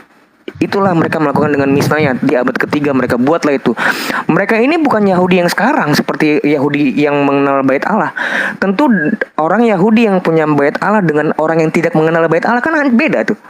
Jelas berbeda, tolak ukurnya juga berbeda. Mereka itu fokusnya pembacaan Talmud. Pembacaan Talmud di sinagoga, bukan kurban lagi. Padahal inti dari Taurat itu ada dari keimamatan, Bang. Tapi imamat itu sudah hancur lebur. Karena apa? Bait Allah itu adalah tubuh Kristus itu sendiri. Seperti itu. Itulah kenapa bait Allah itu dihancurkan bukan nggak ada maknanya. Baik secara teologis maupun secara historis itu terbukti. Nggak ada orang bisa mengelak itu bahwa omongan Yesus itu betul. Makanya orang-orang itu bingung. Ini berarti benar perkataan Yesus. Ini dibangun bertahun-tahun. Kamu bilang bisa rubuhkanlah bait Allah ini, akan saya bangkitkan, saya akan bangun lagi 3 hari. Itu kan maksudnya kan tubuh kebangkitan dia. Nah sekarang fisiknya bait Allah itu hancur kan. Yang akhirnya yang berantem kan kalian kan, Yahudi sama Islam kan. Itu mulu kan perang-perang fasik. Kalau orang Kristen tuh nggak pernah ada urusan. Kami bukan kerajaan di dunia ini yang ngurusin tanah orang, tanah gedung enggak. Kerajaan kami itu kerajaan di sorga. Jadi kami nggak pusing tuh dengan konflik Timur Tengah. Karena memang kalian kerjanya berantem, ngurusin kayak gitu-gituan doang. Kalau kami udah nggak ngurus kayak begitu. Kira-kira seperti itu, Pak. Silakan. Maaf agak lama. Ya nggak apa-apa. Kalau boleh Bang Ade nggak usah sampai ke lari yang jauh Bang ya. Soalnya kalau udah masuk. Karena kan dia bilang tadi tentang kurban nggak perlu lagi kan. Itu saya jelaskan kenapa. Kita jelaskan secara ini aja, secara Alkitab aja. Ya. Silakan lanjut.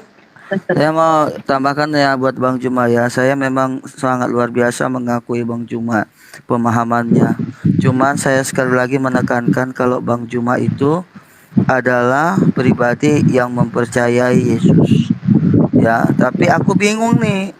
Yang Yesus mana yang Abang Juma percayai? Karena kemarin juga pernah aku ngobrol sama Bang Juma di rumah orang. Kalau di mana Bang Juma menyatakan Yesus itu tidak pernah mati, tidak pernah disalib. Nah sedangkan di kitab Injil menjelaskan ada 4 kitab itu, Matius, Markus, Lukas, Yohanes menjelaskan Yesus itu tersalib dan dia mati. Nah yang abang percayai itu Yesus yang mana? Itu yang saya mau pengen tahu dari kemarin itu kan. Bang Juma ini sepertinya mengiyakan ajaran Yesus, artinya menerima ajaran Yesus, tapi Yesus yang mana gitu loh. Nah saya pengen tahu nih Bang Juma, Yesus yang mana yang abang maksud, yang abang percaya ini, yang abang iyakan ini perintah-perintahnya gitu. Walaupun abang berkata Yesus itu nabi, tapi Yesus yang mana? Saya pengen tahu Bang. Coba perlu mungkin dijelaskan gitu Bang. Oke, dicukupkan apa gimana Pak? Lanjutkan aja Bang dengan Bang Juma. Oke, mantap Guru. Ndak detik-detik akan syahadat ini. Apa dulu Guru Ndak? Ya, baik. Kalau ada sisa waktu. Jadi kita ini sebagai anak Indonesia ya, menyadari bahwa keberadaan kita beragama itu disebabkan karena agama yang datang di luar daripada negara kita. Islam itu datangnya dari Arab, dan Kristen itu datangnya dari Antioquia, bahkan teman-teman mengatakan berakar dari Yahudi. Yes. Nah, kemudian ketika saudara bertanya kepada saya, Yesus mana yang Anda percaya? Yesus yang saya percaya adalah oknum yang datang kepada Bani Israel, dicipta oleh Allah tanpa ayah, untuk kemudian sebagai pelajaran kepada Bani Israel. Ketika Allah kemudian datang kepada mereka Bani Israel dengan bergejibun mukjizat, tetapi tetap saja mereka itu tidak mentaati perintah Allah. Coba Anda lihat di dalam Matius 23, apa yang kemudian orang-orang Yahudi, apa yang Yesus kemudian katakan tentang orang-orang Yahudi. Mereka mendengarkan firman Tuhan, memerintahkan kepada orang lain, mereka sendiri tidak mempraktekkan.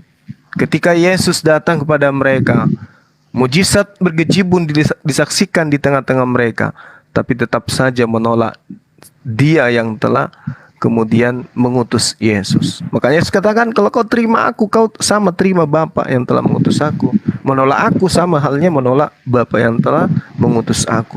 Jadi Yesus yang saya percaya adalah Yesus yang datang kepada Bani Israel yang ditolak, kemudian lalu mereka sebagiannya menjajakan keluar Romawi dan Yunani, menjadikan namanya sebagai oknum yang kemudian menggantikan dewa-dewa orang Romawi yang Yunani yang datang menjadi manusia. Itu yang saya percaya. Al-Quranul Karim kemudian menerangkan ketika beliau datang, maka sekelompok dari mereka itu membuat sebuah kitab dari tangannya sendiri, lalu mengatakan itu dari Allah. Nah, Yesus yang saya percaya adalah Dia yang menerangkan di dalam Al-Quranul Karim diberikan mukjizat, diberikan kekuatan, diberikan tanda-tanda kepada Bani Israel yang menyerukan Bani Israel agar percaya bahwa dia itu adalah utusan Allah. Ya Bani Israel, inni rasulullahi ilaikum. Wa iskalallahu ya Isa bin Maryam a anta qulta linnas takhiduni. Wahai Isa, adakah engkau mengajarkan kepada saudara-saudara Kristen untuk menjadikan dirimu Tuhan selain daripada aku? Lalu kemudian Nabi Isa mengatakan, Maha suci engkau ya Allah, aku tidak punya hak untuk mengatakan sesuatu yang bukan hakku untuk aku katakan. Nah, seirama dengan Yohanes yang mengatakan, aku tidak berkata-kata dari diriku sendiri. Apa yang aku katakan adalah apa yang diperintahkan untuk aku katakan dan aku sampaikan. Itu poin yang sangat sederhana sebenarnya. Kalau kita ingin memikirkan lebih jauh tentang keselamatan kita, bukan ego di dalam beriman. Ketika kemudian kami sebagai umat Islam mengajarkan, mengimani, siapa yang memerintahkan dirimu wahai Bang Suma untuk mengimani oknum itu hanya sebagai nabi? Allah Subhanahu wa taala. Dan juga oknum itu baik di dalam Al-Qur'an maupun di kitabnya saudara-saudara saya Kristen yang saya kasih mengajarkan pengakuannya bahwa dia adalah sosok nabi. Nah, sebaliknya ketika ditanya kepada saudara, Yesus mana yang Anda percaya? Oh, Yesus yang saya percaya adalah yang mati di atas tiang salib, mati terkutuk untuk menebus dosa manusia, bangkit pada hari ketiga untuk menjadi Tuhan baik bagi orang mati maupun bagi orang hidup. Siapa yang ngajarin itu? Sementara polanya yang sangat sederhana, Yohanes 12 nomor 48. Ketika di dalam surah Al-Maidah, Ali Imran 116, Engkau yang menyaksikan mereka ya Allah. Setelah aku pergi, Engkau yang menyaksikan. Engkau yang mengetahui segala hal yang gaib. Yesus mengatakan, barang siapa yang menolak aku, dia sudah memiliki hakim. Hakimnya adalah perkataan-perkataan yang pernah aku katakan kepada mereka. Perkataanku itulah yang akan menjadi hakim kelak di akhir zaman. Berarti umat Islam ketika masuk dalam penghakiman, misalnya Nabi Isa menjadi hakim di sana, maka umat Islam tidak ada sedikit pun pelanggaran terhadap pengajaran-pengajaran Yesus kepada Bani Israel. Aku diutus hanya kepada domba yang hilang dari Bani Israel, menyembah kepada satu Tuhan, hidup kekal itu adalah mereka mengenal Engkau satu-satunya Tuhan yang benar. Islam lolos di sana. Tapi ketika saudara-saudara saya Kristen yang dihakimi berdasarkan perkataan Yesus, maka satu demi satu Anda akan berguguran. Berakhir pada Matius 13 nomor 50. Orang jahat akan dilemparkan ke api yang menyala-nyala. Demikian. Oke, seputaran lagi ya? Tapi Bang Juma, gini Bang Juma, kenapa beberapa ayat dalam kitab Injil Bang Juma tidak meyakininya? Ada beberapa ayat, karena di dalam kitab Injil sendiri tercatat itu Bang, gitu loh. Nah, kenapa tentang kematian Yesus, tentang Yesus disalibkan, tentang Yesus bangkit kembali, dan Yesus menampakkan diri kepada murid-murid, tentang Yesus bangkit kembali, dan Yesus menampakkan diri kepada murid-muridnya dan menyuruh murid-muridnya untuk memberitakan kebenaran yang seperti Yesus sudah lakukan. Tapi kenapa hal itu tidak diterima Bang? Jadi artinya apa? Artinya bahwasanya Yesus yang abang percaya itu berbeda dengan Yesus yang kami percayai. Ya, seperti itu kalau menurut saya tanggapi, karena tidak sepenuhnya Bang Juma mempercayai Yesus yang ada di dalam kitab Injil. Seperti itu. Nah, sedangkan kisah-kisah yang juga dicatat katanya bahwasanya Nabi Isa Al-Masih di Al-Quran itu berbeda dengan kisah Yesus Kristus di dalam kitab Injil. Kelahirannya berbeda, terus kisah-kisahnya berbeda, sampai di mana Al-Quran mencatat bahwasanya Yesus itu tidak disalibkan, tetapi ada orang yang diserupakan dengan Yesus. Nah, ini nih yang saya bingung juga masih Bang Juma, dan saya belum temukan jawabannya seperti apa gitu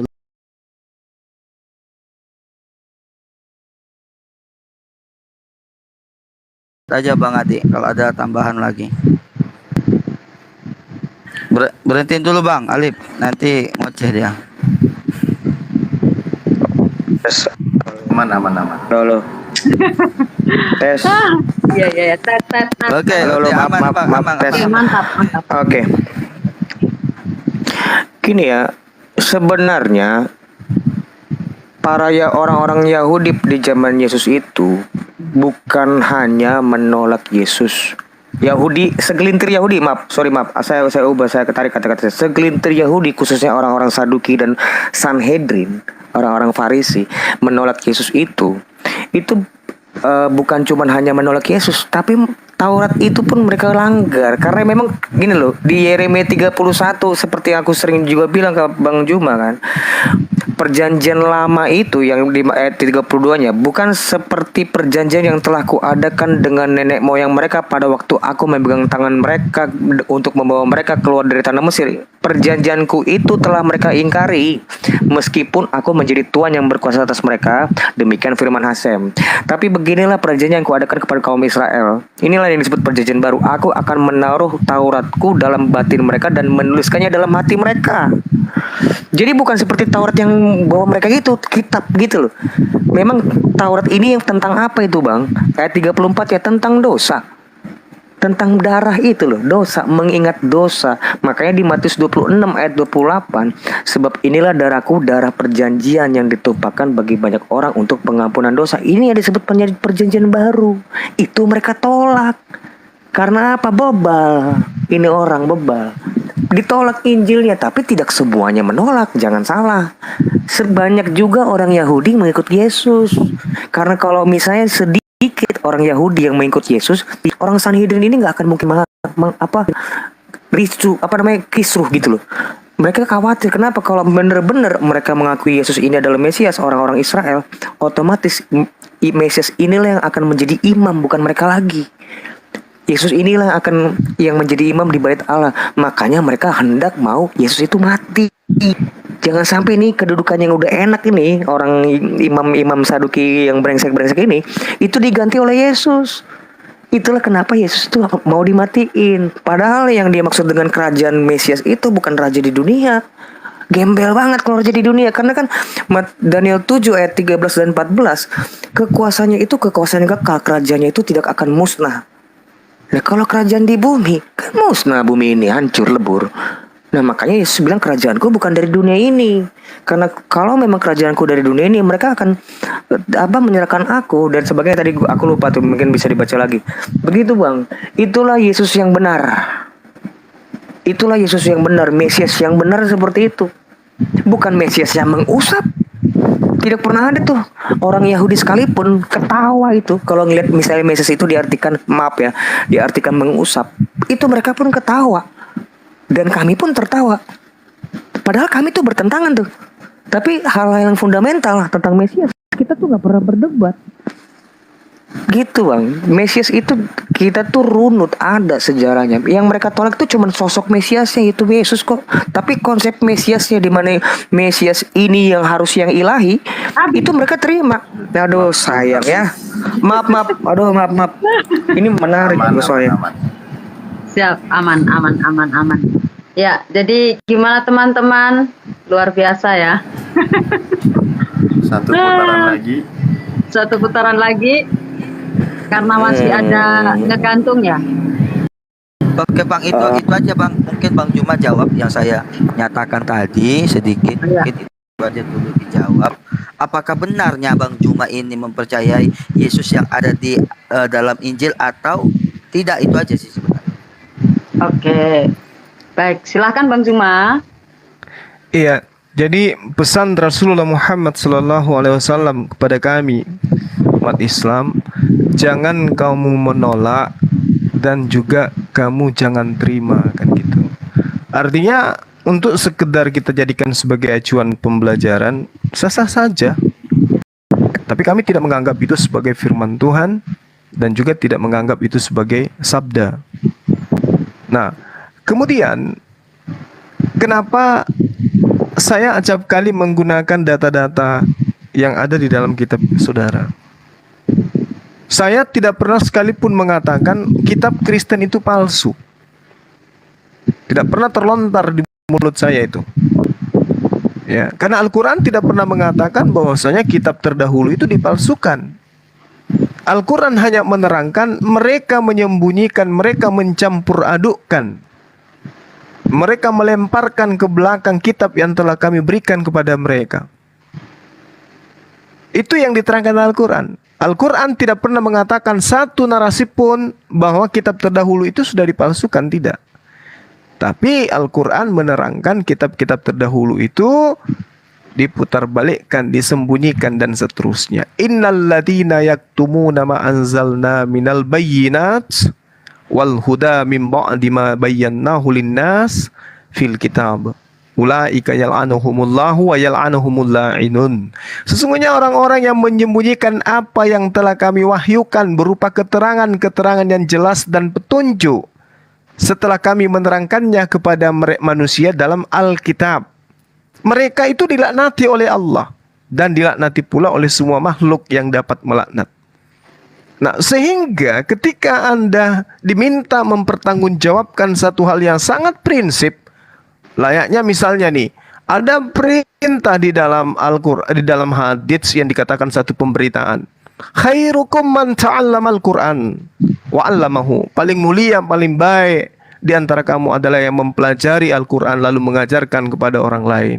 Dimintai pertanggungjawaban kemudian, dari mana engkau mendapatkan hadits itu? Siapa yang menjelaskan? Siapa kepada siapa? Dan siapa yang menjadi saksi bahwa Rasulullah pernah mengucapkan itu? Maka seketika uraian dalam ilmu hadits akan mengurai tentang sanadnya. Nah, berbeda dengan kitab saudara.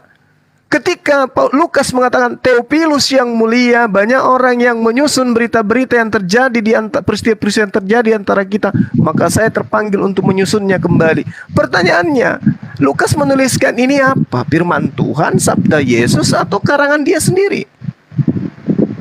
Maka orang yang ditanya itu tidak akan mampu mengurai bahwa itu berasal dari Yesus. Perkataan Theophilus itu berasal dari mulut Yesus. Maka saya mengatakan, benarlah Al-Quran yang mengatakan bahwasanya mengapa kalian itu mencampur adukkan. Wala talbisul haqqa bil batil wa taktumul haqqa wa antum ta'lamun. Jangan kamu campur adukkan yang hak dan yang batil, dan janganlah kamu sembunyikan yang hak itu sedangkan kamu mengetahui. Ini yang kami imani. Ini yang kami pahami tentang itu. Sehingga ketika saya menggunakan data di dalam kitab saudara, ya di situ ada kebenaran. Tetapi tidak bisa dikatakan sebagai firman Tuhan. Tidak bisa dikatakan sebagai sabda daripada Yesus itu sendiri. Kenapa? Yang kita temukan sekarang adalah terjemahan. Kita nggak tahu apakah terjemahannya sudah sesuai dengan apa yang Yesus lontarkan pada masa itu. Fawailul lilladzina yaktubuna kitaba bi'aidihim summa yaquluna hadza min indillah. Mereka menulis kitab dengan tangan mereka sendiri, kemudian dia berkata ini dari Allah. Nah, ini yang kami umat Islam harus waspada. Makanya ketika kami tampil di komal-komal berdebat, kami bukan penghujat. Semua khususnya bukan penghujat, bukan penista, bukan suka maki-maki. Orang yang berdialog dengan baik akan selayani dengan baik. Kan gitu. Karena rasa sayang, cinta gitu. Begitu juga teman-teman. Karena didorong rasa sayang, cinta kepada saudara muslim sehingga memberitakan Injil. Poin kita sama. Nah, sekarang saatnya kita mendudukkan perkara yang benar itu seperti apa, supaya kita tidak ego di dalam beriman. Iman kita harus diuji kebenarannya, kitab sucinya dan seterusnya. Nah, inilah kalau saya ditanya, kenapa kamu tidak mengimaninya sepenuhnya? Kenapa harus milih-milih dalil? Karena itu tadi, Al-Quran menjelaskan 1400 tahun silam bahwasanya ahli kitab merubah-rubah firman Tuhan yang telah datang kepada mereka. Wadda katsirun min ahlil kitab law yaruddunakum min ba'di imanikum kuffara. Ini yang menjadi kaidah dalam Islam. Terima kasih Bang pertanyaannya. Makasih. Mantap. Ya, saya mungkin tambah sedikit ya. Berarti Bang Juma ini sesi terakhir ya. Iya, tahu saya. Enggak, Iya. saya cuma sebentar aja sih nangkapinya. Berarti Bang Juma ini menyatakan bahwasanya sesuatu yang mendukung Al-Quran, Abang bisa ambil dari Injil. Tetapi sesuatu yang tidak didukung Al-Quran, Abang tidak akan ambil dari Injil. Mungkin seperti itulah pernyataan saya yang saya dapatkan dari penerangan Bang Juma. Mungkin seperti itu, oke. Oke, aku ya. Sebenarnya aku kurang sepakat kalau misalnya Bang Zuma itu nggak bilang apa kitab Injil itu dipalsukan. Sebenarnya itu orang Muslim harusnya nggak malu Bu dengan kata dipalsukan. Dan memang itu juga sering. Orang-orang bahkan sekelas Ustadz pun juga menyebutkan itu dipalsukan. Cuman mungkin Bang Zuma ini nggak suka menggunakan diksi itu kan. Tapi nggak ada bedanya itu. Dipalsukan kek mau itu diubah-ubah itu sama aja sama mawon. Itu cuman rasanya aja beda. Cuman meaningnya juga sama. Memang dipalsukan. Udah nggak usah hipokrit gitu loh. Yang kedua tentang yang ditulis Lukas itu apakah firman Tuhan? Loh, firman Tuhan itu bagi kami firman itu bukan kitab. Firman pada mulanya adalah firman itu bersama-sama dengan Allah, firman itu adalah kitab, kan bukan? Firman itu adalah Allah, firman itu menjadi manusia. Lantas apa dek yang ditulis oleh para rasul itu? 1 Yohanes 1 ayat 1. Apa yang telah ada sejak semula, yang telah rasul dengar, ini aku ubah kata kami, yang telah rasul lihat dengan mata kami, yang telah apostel saksikan dan yang telah apostel raba dengan tangan apostel tentang firman hidup Yesus itu, itulah yang kami tuliskan kepadamu. Jadi tulisan ini ya hanya tulisan, betul tulisan, tapi tentang siapa? Tentang firman hidup. Itu tentang Yesus. Yang firman itu bukan kitab. Yang disebut firman itu adalah Yesus. Kitab Injil inilah yang menulis tentang sang firman hidup. Itu beda dong. Itu pasti jelas beda. Nah kalau kamu betul, Quran itu adalah firman Allah. Karena firman bagi kalian ya kitab di Lahul Mahfudz. Nah, ini yang menjadi perbedaan di antara kita. Jadi gak ketemu. Makanya kalian menganggap kitab Injil ini adalah firman, toh? Yang disebut firman itu adalah Yesus. Hologos itu Yesus. Kalau ini namanya grape. Tulisan. Hanya tulisan aja. Ini kalau dibakar hancur lebur ini. Kalau firman itu kekal bagi kami yang disebut, tapi tulisan ini kandungannya terdapat firman. Yaitu kenapa disebut itu? Ya, karena menuliskan tentang sang firman hidup. Itu clear itu bang. Seharusnya clear. Nggak perlu lagi kita debat di situ sebenarnya. Jadi kitab Injil itu seperti itu. Jadi kalau misalnya Abah menganggap kitab Injil itu adalah kitabnya Isa, itu salah total. Salah total. Memang kitab Injil itu adalah kitab Matius, Markus, Lukas, Yohanes. Juga bukan kitabnya Allah. Tidak pernah ada secara sejarah yang membuktikan bahwa ada kitab Allah bernama Injil. Gak ada. Yang ada kitab Matius, Markus, Lukas, Yohanes. Yang itu kalian pinjam seakan-akan itu adalah kitabnya Allah. Nah, kalau mau begini, kalian bawa kitabnya Allah, saya pakai kitab manusia ini nih. Kita tanding di situ. Jadi jangan lagi disebut di sini masih ada kebenaran firman. Kan nggak bisa, standar kalian berbeda. Standar kalian itu kitab Injil adalah kitabnya Allah. Sementara yang kami pegang ini kitabnya Matius, Markus, Lukas, Yohanes, Bang. Jadi kita mendingan fight antara kitabnya Allah dengan kitab manusia. Mana yang benar? Itu yang top tuh seperti itu. Jadi gentle. Jadi harusnya kalian nggak perlu kutip-kutip kitab kami. Loh, kami itu debat tuh karena kalian. Kalau misalnya kalian nggak menyebutkan kitab Injil itu nggak diubah-ubah, tidak menyebutkan bahwa Allah itu menyebutkan bahwa Yesus nggak disalib, kita nggak akan debat. Saya nggak pernah debat orang Buddha, karena Buddha tuh nggak pernah ngurusin agama saya. Yang pernah ngurusin agama saya ialah kamu. Ya kami di sini datang untuk memberi hak jawab, memberi pertanggungan jawab tentang apa yang ada iman di dalam hati kami, di dalam iman kami. Itu yang kami berikan, bukan untuk berdebat. Tetapi kalian memang datang untuk berdebat. Itu betul. Makanya di dalam Quran dijelaskan, berdebatlah dengan cara yang paling baik. Memang kalianlah yang membuat perdebatan ini muncul, bukan kekristenan. Kekristenan itu tidak pernah disuruh berdebat, tapi memberi pertanggung jawab. Jadi sebenarnya kalau lucu kalau ada orang Kristen, saya nggak mau berdebat, itu salah. Harusnya itu kalian debat, karena memang naturnya Islam itu debat. Makanya ada perintah, berdebatlah dengan cara yang paling baik. Jadi jangan ngomong diskusi, debat. Gitu bang, kira-kira seperti itu bang. Thank you. Terima kasih Bang Ade, Pastor Nathanael, dan juga Ustadz Alif, Bang Juma, Elizabeth Susan, Uni Rifa. Semua nyanyi senang. Salam kenal buat Elizabeth Susan ya. Dari tadi saya belum sapa juga ini. Iya, baru muncul. Ini teman pelayanan juga ini yang selalu mengawal room juga. Terima kasih buat semuanya ya. Ya, sama-sama. Berkat kalian semua, pokoknya ini ya, ini berkat kalian semua, bukan karena saya, tapi berkat kalian semua, berkat Bang Zuma, berkat Pastor Nathanael, berkat Ustadz Alif, berkat Bang Ade juga, dan juga semua penggemar ataupun fans daripada Bang Zuma. Roomnya boleh tenang, boleh damai, semua berkat kalian. Keren kan? Kalian semua keren ya. Interupsi. Ya. Ini perlu closing statement mungkin ya. Boleh. Silakan Pak Ustadz. Oke, 1 menit aja Bang Alif. 1 menit aja. Itu yang tadi cukup. Itu yang saya mau habis katakan. Itu tanya jawab atau apa kan sesi baru gitu ya. Siap. Ya, oke, baik. Bang Alif, saya 1 mengucapkan menit terima aja kasih statementnya kepada Bang. teman-teman. 1 Ya, menit berapa menit? Ya 5 menit lah paling tidak. Oke, baik. Betul nggak Gurunda? Siap. Ya, closing aja Dinda. Habis itu kita tutup. Sini Soalnya kalau 5 hampir menit jam 2 kasihan soalnya. Bang Alif. Oh, siap. Soalnya Bang Juma kan 1 menit 1 Kecuali orang. kalau Gitu 1 dirimu orang Bang. gantikan 1 aku menit boleh 1 deh. orang. Iya, siap Gurunda, insyaallah. Siap. Kasih ya, maaf Silakan. ya. Iya kan Pak Pendeta nanti kan sama Bang Aderion. Jadi kan 5 menit bagi 2 lumrah. Siap. Ya, Bentar ya. begitu adil. Oke, baik, silakan. Sebentar saya. Oke, mungkin dari Bang Juma aja dulu. Bang Juma silakan. Baik.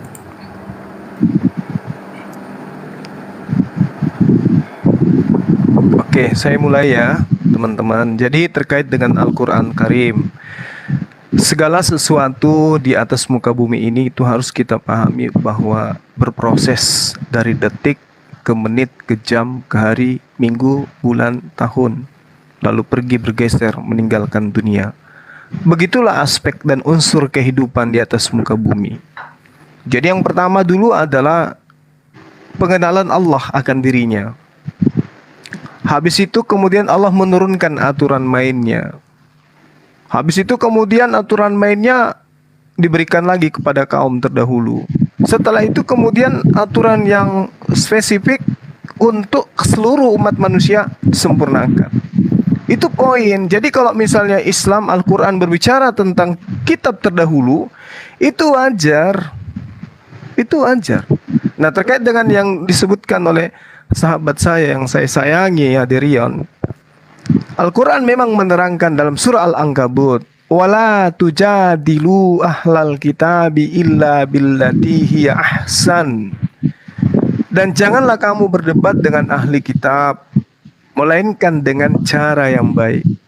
Tidak boleh kami itu berdebat kecuali dengan cara yang baik. Tapi ada pengecualian, kata Allah, illal ladzina zalamu minhum, kecuali dengan orang-orang yang zalim di antara mereka. Siapa orang-orang zalim ini? Yang sudah tahu bahwa kita datang untuk berdialog baik-baik, kemudian tetap aja kasar. Maka kata Allah, ingatkan kepada mereka, sampaikan kepada mereka apa yang diterangkan oleh Allah, billati unzila ilaina wa unzila ilaikum wa ilahuna wa ilahukum wahid wa nahnu lahu muslimun. Kami telah beriman kepada kitab-kitab yang diturunkan kepada kami dan yang diturunkan kepadamu. Tuhan kami dan Tuhan kamu itu satu, dan hanya kepada Tuhan yang satu itu kami berserah diri. Jadi Tuhan kita itu sama. Tuhan yang menciptakan manusia itu di atas muka bumi itu adalah Tuhan yang sama. Hanya saja ada di antara hamba Tuhan yang kemudian salah menyembah dan menduakan Tuhan itu dengan yang bukan Tuhan. Jadi kalau saya sebagai umat Islam kemudian tampil di komal-komal sahabat-sahabat, boleh kita bahas Al-Quran, silakan aja. Tapi dengan catatan, ya kita harus mengambil data di dalam kitab saudara supaya sebagai penyeimbang. Misalnya ketika Al-Quran menerangkan Isa adalah Nabi. Siapa Isa itu? Utusan Allah kepada Bani Israel. Kalau ada ketidaksesuaian cerita, ya kami mengimani kitab suci kami adalah wahyu dari Allah. Kitab suci saudara adalah sejarah. Nah, kita biarkan orang yang menilai. Terkait dengan apa yang saudara saya tadi mengatakan, Injil itu bukan kitab. Jadi saya katakan begini, kitab itu adalah ketetapan Tuhan. Apakah Yesus itu tidak menerima ketetapan Tuhan? Yesus terima. Yohanes 8:47, Yohanes 8 nomor 26, Yohanes 8 nomor 40, Yohanes 14 nomor 24, Yohanes 17:14, Yohanes 17:8, Yohanes 12:49. Itu adalah ketetapan. Kitab itu adalah ketetapan Tuhan yang diwahyukan kepada nabinya, utusannya, dutanya untuk disampaikan kepada siapa dia diutus. Bahkan Yesus dengan sangat jelas dikatakan dalam kitab saudara, aku tidak berkata-kata dari diriku. Apa yang aku katakan adalah apa yang diperintahkan oleh Bapa untuk aku katakan dan aku sampaikan. Berarti Yesus ini sangat menjaga lisannya dari perkataan-perkataan yang tidak pernah diajarkan oleh Bapa yang mengutus dia. Tapi kalau kita melihat dari kitab saudara, mereka apapun mereka bisa tuliskan. Tentang apapun mereka bisa ceritakan. Tanpa ada filter bahwa yang mereka sampaikan itu betul-betul dari Tuhan.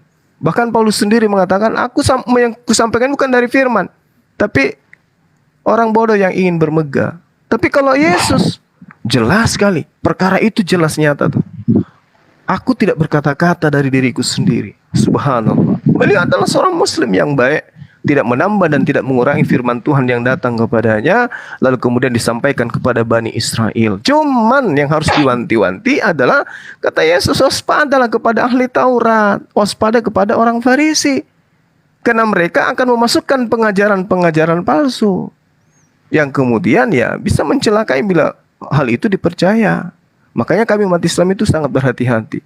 Demikian, mungkin mohon maaf ya teman-teman host, terima kasih Anda saudari saya yang baik rupanya. Kemudian Pastor Nathan, Anda juga orang baik. Kalau Aderian jelas orang baik. Saya mohon maaf kalau ada kata-kata saya yang kurang berkenan yang tadi dengan saudara-saudari kita. Lalu kemudian terima kasih banyak atas ruang yang dikasih dan juga kesempatan yang diberikan. Silakan closing statement-nya dari teman-teman. Ya, silakan Bang Ade. Oke Bang, sama-sama Bang. Oh ya, aku ya tanggapi dikit aja. Aku dikit aja Bang ya. Tentang kalau ada narasi di kitab Injil itu diubah-ubah, lantas teman-teman sering bernarasi, oh dulu Tuhan, dulunya Tuhan, sekarang Tuhan dan sebagainya dengan berkecimpung di masalah terjemahan. Saya kasih tahu, itu jangan dilakukan lagi. Karena kalau berbicara tentang terjemahan, apalagi berbicara dengan LAI itu baru ada di abad ke-20. Apakah pengubahan itu baru terjadi di abad 20? Kan jelas enggak. Jadi sistematis berpikirnya itu, konstruksi berpikirnya itu diubah. Kalau memang kalian itu mau membuktikan kitab itu diubah-ubah, jangan bahas tentang terjemahan, konyol itu. Karena terjemahan LAI juga baru ada di abad 20. Ya masa diubahnya abad 20 terus di-announce di abad 7, kan enggak mungkin. Yang tentu yang di abad 7 yang diumumkan mereka telah mengubah-ubahnya. LAI belum ada waktu itu. Tentu berbicara tentang teks aslinya kan. Nah, besok-besok mari teman-teman muslim yang cerdas, jangan membuat kalian itu mempermasalahkan masalah terjemahan yang berbeda-beda. Kenapa dengan Tuhan jadi Tuhan dan sebagainya itu kan kami bisa menjelaskan. Kenapa sering direvisi? Betul, bahasa itu kan banyak perkembangannya Bang. Itu perlu direvisi. Itulah, jadi yang direvisi itu adalah terjemahan. Tapi kalau ngomongin perubahan, kalian harus bisa membuktikan bahasa asli mana yang diubah. Dari bahasa asli satu ke bahasa asli yang lain. Itu baru top. Baru mantep kayak gitu. Kira-kira seperti itu aja. Mungkin dari aku dia bisa dilanjutkan sama Pak Pastor. Silakan Pak. Ya, mungkin saya akan menyampaikan poin saja buat teman-teman yang di bawah 1000 lebih memandang atau mendengarkan sharing-sharing ini, bahwasanya di mana bagi kami orang Kristen adalah kami sebagai manusia yang berdosa secara keturunan, artinya berdosa secara manusia pertama kali, membutuhkan penebusan dari orang yang tidak berdosa, dan itu dinyatakan oleh Yesus Kristus di dalam Alkitab suci kami, di dalam kitab Injil, dan Yesus sendiri yang menyatakan itu. Terus yang kedua adalah Saya sangat artinya menghormati Bang Juma yang dimana beliau sangatlah artinya menerangkan secara yang artinya tidak seperti yang lain-lain lah, tidak ada penghujatan dan apa semuanya baik. Saya sangat menghargai, menghormati itu semua. Dan ternyata bagi Bang Juma dalam kitab Injil itu tidak sepenuhnya dia bisa ambil atau dia percayai. Ada 4 kitab Injil, yaitu Matius, Markus, Lukas, Yohanes. Tetapi kami bagi orang Kristen sepenuhnya mulai dari kelahirannya sampai mujizatnya, penderitaannya, ketika dia sampai pada kesaliban, sampai dia disalib dan terus mati, bangkit dan menyatakan diri dan naik lagi ke surga. Nah, artinya kami sepenuhnya mempercayai bahwasanya Yesus Kristus adalah keselamatan buat kami sebagai orang-orang yang beriman kepada Dia.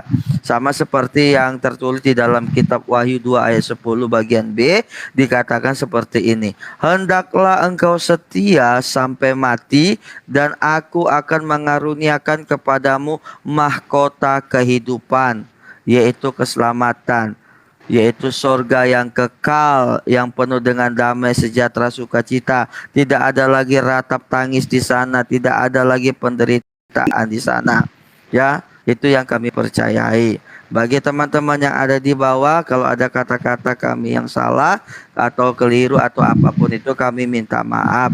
Sama-sama kita mencari kebenaran, sama-sama kita menggali kebenaran, dan sama-sama kita sujud berdoa kepada Sang Pencipta, kepada Tuhan, supaya Dia menunjukkan dirinya melalui setiap apapun yang kita akan alami nantinya.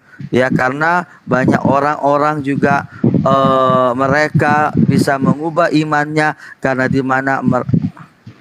di mana mereka berdoa, sujud, meminta kebenaran, dan pada akhirnya mereka diberikan kebenaran dan mereka menjalani itu semua. Terima kasih buat Kak Hana yang sudah boleh membuka room ini. Terima kasih juga buat semua teman-teman. Tuhan Yesus memberkati kita semua. Amin. Bang, thank you Bang ya. Bang Juma udah mampir Bang ya, Bang Juma. Oke deh, oke. Oke, istirahat lah Bang. Ya, udah jam 2 saya udah menyita waktunya di sana. Sama-sama kita istirahat. Terima kasih saya ucapkan buat semuanya ya. Bang Juma, terima kasih. Ya, Mbak Bang Hana. Ade, Pak Ustadz Alif, Dinda Alif, makasih ya. Siap-siap Bu Ronda. Uni Riva, Iya. juga buat Iya, buat Bang Alif juga terima kasih Salam buat kenal. timer waktunya. untuk fans yang ada di bawah. Tapi Iya, begini, teman-teman saya kan yang di bawah, tadi makasih. Ustadz Alif kan dari tadi kan belum ambil bagian ini, jadi saya mau minta bagiannya Ustadz Alif untuk berdoa, ya kan? Kita minta terima kasih karena semuanya luar biasa. Kalian semua yang semua ada di sini nih keren-keren banget ya. Saya minta maaf kalau semisal ada pelayanan yang masih tidak berkenan di hati teman-teman. Saya minta maaf. Mantap kok. Dan terima kasih ya. Pak Ustadz Alif, mungkin saya minta kesediaannya untuk Pak Ustadz berdoa buat kami ya, boleh ya? Kami berdua pakai bahasa Arab tapi nggak apa-apa ya? Nggak apa-apa, kita aminkan ya. Nanti Kita berdua aminkan. secara Kristen juga ada. Oh iya, masing-masing Ya. aja ya, kita jalani masing-masing. Amin, ya. Gak apa-apa ya, Silakan. Bu Ronda. Nggak apa-apa dong. Ustaz, Bang Alif, silakan Bang Alif. Silakan. Nanti juga kami Kristen akan berdoa singkat juga, nggak apa-apa. Iya, silakan Ustadz. Oke, bismillahirrahmanirrahim. Bismillahirrahmanirrahim. Astagfirullahaladzim, astagfirullahaladzim, astagfirullahaladzim. Li wali jamil muslimina wal muslimat wal mu'minina wal mu'minati al ahya'i minhum wal amwat. Alhamdulillahirabbil alamin, hamdan yuwafi ni'amahu wa yukafi mazidah. Ya Rabbana lakal hamdu kama yanbaghi li jalali wajhikal karim wa adimi sultanik. Allahumma ighfir lana dunubana wa dunuba abaina wa ummahatina wa ajwajina wa auladina wa li jamil muslimina wal muslimat wal mu'minina wal mu'minat al ahya'i minhum wal amwat. Allahumma barik lana, Allahumma ftah abwaaba rahmatik, Allahumma ftah quluba fi hadal makan isroh sodrona li hidayatil Islam. Rabbana la tuzigh qulubana ba'da id hadaitana wa hab lana min ladunka rahmah innaka antal wahhab. Allahumma alif qulubana khususan fi hadal makan bi hidayatil Islam.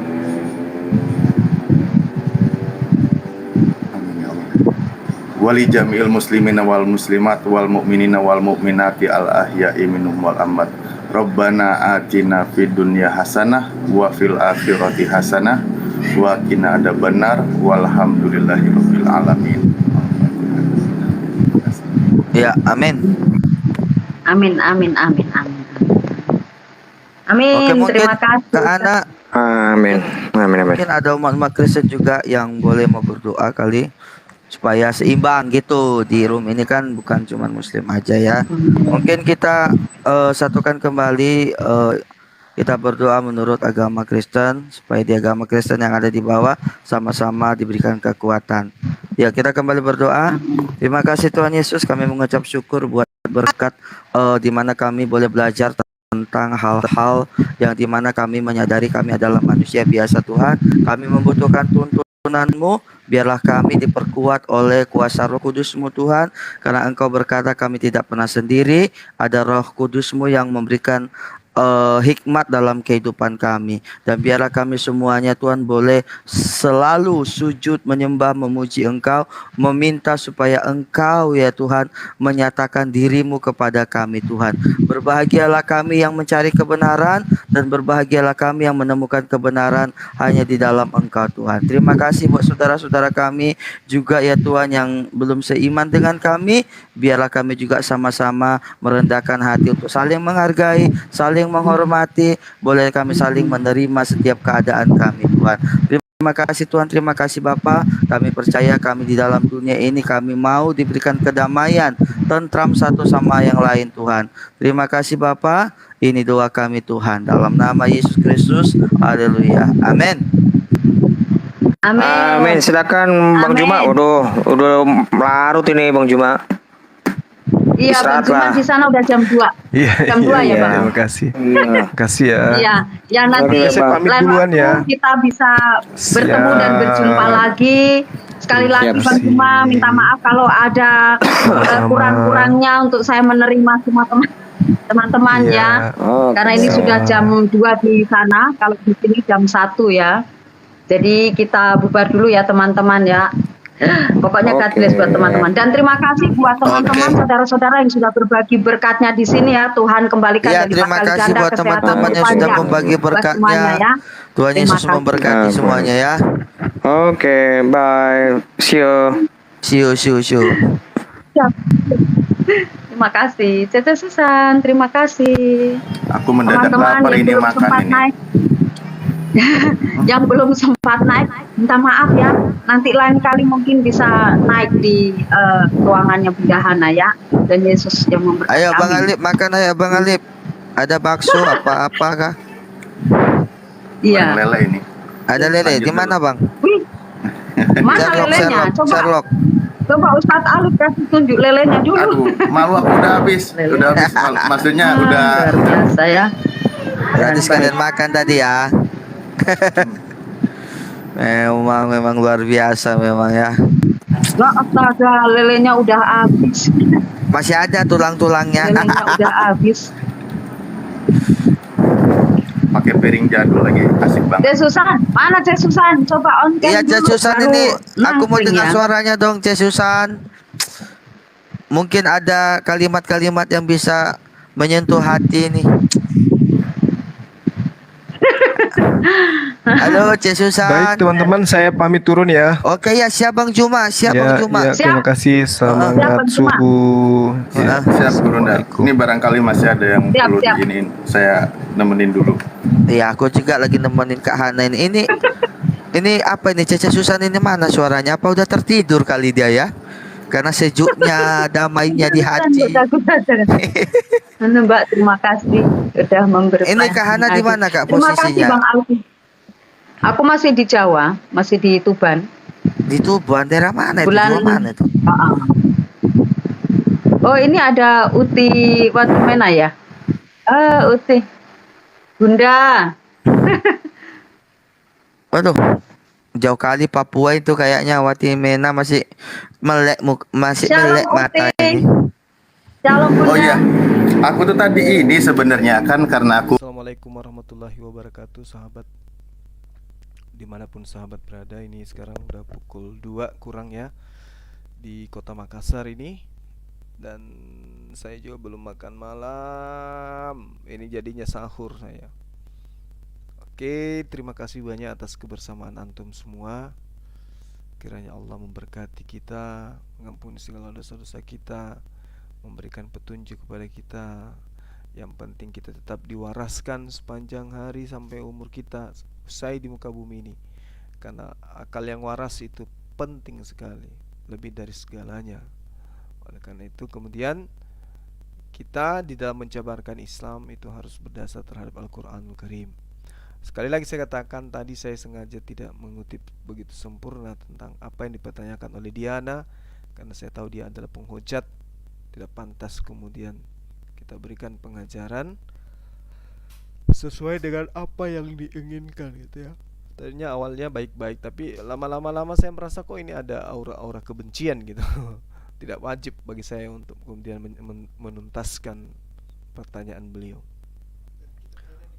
Iya, lagian saya berada di komal beliau, komal Kristen, dan saya tidak diberi ruang untuk membaca Bible gitu. Seakan-akan menyembunyikan sesuatu gitu, sahabat. Tapi nggak apa-apa, dengan adanya Aderion dan juga siapa yang satu tadi, Pastor Nataliel, akhirnya dialog bisa berjalan dengan baik. Dan sekali lagi sangat gagah ketika Al-Quran itu diuraikan di tengah-tengah penganut ajaran paganisme ya. Al-Quran tidak bisa goyah kemudian, apalagi ketika Al-Quran itu saya diberi ruang untuk menguraikan lebih panjang. Ya, dan perlu saudara-saudara pahami, Mbah Hana itu adalah seorang misionaris ya.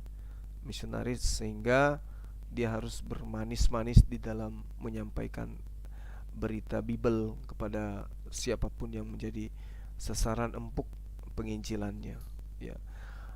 Oke, dan saya pribadi juga minta maaf atas segala kekurangan ketika penyampaian saya itu tidak sesuai dengan kaidah Al-Quran, tidak sesuai dengan yang diharapkan. Itu karena memang saya masih butuh belajar lebih dalam lagi mendalami Al-Quranul Karim dan juga hadis. Ya, begitu ya sahabat-sahabat sekalian. Terima kasih banyak sekali lagi atas perhatiannya, atas atensinya, dan semua yang antum berikan kepada saya, yang mana hal itu sangat bermanfaat bagi saya dan juga dalam misi penyampaian Al-Quran terhadap anak bangsa khususnya. Sekali lagi saya minta maaf dan mengucapkan banyak terima kasih. Saya pamit undur diri, besok kita jumpa lagi. Subhanakallahumma wabihamdi asyhadu an la ilaha illa anta astaghfiruka wa atubu ilaih. Salam satu Tuhan, salam tauhid. Allahu akbar. Assalamualaikum warahmatullahi wabarakatuh.